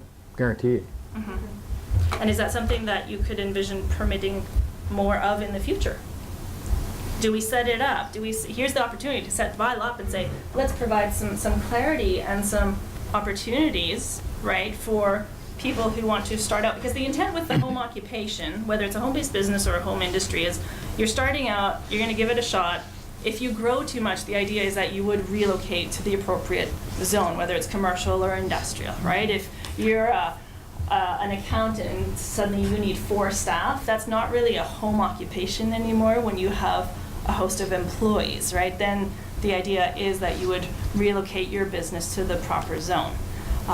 But if you're content to be the home occupation that, you know, you do it, that's it, out of your house, that's great. I think that's what lots of communities want to encourage. I'm just curious where you guys see yourselves going in the future. Councillor Parslow? I'm for as much flexibility as possible, with safeguards like weed noise, environmental stuff. I mean, I start to think about this. I know of, in addition to what you've said, I can add many other things to the list that I know of, and I would be perfectly okay living next door to a person who has that home-based business in their shop or basement. I think that's just the nature of way of life for people there. So what's wrong with butchering game animals? What's wrong with having a fiber art studio? Or somebody who has a business caring for challenged children operated out of their house. I see nothing wrong with that. Councillor Lekstrom, then Wilbur, then Javetkov. I guess just following through some of the things, parking jumps out at me right off the bat based on what the business is, the home occupation. That would have to be dealt with, because running that, if it was one that attracted clients and you had half a dozen clients at a time coming, or you mentioned something earlier, can you do a home occupation that you have 4 employees working out of your house? I don't think, we're gonna have to be very cautious how we proceed. I like flexibility, but if I want to live in a residential single-family dwelling and in that area, I'm not living in a commercial or an industrial area. I'm living in a residential single-family area. And I hear a lot about that already, you know, based on what we've got for zonings and different things with where we're at. But the flexibility I'm good for. I think we have to be cautious as we move forward to make sure we address, if you're going to have a home-based business, are we going to limit the amount of employees that you can have working out of a home-based or a home occupation? Are we going to ensure that you have enough parking, which is very difficult to do because you're going to do it on your lot presently that you have, but do you have to cut your yard up to provide parking? I mean, those are the things that we need to have, I guess, for consideration when we look at that. Councillor Wilbur, then Councillor Javetkov, then Councillor Earl. Well, that's exactly what I was thinking, but also then I guess looking in more depth, do we have the ability within setting those bylaws of, I'll use a hairdresser for an example, that a home-based business, you can have 2 chairs, but more than 4 chairs means you no longer fit within that zone. So do we have the ability to set that? And then parking is always an issue that I hear about. And I'm wondering, within that aspect, do we actually have the ability to regulate our parking more towards consideration of vehicle size rather than the amount of spots per, home and a suite, realizing we live in truck country, so not everybody's driving, those new Kia hit a pencil and it feels like a speed bump cars. I don't know what they are. So do we have those abilities? So when I look at that, and to what Councillor Parslow said also, I think we need to be flexible, but I also think we need to dive deeper into what exactly is the definition of what's allowed, and once you hit a certain point of expansion, you no longer fit the residential area. But then also that parking, I think, needs to be more than just a space per space. It needs to be by size. Like, we need to look at it from owning a truck. That's really a reality that we face on parking, is 5 or 6 guys with big trucks parked on a front lawn, and because they don't fit in the driveway. So those are my things. Councillor Javetkov? So now that I know what the difference is between home occupation and live work, there's a place for live work. I mean, in industrial areas, we have to have that. I mean, there's a lot of instances where, people are running a business, whatever it is, car repairs or welding or carpentry, or, and they have living quarters. I don't think it belongs in residential at all. The home occupation, I think that's, it's legitimate for residential. And I've had personal experience. I've bought cabinetry from a private individual that operates out of a car garage and doesn't have any impact on his surroundings. Everything is done in there, and it's, nice and neat.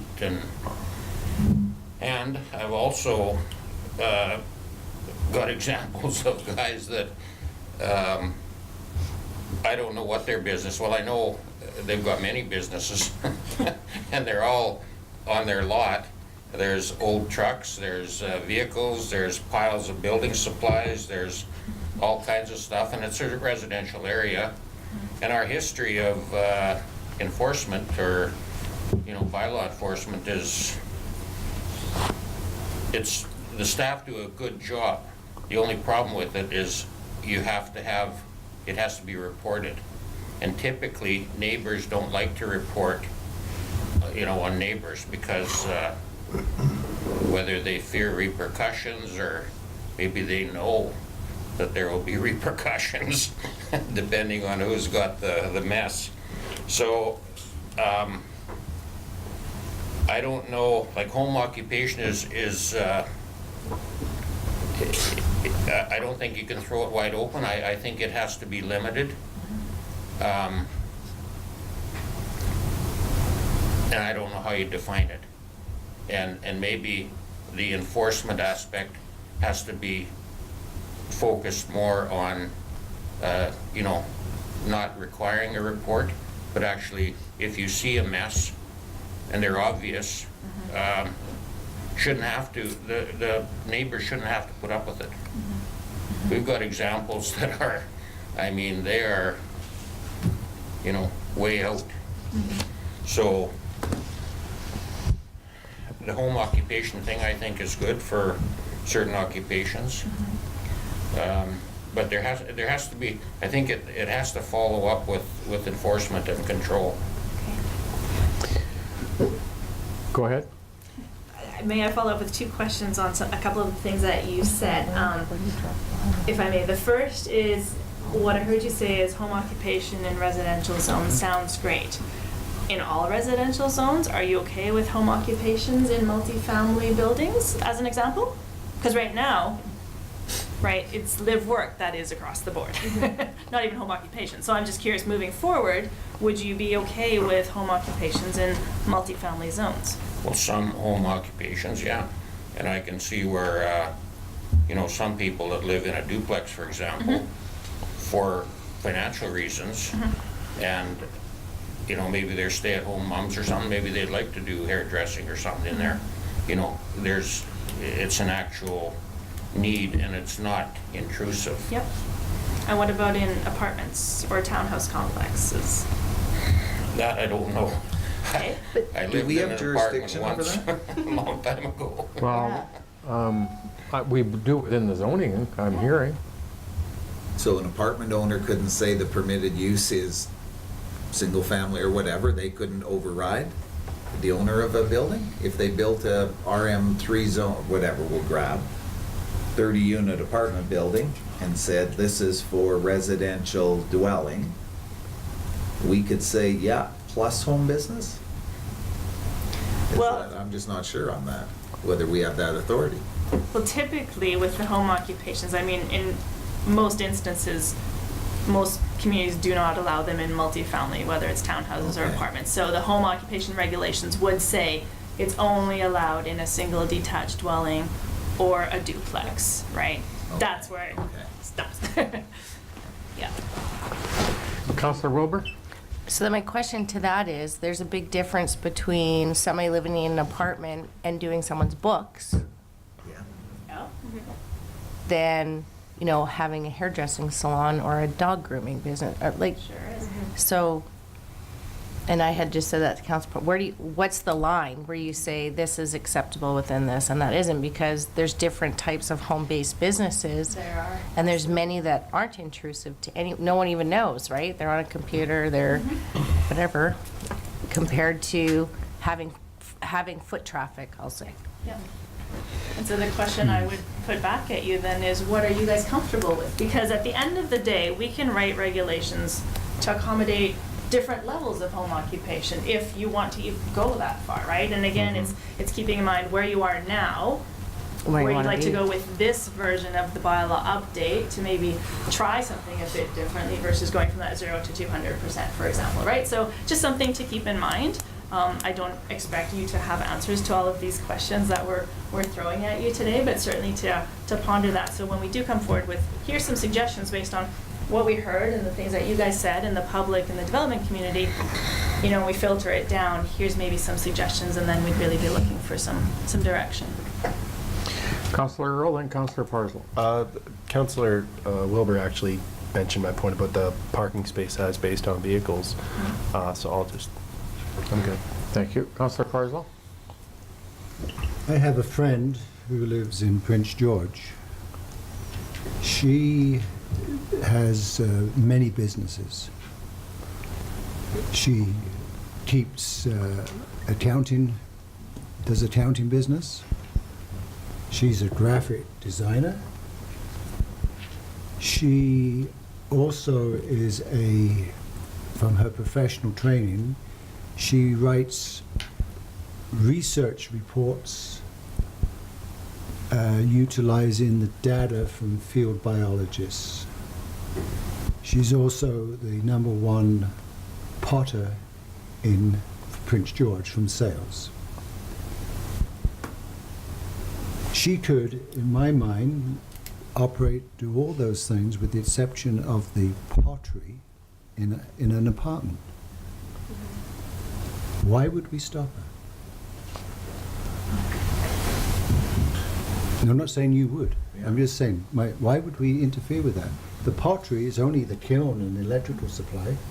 You could do that if she chose to organize a apartment if she had that. She doesn't live in an apartment, she lives in a single family.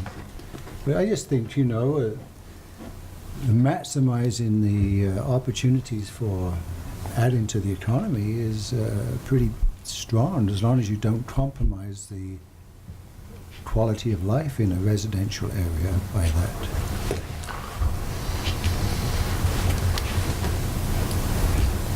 Go ahead, Councillor Luxem and Councillor Giavecca. As we discuss this and move forward, I mean, the size of the business, I think, is going to be important. I think of the people today that have commercial businesses paying a far different rate than a residential business when it comes to taxation. So how do we determine at what size do we say, are you paying a residential rate or are you paying a business rate? Because that will be, I think it could become an issue. We have businesses that contribute as residents do to our community, but in a different amount in the sense of taxation. So I throw that out as you look towards developing and the discussion we have today.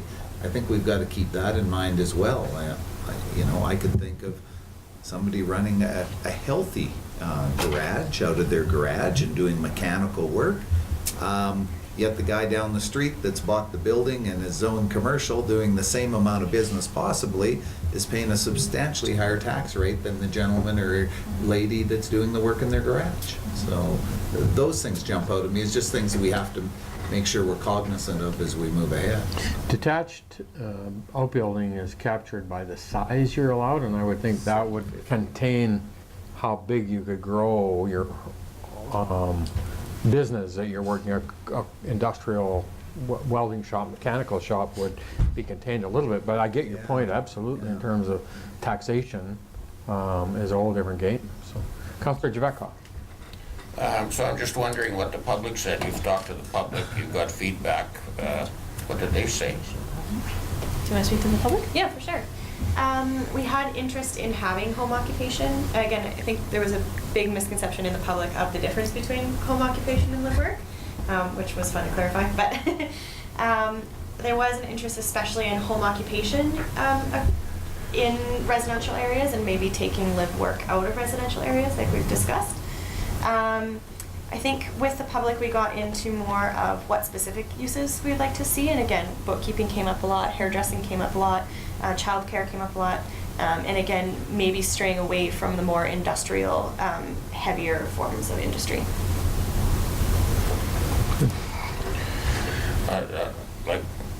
There's got to be a way of defining it, I guess, and if you're going to have a bylaw and you can list a bunch of things that are appropriate, I can show you some things that shouldn't be appropriate. Good. Okay. All right. The last quick question I have on this slide, though, is are there any things that you would not be okay with in a home occupation?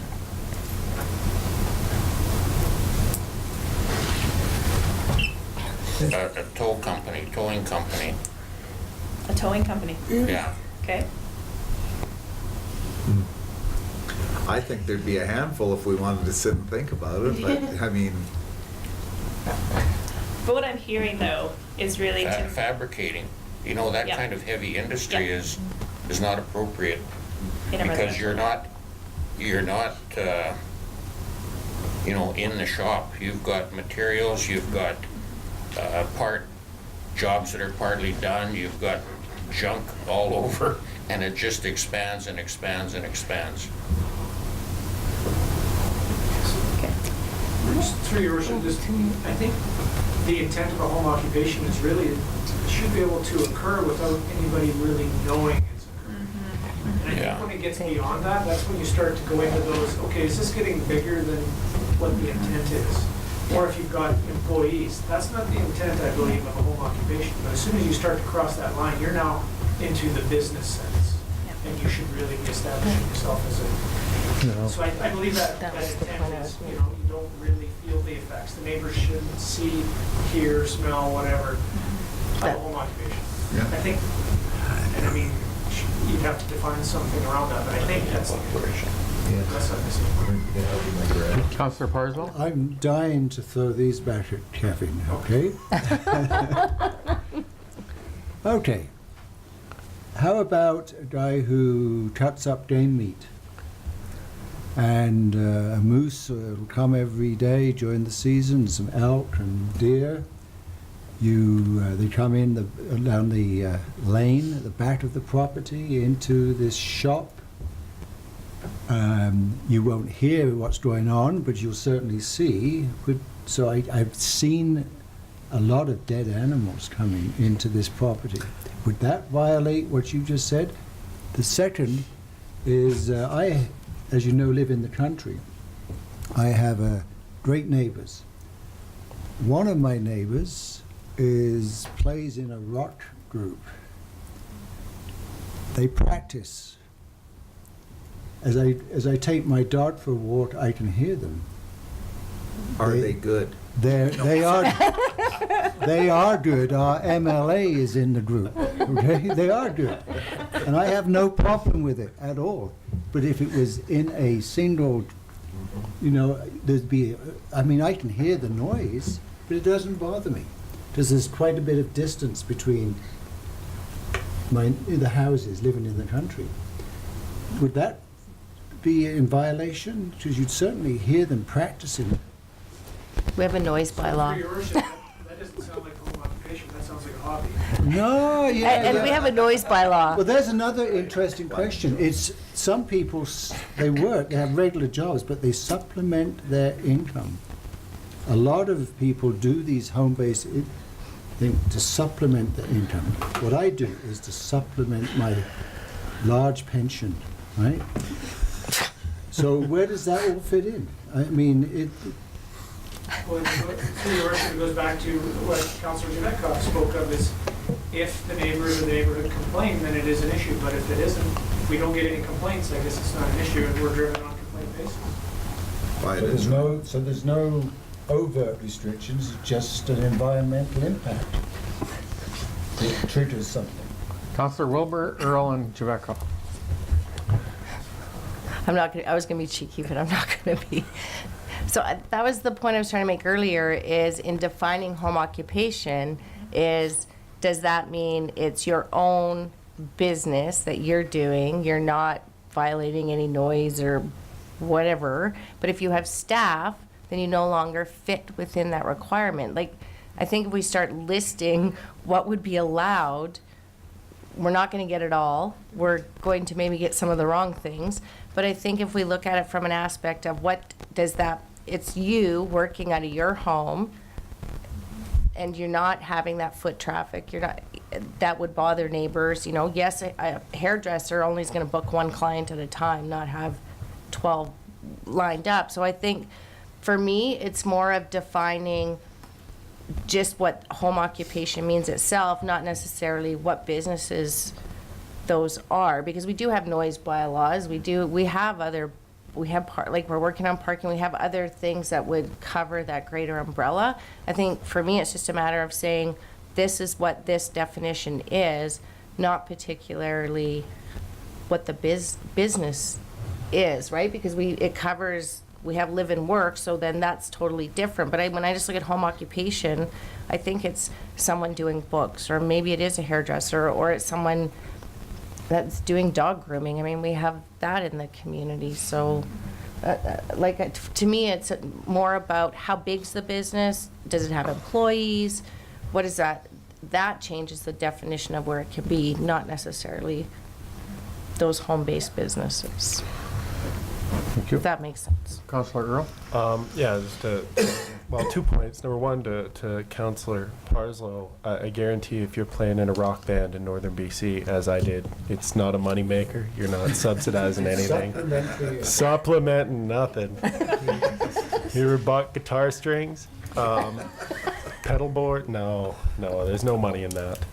And then just to Councillor Wilbur's point, I think, with respect to home occupancy, not that nobody ever notices anything, but is the behaviors there consistent with what you'd find in a residential neighborhood otherwise? Maybe, with respect to somebody bringing in game to clean and whatnot. We have a lot of hunters in this region, and it's not completely outside the norm to see somebody hauling a moose or a deer or an elk into, it's not that it should never be noticed or it's just, is it consistent with the kind of behaviors you'd find in a residential neighborhood? Councillor Javetkov? That happens in the shop. Yeah, the meat cutting business, we had an example here not that long ago, and there were complaints from the neighbors. I don't know if you remember the one down on the east end of 104th. It's turned into a ripped shoe renew thing, and it was the smell and the birds, the seagulls, the ravens, the magpies, and it was intrusive to the neighbors. It was a meat cutting business. You know, a person bringing a moose in and cutting it in his garage is one thing, but doing it as a business during hunting season, totally different. Okay. So I have two really quick questions before I move on, promise. You mentioned earlier about industrial and people living in an industrial area. So I just wanted to follow up with that. Are you talking about somebody who's like the caretaker of an industrial property, or the actual business owner, like that's where they live full-time, year-round? Both. Okay, okay. Just for clarity. And then the other thing I just want to follow up on then, what I heard is that this live-work thing didn't seem to be getting much traction. Is that right? But we've certainly gotten some really great direction on For home residential, occupation. you mean? Okay, yeah. I think live, work in an industrial, if I'm living on the top half of my shop Mhm. and working, that's fine. Okay, okay, perfect. Yes. Sorry, just for clarity on that live work, just my own interest. So, council perspective, are we talking owners of the business and the caretaker, or are we talking workers? Because you could see a business where, let's say you're running What if it turns into a back truck company and you've got a bunch of workers, and now, just wondering what the intent is, just to be clear. Yeah. My intent would be the owner and maybe a caretaker. So you don't want a rooming house above Thank your you. Industrial, yes. Well, We don't want rooming houses anywhere. We are getting to that, right? and you also Yeah, it's don't, okay. you also don't want a situation where an employee is stuck in an unpleasant employment situation because they're dependent upon an employer for their housing either, so.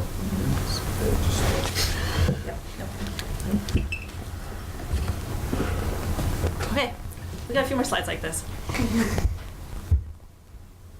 Landscaping.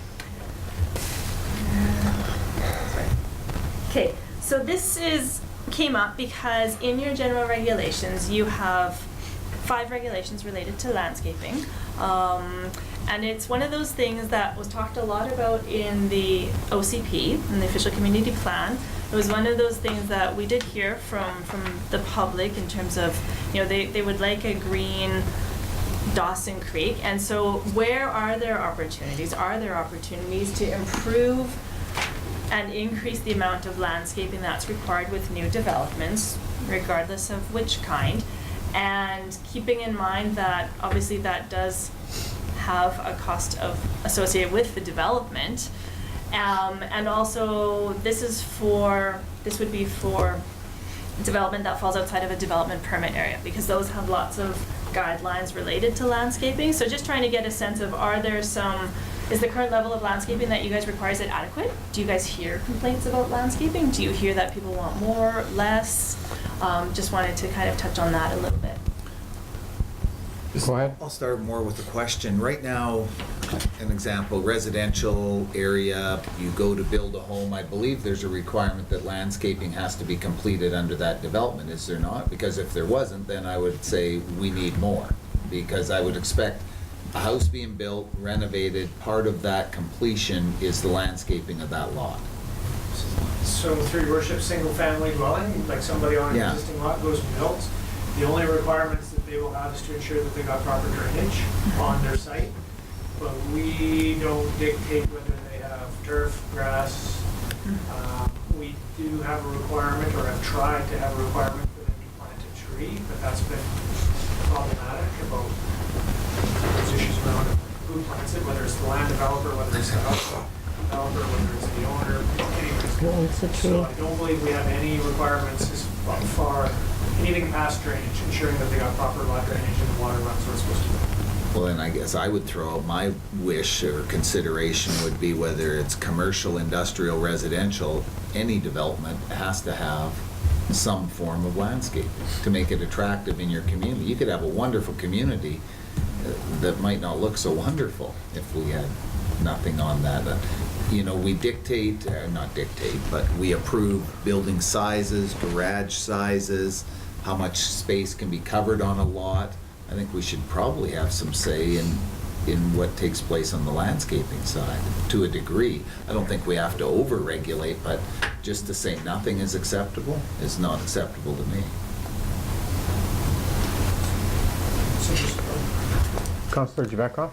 So, a development like Roarson's there, isn't that all part of his requirement? Like, that he submitted as his development? So through your worship, when they do a subdivision plan, under the new bylaw, they have to establish drainage, lot grading, rough lot grading. And so they will, but then someone will come in and dig basement and build a house. They need to ensure that they maintain that lot grading as it was laid out. As part of the subdivision too, like I said earlier, we had a requirement to plant a tree. Challenge was someone plants a tree, someone comes in, they build a house, they run over the tree. It's never really worked. The second question I would have, I guess, is on the landscaping piece, is if someone's building a home and they finish construction in November and can't do the landscaping, how do we follow up with that? Do we have the means to take financial security to ensure that they complete the landscaping in the subsequent year? Things like that. You have to have a means to enforce. Councillor Parslow? I think we should, apart from things that might intrude on neighbours, such as drainage issues, we should stay silent on that matter. Are we going to regulate that they must have drapes in their windows as well? I mean, if we're talking about aesthetics, how far are you going to go with this? I'd leave, as long as the drainage is fine, parking and so on, I would just leave it silent. I'm talking residential. Yeah, I disagree.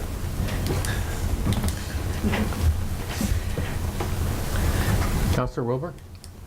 So through you to staff, so when we look at subdivision development, landscaping, so the requirement for sidewalks, streetlights, that's all separate in that development, or would that fall under landscaping? Is it? Through your worship, sidewalks is just a subdivision requirement, so it's not landscaping. Okay, I just want to make sure, because we've had some that didn't do that. This is a slippery slope, because I'll use my yard as an example. I do have grass. I had a big hill in front of my house. We leveled it out. But the front part, we chose to put gravel and a rock garden in, just winter plowing, you get gravel. So one person's perception of beautiful landscaping is different from someone else. Somebody might want a whole front yard that's rock or pavement because they don't want to mow the grass. So it's a slippery slope on...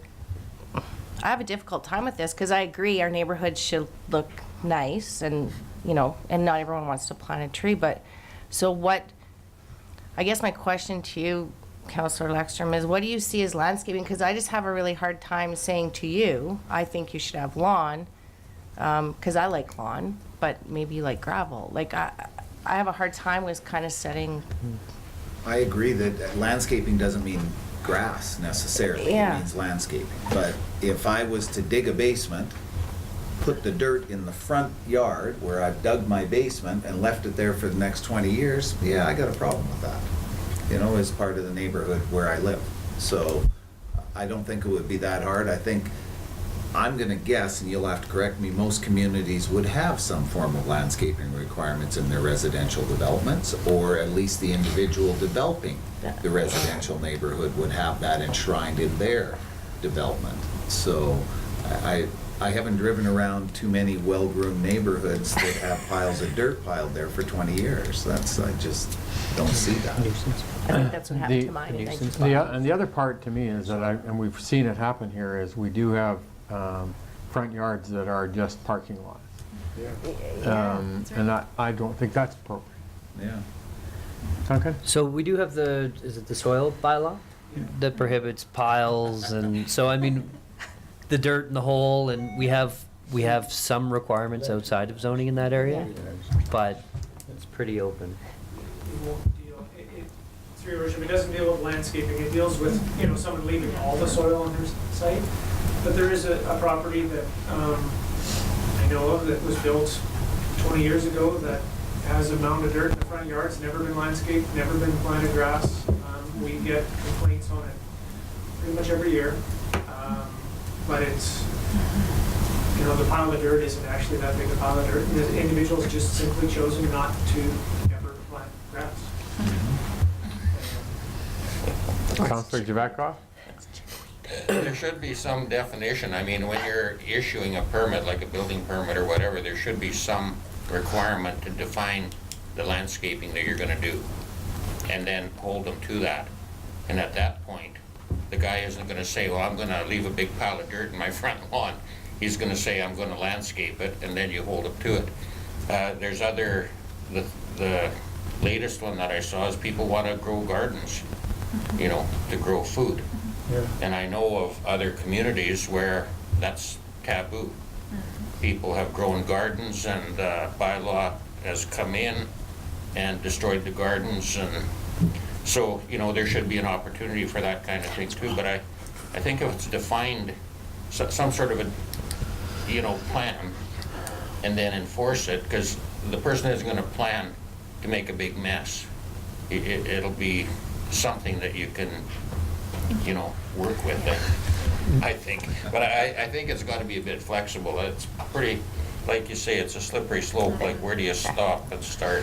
The one thing that I will say is that we need to put some structure around it, is where we're controlling elevations for groundwater, because our new regulations around the septic system or the groundwater running into the sweeping tile now goes into your sump and pumps out. So I think we really need to put some diligence around that in terms of ensuring that the elevations for landscaping, that you don't flood somebody out with your groundwater and they have no way of dealing with it because of the elevation of the properties.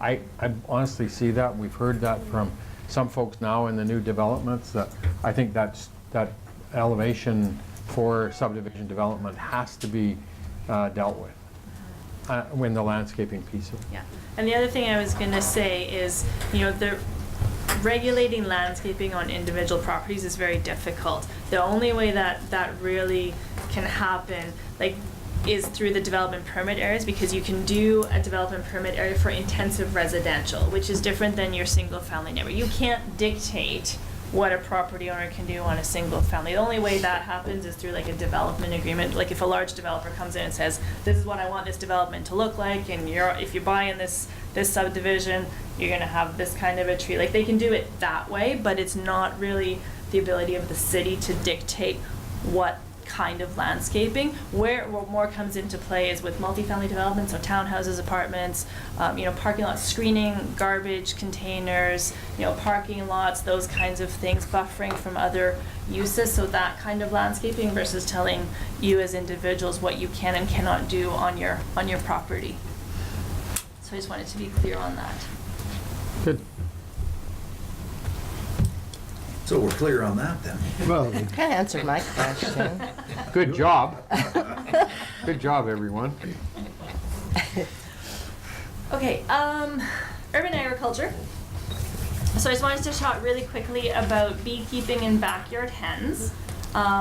They are currently permitted in your zoning bylaw, and I just wanted to see if there's have you had any people coming forward with this? Have you heard anything about this? Is it working? Is it not working? Do we not have to touch it? Is it great the way it is, or do we need to change it? Just kind of wanted to get a sense from you on that. Came into being about 3 years ago. We changed the bylaw to allow, as part of our bylaw, hens and bees. Yes. And at the same time, did we do cats and that as the animal bylaw? And when we changed the requirement for licensing cats, we also brought in the hens and bees. I don't know if I've ever heard one response from anybody who's either brought the backyard hens in and has had an issue with, or a neighbor that's had a concern. Nobody's ever raised it with me in 3 years that we've had it. Have any hens in the city? Yep. yes. Yep. I think there's 5 licenses being taken out. They can't have more than 5 chickens. 4. 4? There's 4 of them? 4 chickens, you said? Or 4 licenses? 6 laying hens, no roosters. No roosters. Kevin, go ahead. You were asking about any complaints. I think we've had one, and it turned out that it was actually not an issue once we investigated. So that was to do with bees. So it's been pretty quiet. Do we have a limit on the amount of bees? Like, what is that, like how many, one hive? Okay. One queen per hive. I thought you would limit the hive size. You can't. If I had to, I would. And All right. the other question I have then just about the bees, more so than the hens, I mean, backyard hens, residential neighborhoods, the way you've got it laid out. Bees, is that something that you would allow? For example, we often hear about them on top of commercial buildings, right? Because they have, they're up there, there's no issues with them up there, they can access anywhere. Is that something that you guys would consider allowing within Dawson Creek? Do you have any concerns with where backyard bee, or where bees are kept? I think if we allow them be in the neighborhood, that we would allow them just about anywhere. If the waterfront hotel can do it, it's good enough. George Dawson did. It's been, honestly, for me, it's been a non-issue since we Perfect. implemented. That's great news for us, so thank you.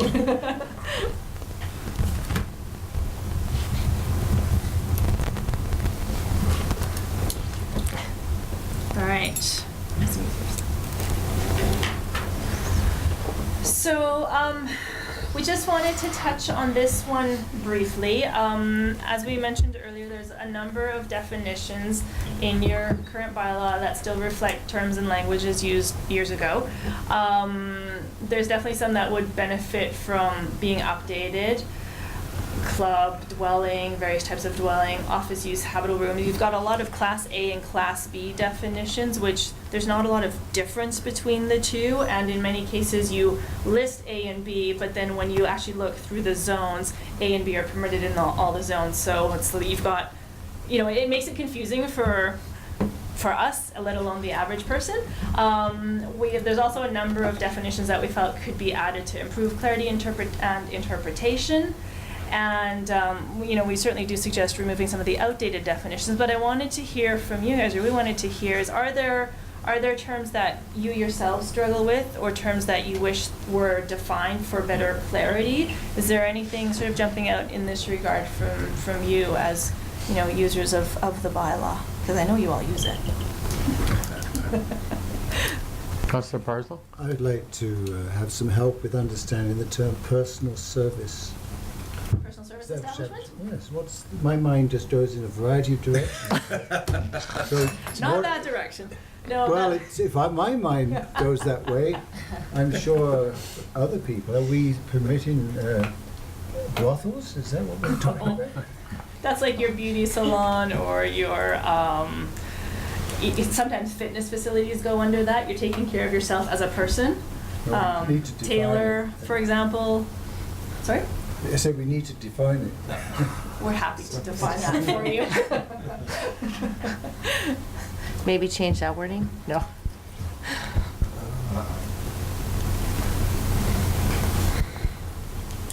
I think it's come up from time to time. It's been useful. Kevin has managed to, in his gentle way, drill this into my head. We were talking about suite as opposed to a rooming house. Rooming suite where you have the capacity to cook. You know, you have a kitchen. Then that's a suite. If there's no ability to do that, it's not a suite. So that's useful. Rooming house. I think all that mess of and variety that goes on with rooming houses allegedly in this community, I think we need to define those and set up where is it allowed and where is it not allowed. In your current bylaw, just for information, you have a definition for rooming house. You also have a definition for boarding house. And thirdly, you have a definition for rooming and boarding house. So even clearly defining that a little bit better, I think will move a step hopefully in the right direction. So these are some of the things. I just wanted to see if there was anything that was jumping out at you guys in terms of, you know, are there definitions that you felt were missing or terms that you'd heard tossed around that you're just like, what is this? Yes? That's the danger of using different consultants. You guys may have come up with all of those terms. Way before my time.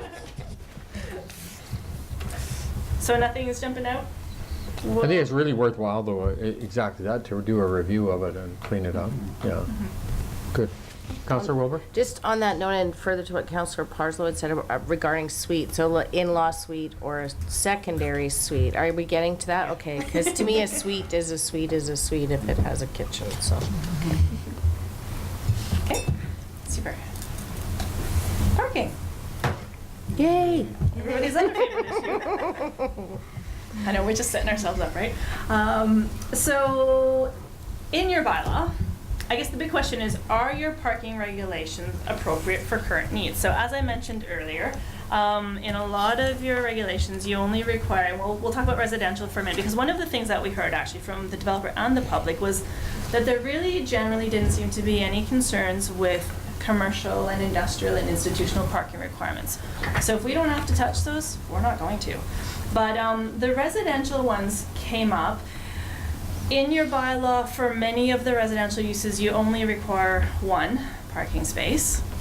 And your parking stall sizes, because we've looked at these for many other communities, are quite small for a community as far north as we are with our larger vehicles. We use this picture with the developers and the public, and depicting just a regular crew cab, set 6 meters long, which is bigger than your parking space requirements. One of the other pieces that we did back when we did the residential development committee was looking at the width of the space requirement. So if you were to have two vehicles parked side by side with your specific width requirements, both vehicles couldn't open their doors if you had them parked side by side. So there's certainly opportunities, I think, to look at this, but again, a bigger parking space means how are you going to fit that on your parcels? You're going to take up more of the parcel with parking, even by increasing the parking size. So then, do you increase the size of the parcels? You have a 10-meter frontage for your residential parcels, which is quite small outside of urban areas. And that's just from how Dawson Creek has grown up. So the challenge is, if we change that, we've got all the stuff that's here, and so moving forward it might be bigger and you could perhaps accommodate more parking. But at the same time, we didn't hear a lot in terms of the size of, the number of the parking spaces from the public. Mm-hmm. And yet we know it's a bit small for the trucks that we have up here. We don't have smart cars and small cars. So what do we do with this one? This is one where we're kind of wrestling with a little bit too, and would really look forward to some guidance from you guys. We've talked about, do we need more parking spaces if there's a suite? And if it's a suite, is it by the number of bedrooms in the suite? I mean, there's been many things talked about over the years in terms of how do we address parking, because it's going to have consequences. Councillor Lexstrom? I'll jump in on that, Your Worship. I think we have to look at the parking requirements we have now. Lot sizes are not the purview of us per se. We can set some, but if a developer comes with a raw piece of land, they can look at what they're going to need. Makes very little sense that we now have a bylaw that provides parking spaces that won't accommodate the average truck. So I think we have to look at adjusting that. On-street parking should not be the first thought of priority for a homeowner. I think it's going to occur no matter who you are or how many parking spots you have, but it shouldn't be the norm that is your designated parking spot is on the street. We have enough challenges clearing snow now. We live in the north. There are communities that don't allow any on-street parking in winter months. So I don't have the answers, but it is something I would like thought about and entertained as to the changes, whether it be the size or the size. And you mentioned 10 meters on the front. Is that the setback from the front curb to That's the home? the width of your parcel. Yeah. That's your minimum Yes. width. So one of the things that I always say is the bylaw stipulates the minimums. There's nothing that says somebody couldn't come in and build a subdivision with larger frontages, but they just don't. They go for the minimum, right? Maximizing the number of parcels, and we get that. So balancing sort of, that kind of a challenge. And then if it comes to suites, I mean, if you have a home and your requirement is one parking lot, but you have a home that has a suite, automatically it should go to 2, automatically, if it's a single suite. I mean, those are things that jump out at me, is to try and keep the I guess, the residential areas per se. And on-street parking does not count, like the zoning bylaw stipulates off-street parking. That Yes. is very different than on-street parking. The ability to park on the street in front of your house does not count into your off-street parking, so that shouldn't be counted as off-street parking. Right. The other thing that we often do say is, you know, you can have a series of regulations for the zone, and if you want to have a suite, for example, and provide that extra parking, but because of the size of your parcel, the configuration, the whatever, the size of your house, if you can't make those regulations work, then as much as you'd like to, if you can't physically accommodate the suite and the parking, for example, then you can't do it, right? And it kind of, it filters it out that, yes, this is permitted if you can make it work, but not every parcel will be able to make it work, and that's usually okay, right? So it's just something else to kind of just consider moving forward. I don't know where it came from. Kevin and I were engaged in a discussion, and it might have been through Aaron up to Kevin. But we build these roadways wide enough to accommodate our 2 lanes of traffic and then parking. And so that increases our costs of infrastructure, because now we're paving and maintaining a 30-foot wide or 35-foot wide street instead of potentially a 20-foot wide street, and put that other additional space for off-street either parking or services, and then say there is no on-street parking. There is no on-street parking. Cuts down our overall cost of maintenance, cuts down and it certainly makes it easier for us to garbage collection and cleaning. And the long-term infrastructure charges of repairing or replacing that pavement or streets are a lot less, because we've got such a smaller footprint.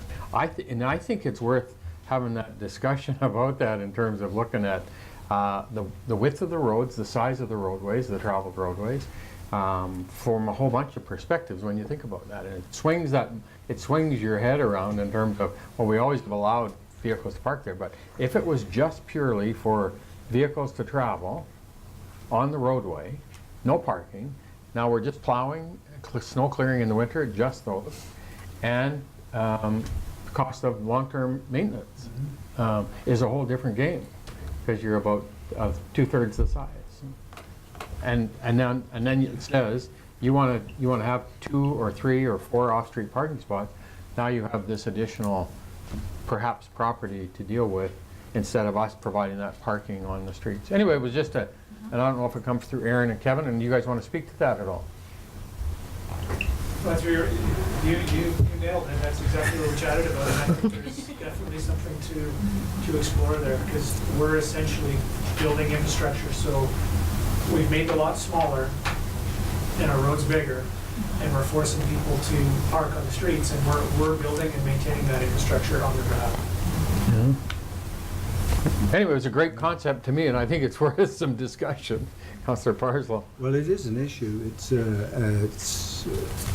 I mean, you talked about aesthetics, about landscaping.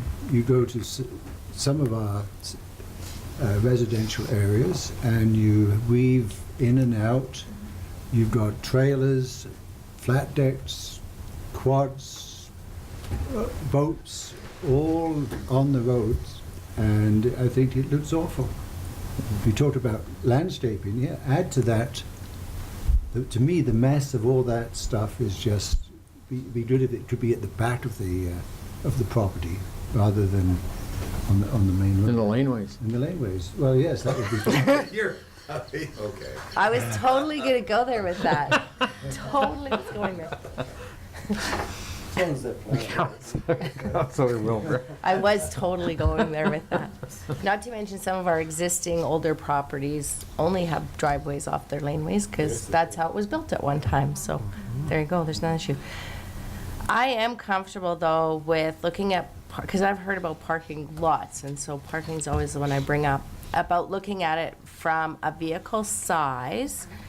And I get, people like to have the suites to supplement maybe their mortgage or whatever, but reality is, if you cannot provide the parking, you shouldn't be allowed to have a suite in your home, whatever it is, because parking's always an issue. So realistically, however developers develop the lots, the sizes, whatever, if you cannot provide the proper dimension parking, we just shouldn't be allowing them to have a suite. They should be able to provide appropriate parking to get them off the street, to not have them parking on the neighbor's front lawn or whatever the case may be. And I seriously think we have to look at it from that aspect. And our developers are going to have to understand that, yes, we want you to develop, but we also want you to take into consideration you're building a neighborhood for families, and safety is a ripple effect of not having good parking. But I think also, Shayla, Councillor Wilbur, on that, we have to enforce, if we do say that you aren't going to park on the street then, because there are some who develop it, but the residents choose not to park in the parking, but on the on-street for convenience.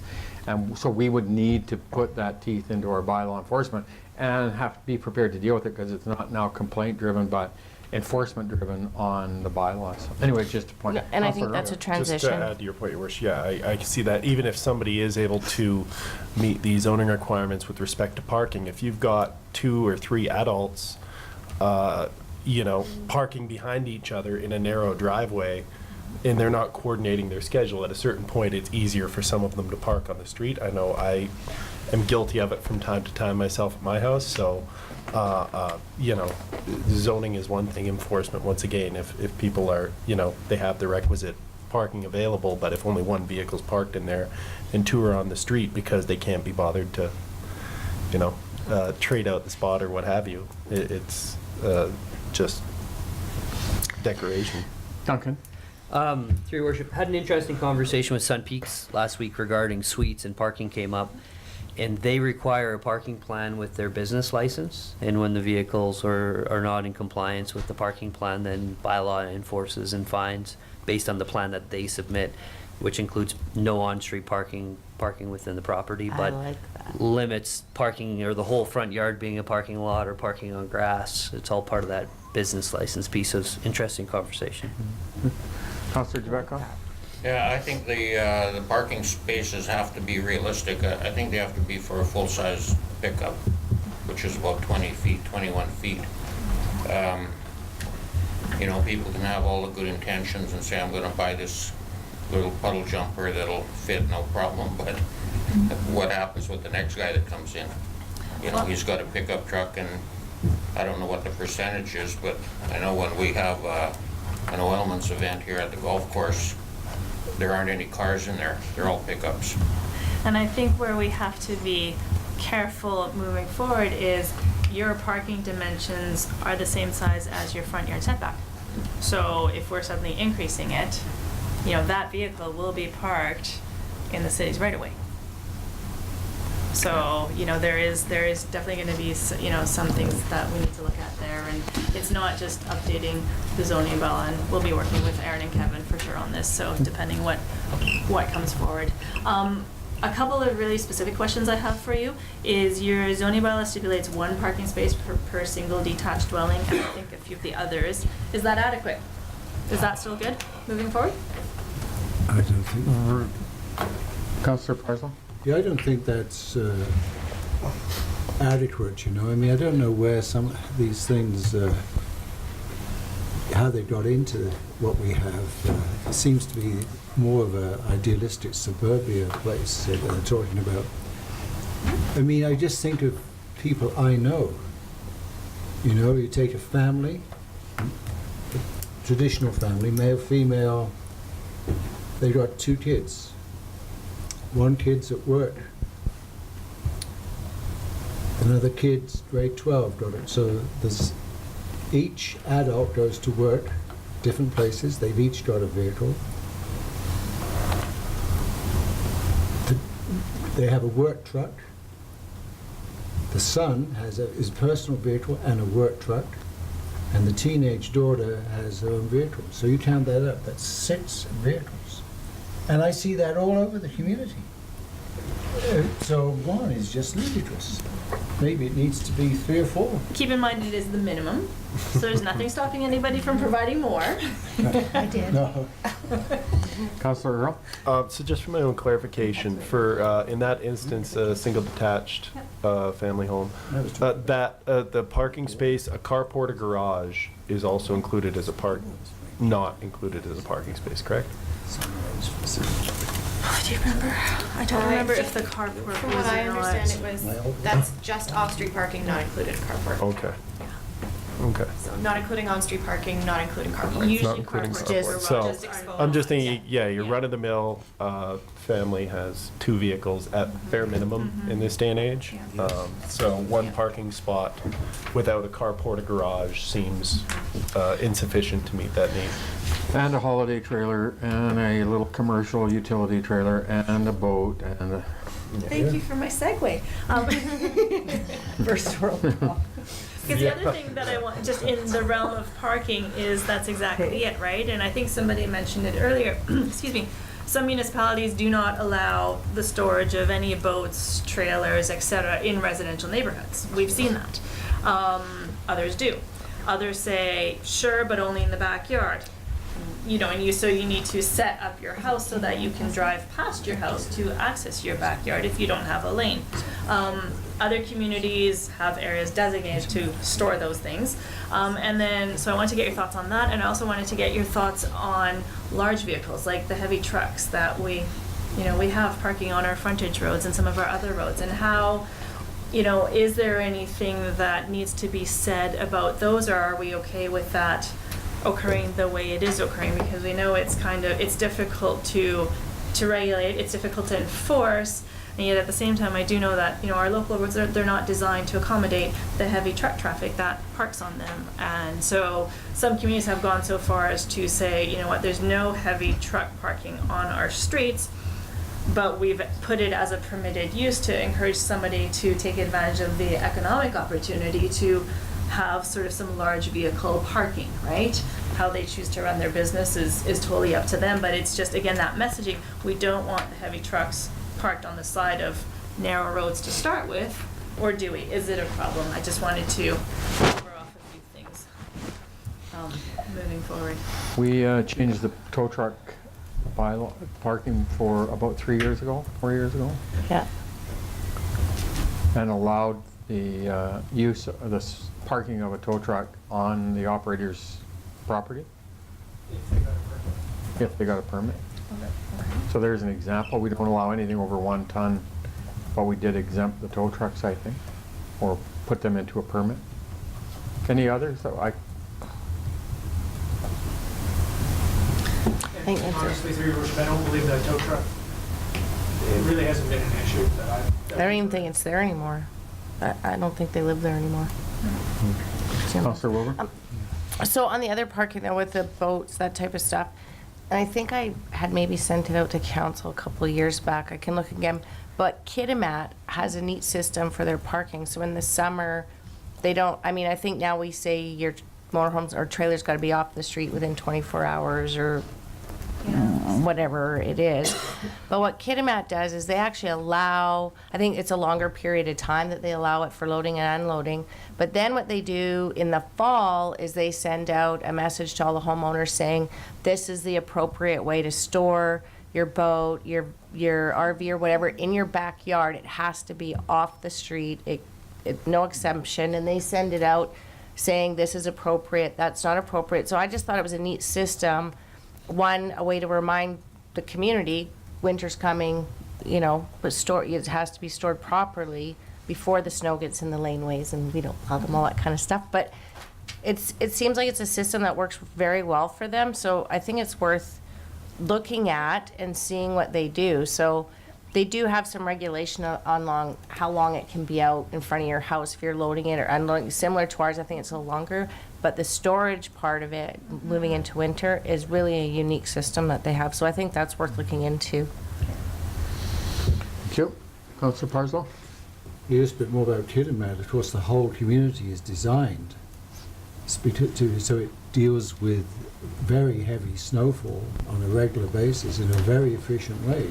So it's all designed so that the trucks come in and they push, they've got places to store the snow and they don't have to backwards and forwards. It's a very efficient system, but it requires the roads to be clear of vehicles.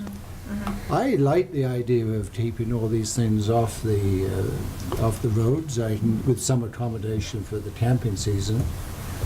But you know, I don't think it's doable here. I don't think the community should accept that. I don't think you should have regulations that will incur almost universal negative reaction to, and I suspect this might be the case in our community. But you know, Grand Prairie, just an hour and 15 minutes away, are exactly that. And no RVs in the community, and they have parking areas now designed that businesses now that are storage for RVs. There's no RVs allowed in this city. Oh, I could be dead wrong. Yeah. We have some businesses that do that as well, don't we? Yeah. Mine's in my driveway completely off the road and away from the sidewalk. Or do they just, if there's somebody who got parked like that, No, my deals with it? bylaw are out there dealing with them. That's the difference. I mean, you know, you see stuff parked all over top. The residents, you learn pretty quickly if you get a fine or two. Next. Sweets. Really, you're up. Okay, so everybody's favorite topic. Suites, and the next slide is boarding houses. So let's, if we can try and just kind of focus on suites for a minute, that would be great. Your bylaw has regulations for in-law suites, granny suites, In-law suites, coach houses. Yeah.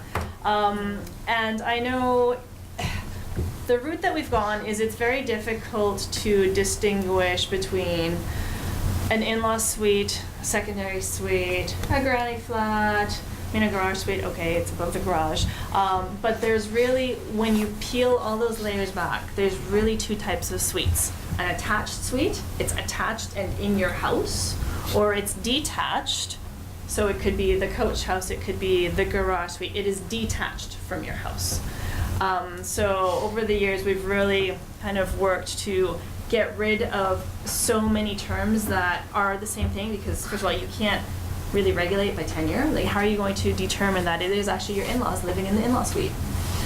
So that becomes very challenging. So it's really, there's been a movement, if you will, to it's attached or it's detached. And those are the two types of suites, and it makes it a lot easier to have regulations for those two types. So looking forward, and I know you guys have had some challenges with suites in the past, I just wanted to get a sense, or we wanted to get a sense of, how do you feel about suites? Where are suites good? Where would you like to see them or not see them? Where are they appropriate? Do you care if they're attached or detached? Or does it really matter? Do you, is it just one per parcel and you have to pick if it's attached or detached, or because you have one of each? I just wanted to get a sense of where is council looking forward with suites in Dawson Creek? So I, for the last 5 years after I built a new house, and I built a house in an area that is an area now that's been completely developed almost entirely with homes with suites, and they're rental investment properties. And it's really changed how I thought about them, because I really wasn't sure about them. But having experienced it now, there's the two aspects to me that I think are the big concerns to me are parking and the services of waste and recycling. Because it's obvious that the amount of what I would see over the course of that 4 or 5 years where they're not as concerned about the garbage, and so the lids are open and birds make a mess out of them, and that's just I guarantee that just is one that's obvious to me. The other thing though that I think about, and we saw, Duncan and I were in Grand Prairie about 2 years ago, 3 years ago, 2 years ago, yeah. Met with the CAO and the mayor there, talked about some of the issues of a community that's developed in different areas. And they, with their suite development of their RM2s, where they allow the density and allow the development of suites, they put a restriction in to say within this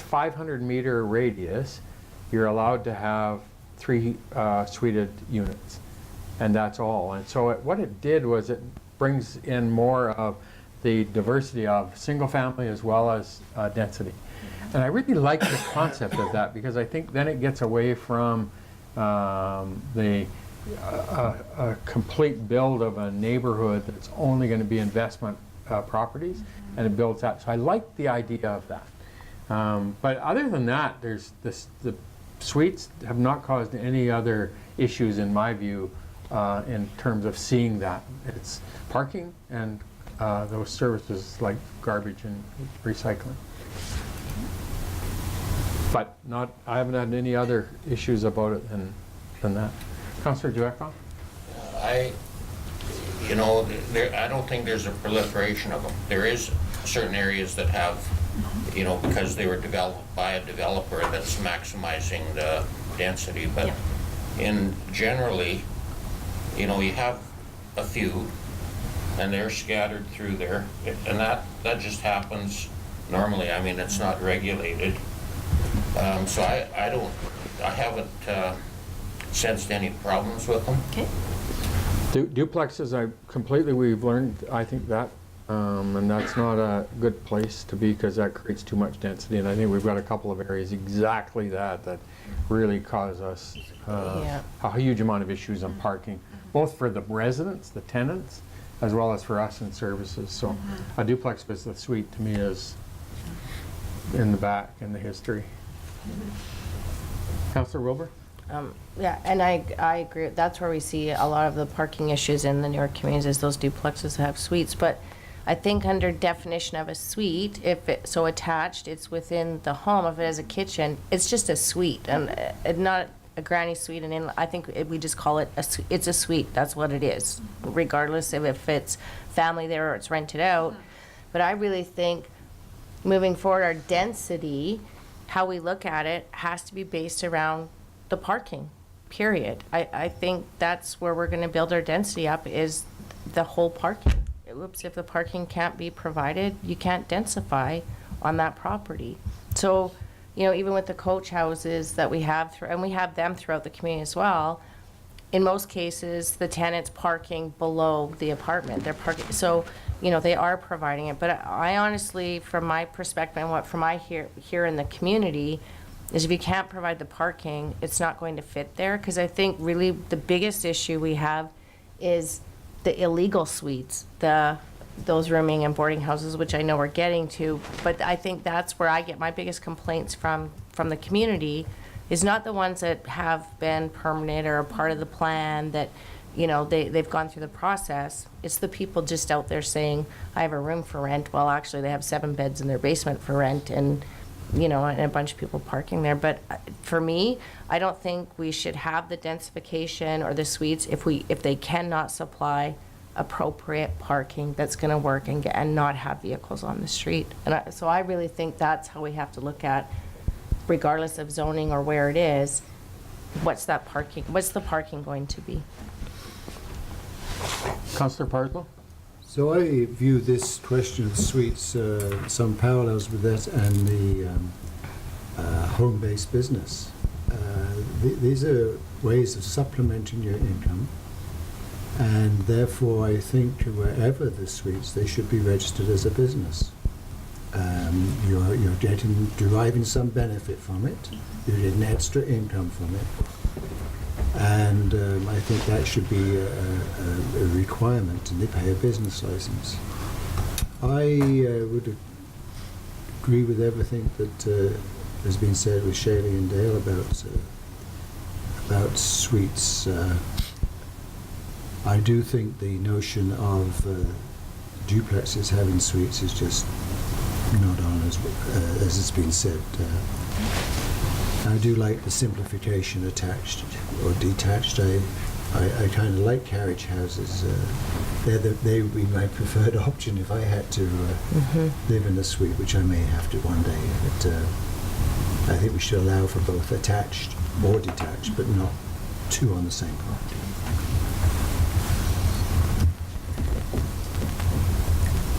One of the things that I know I found interesting when we did the workshop with the developers was they didn't seem to be keen on suites in your RS zones, but they were all for having suites in your RM zones, because if you recall, your RM zones, your multifamily zones, allow everything from single detached homes right up to apartment buildings. So it's already sort of set up to have a higher density.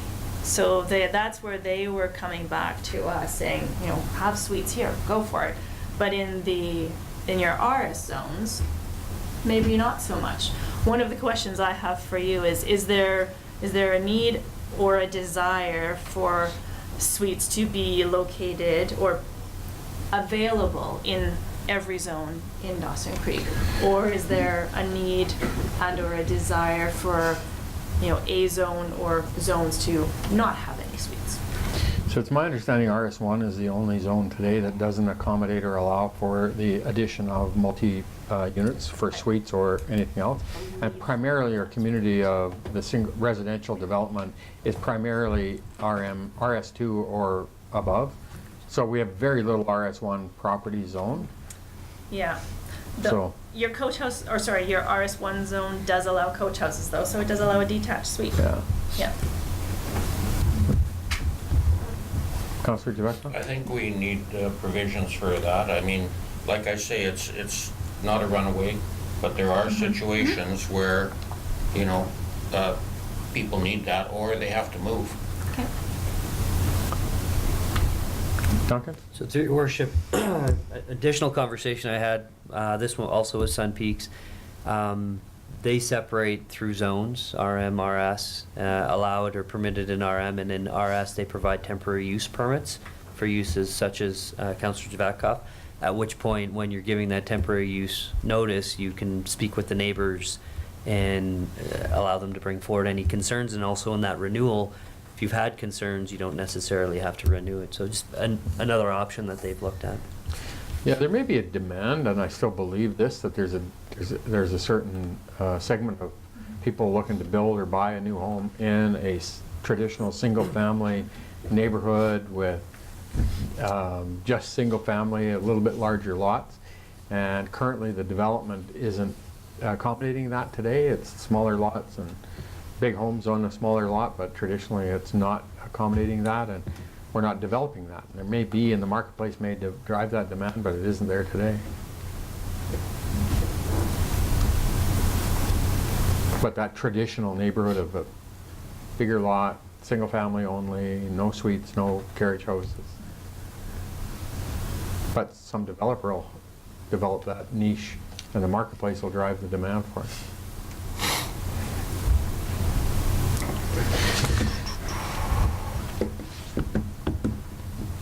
Okay, I know you guys have been here all day, so is there anything else that you guys wanted to say about suites before we move on, or are we good? Oh, we haven't talked about illegal suites. But your zoning is intended to deal with exactly that, ensure that.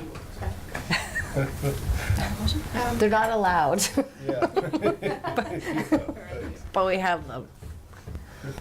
For the safety of the people living in them. The one thing I would like to explore, I would like to, and Duncan, I don't know if we got the information or if we got it, but I would really like to explore that further with the experience that the City of Grand Prairie did with that zone where you restrict how many, even in an RM2 zone or an RS2 zone where you're allowing a home with a suite in it, that within a certain, say 500-meter radius of, you're only allowed to have an X amount of homes with a suite in it, and then the rest have to be single family, and it encourages then more development of single family as well.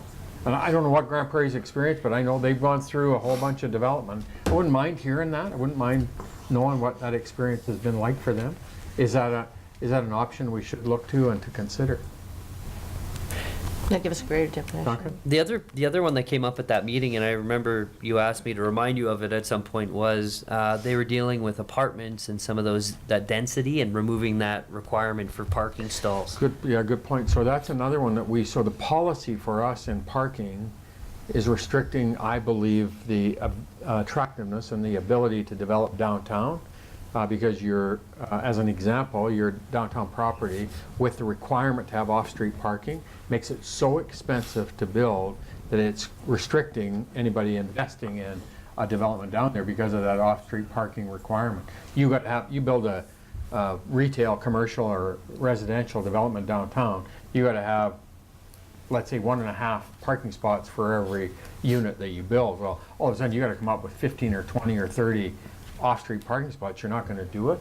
So why aren't we seeing some of those properties downtown develop? Because of the off-street parking requirement. And so maybe that's an option for us to look at as a consideration back under that parking. Your zoning bylaw does show that you do have an area within downtown that's exempt from parking and loading. So, not sure. Well, maybe we'll have to sit down and really figure out where, and maybe this area needs to be enlarged, or maybe it needs to be related to a specific zone, for example, Yeah. right? So, yeah. Okay. All right. Moving on, if I may. Rooming and boarding houses.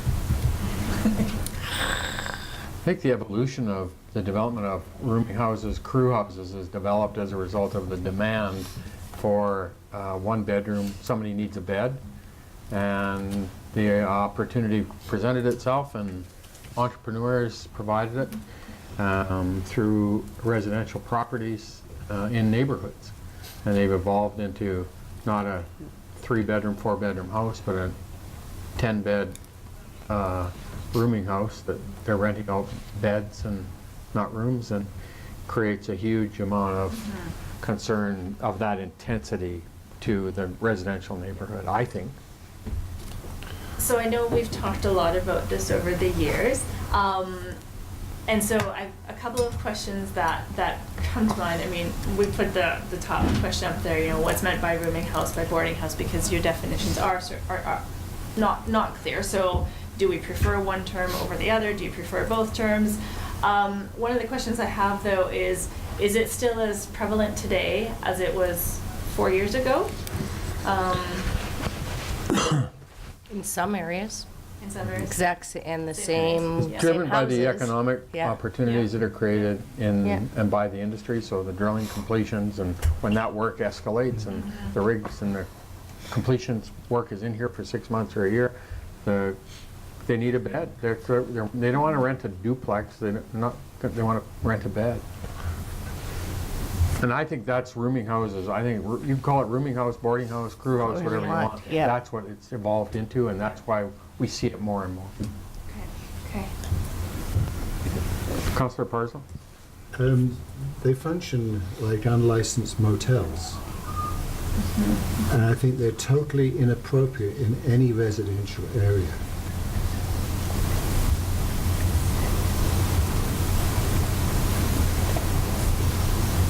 We talk about the ambiance of these residential areas. I think they are significantly negatively affected when 1 or 2 or 3 become a de facto motel.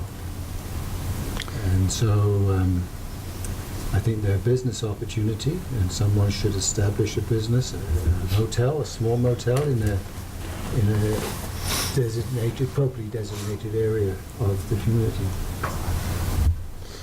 The other piece to this too, there's another component that to me is equally important, is companies buying these houses.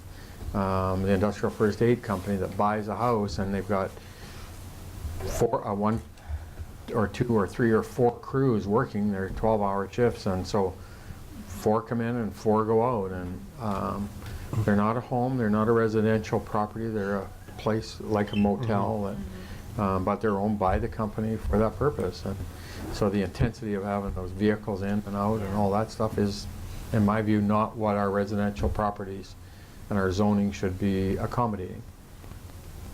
Councillor Javek. So have we got zoning now for rooming houses or boarding houses? Do you know? Sorry. Zoning. Are they in the zoning? Yeah. They are in. Yeah. RM 1 and 2, I think. Because I don't think we should have any zoning for rooming houses at all in residential. like Charlie said, you know, it's a mini motel. Yeah. But, you know, they're already established. I don't know how you deal with them. Yeah. But I don't think, you know, it's appropriate. I think it says once it's more than 4 bedrooms or 4 rooms that are rented, it becomes, when it's 5 and more, it becomes a rooming house by definition, if I remember right. It depends which definition. Okay. Because I think they say different things. Councillor Parslow, then Councillor Earl. Well, you asked about the prevalence. That's a it's a good question because it might have changed, but I can say with certainty they still exist. I can't talk about how many. I know I can take you to see them if you need to, but a few years ago there was a businessman from Fort St. John who allegedly was deriving income of over $40,000 a month from rooming houses in Dawson Creek. So I would say, I don't know if that person has sold and moved on, but I mean, if that's the case, there's quite a number of them for that to happen. Councillor Earl? Yeah, just to echo the sentiments expressed by the rest of council and the mayor, I don't think it's appropriate for crew houses or rooming houses to be necessarily in residential neighborhoods moving forward. In addition, I would, if they are meeting the definition of a rooming house, I would like to see if there's any way for them to be taxed as a commercial enterprise as opposed to under residential rates, because our hoteliers pay a significant amount of taxes, and while it's not our job as a municipal government to intervene in that, we should make sure they're able to compete on a level playing field. Right on. So if you can just bring back a solution to this, then Yeah. Well, and I think we you're. break it by end of March. I think, Your Worship, we have to add to that too. Like, to me, and I agree. I just don't think we should allow them at all. But I think with the way it's gone, and I could probably take you to some in different neighborhoods too.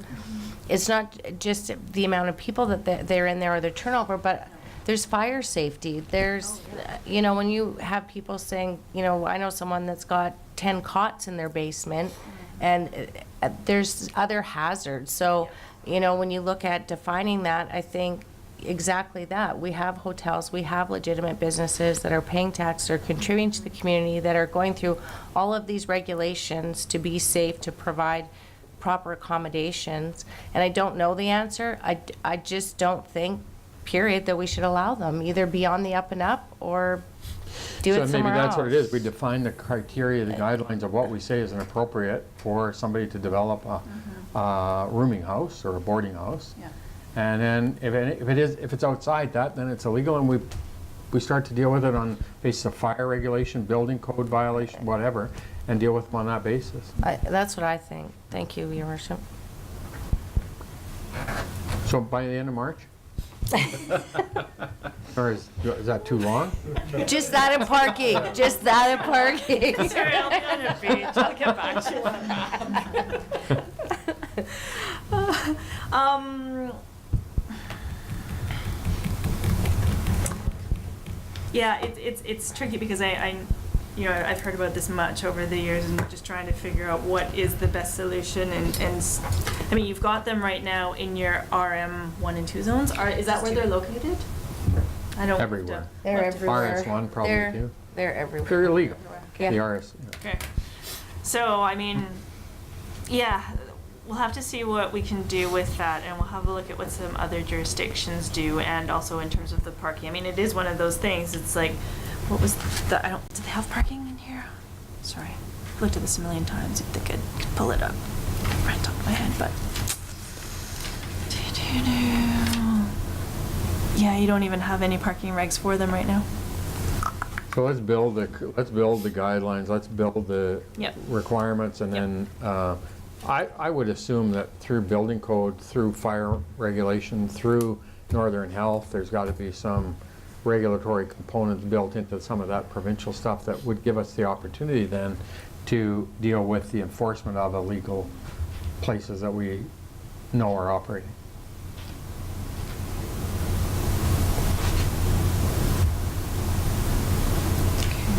And then just to confirm, I think I've heard a number of you say you don't want them at all in any residential zones.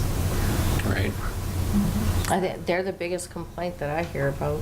But let's put the guidelines in place to say what's an appropriate level of what defines a We'll rooming house definitely boarding. be coming back to you with this, so don't, like I said, we'll talk about that some more with something in front of you to look at, so. Okay. So,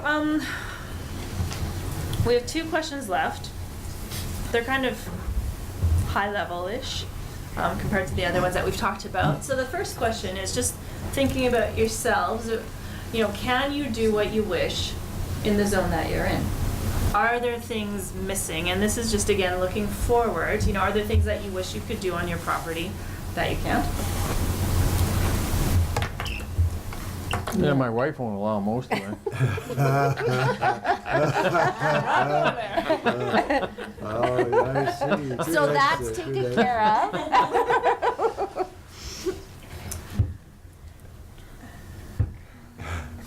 Councillor Parslow.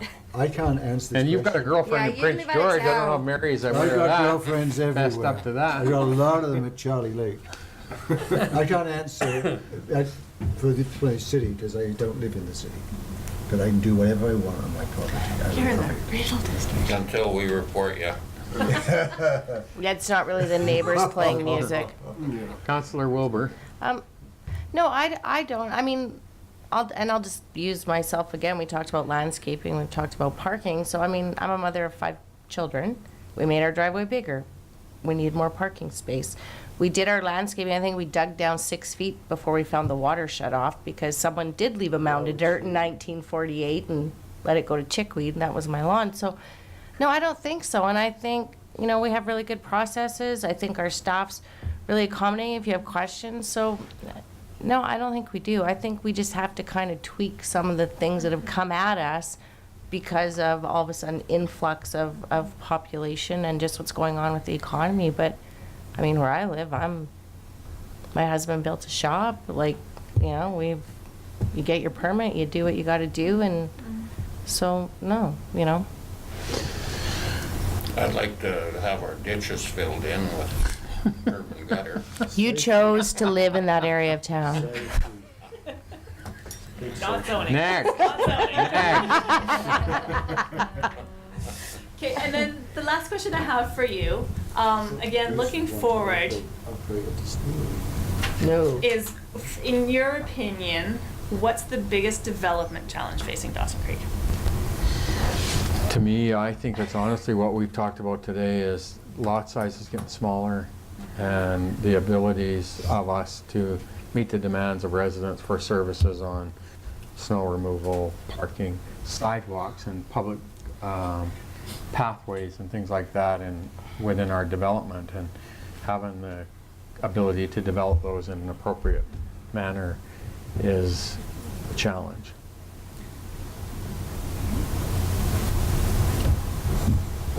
I think drainage is one of the big issues. We've got a residential development up the hill there, and we're going to have little reservoirs all around through the whole thing, which doesn't seem right to me, but that was the majority when the vote came in. It's an area for ducks and geese. Fish. I think I have a slightly different perspective, although drainage is a big issue for sure, as is safety with those open ditches. And, there's several things. One of the development challenges is to find sufficient resources to fully develop those parts of the community that are way below standards for modern development. There's whole areas of the community So that's one of the, how do we finance the development of certain parts of the community? And then on the other side of the coin is that maybe with the uncertainty of the fossil fuel industry, are we perhaps overdeveloped with the changing nature of the economy, given all the blockages to pipelines, etc., etc.? I just wonder about it. Definitely zoning related. What's that? Definitely. But we have forestry and we have. Anything further? Councillor Earl? I just, one thing we always hear about, or I hear about consistently is housing for, how we incentivize the building of housing for people who are maybe looking to downsize out of their home because they've aged out of it, but too young for a care home. And you know, that would be, you know, as the mayor mentioned earlier, stuff downtown, maybe people that don't require as much parking, looking to walk, but also, you know, self-contained communities where there's the fitness, stuff like that, in-house. So what, if anything, can be done, or are we doing to incentivize those developments, because it is kind of a demographic challenge we're going to face increasingly as our baby boomers begin to look towards retirement. Thank you. Next. Right. I think that's it for us for today. Just open the floor. Are there any other zoning topics that you guys wanted to bring up that we haven't touched on? Councillor Javetkov? Yeah, the area east of 8th Street between 103rd and 106th Avenue. Yep. That is, or it was zoned for partly commercial and partly industrial. Yeah. And there's been a few requests come up for variances and we've approved them. And the last we talked about it, I think the intent was to make it a mixed zoning of some sort. And I just wondered what has been done or if anything is done to change it. Well, I believe in the OCP that was designated as a downtown mixed use. Yes. So in terms of what have we done for the zoning, we haven't done anything yet, but we've set the stage with the OCP. So now we will be looking at. So mixed use, what does that mean? So mixed use will be like your residential and your commercial. And I'm trying to remember, I think we might have had some more specific policies for that particular area in and of itself because it's come up before. So it'll be sort of parcel by parcel? Not necessarily. Parcel by parcel? Well, I think there needs to be some different options in there. Okay. Because we've come into those problems with, you know, people want to upgrade their houses and they're not allowed to because it's not, it's zoned industrial, that kind of thing. Yeah, so we'll be looking at that one more closely as we move through the zoning process for sure. Yep. Thank you. Any other issues anybody has? Good session. Good. Yeah. Good. Okay. Last then- one? The last thing was here's just a quick summary of sort of our next steps. So we have been drafting sort of an issues identification report as we've gone through your current zoning bylaw. We'll be just finishing that off with a bit of a summary from today's session and the sessions we had with the development community and the public. We'll get that finalized back to Aaron to have a look at. We'll review it with staff and then we'll come back to you guys again with here's some recommendations based on all of the feedback and input that we've had and really getting a sense from you, okay, where do you guys feel comfortable with us taking it before we start making any changes to the zoning bylaw. And so in the meantime, we've been working on that. We've worked on some development permit area guidelines, which we'll be getting to Aaron here. And so we'll really be digging into the zoning bylaw and the mapping here in the next little bit. Good. Thank you so much. Thank That was you. very good. It was worthwhile. Excellent. appreciate your work. Thanks for your long day. Anything else for council? Motion to adjourn. Councilor Wilbur, Ekstrom, all in favor? Opposed? Well.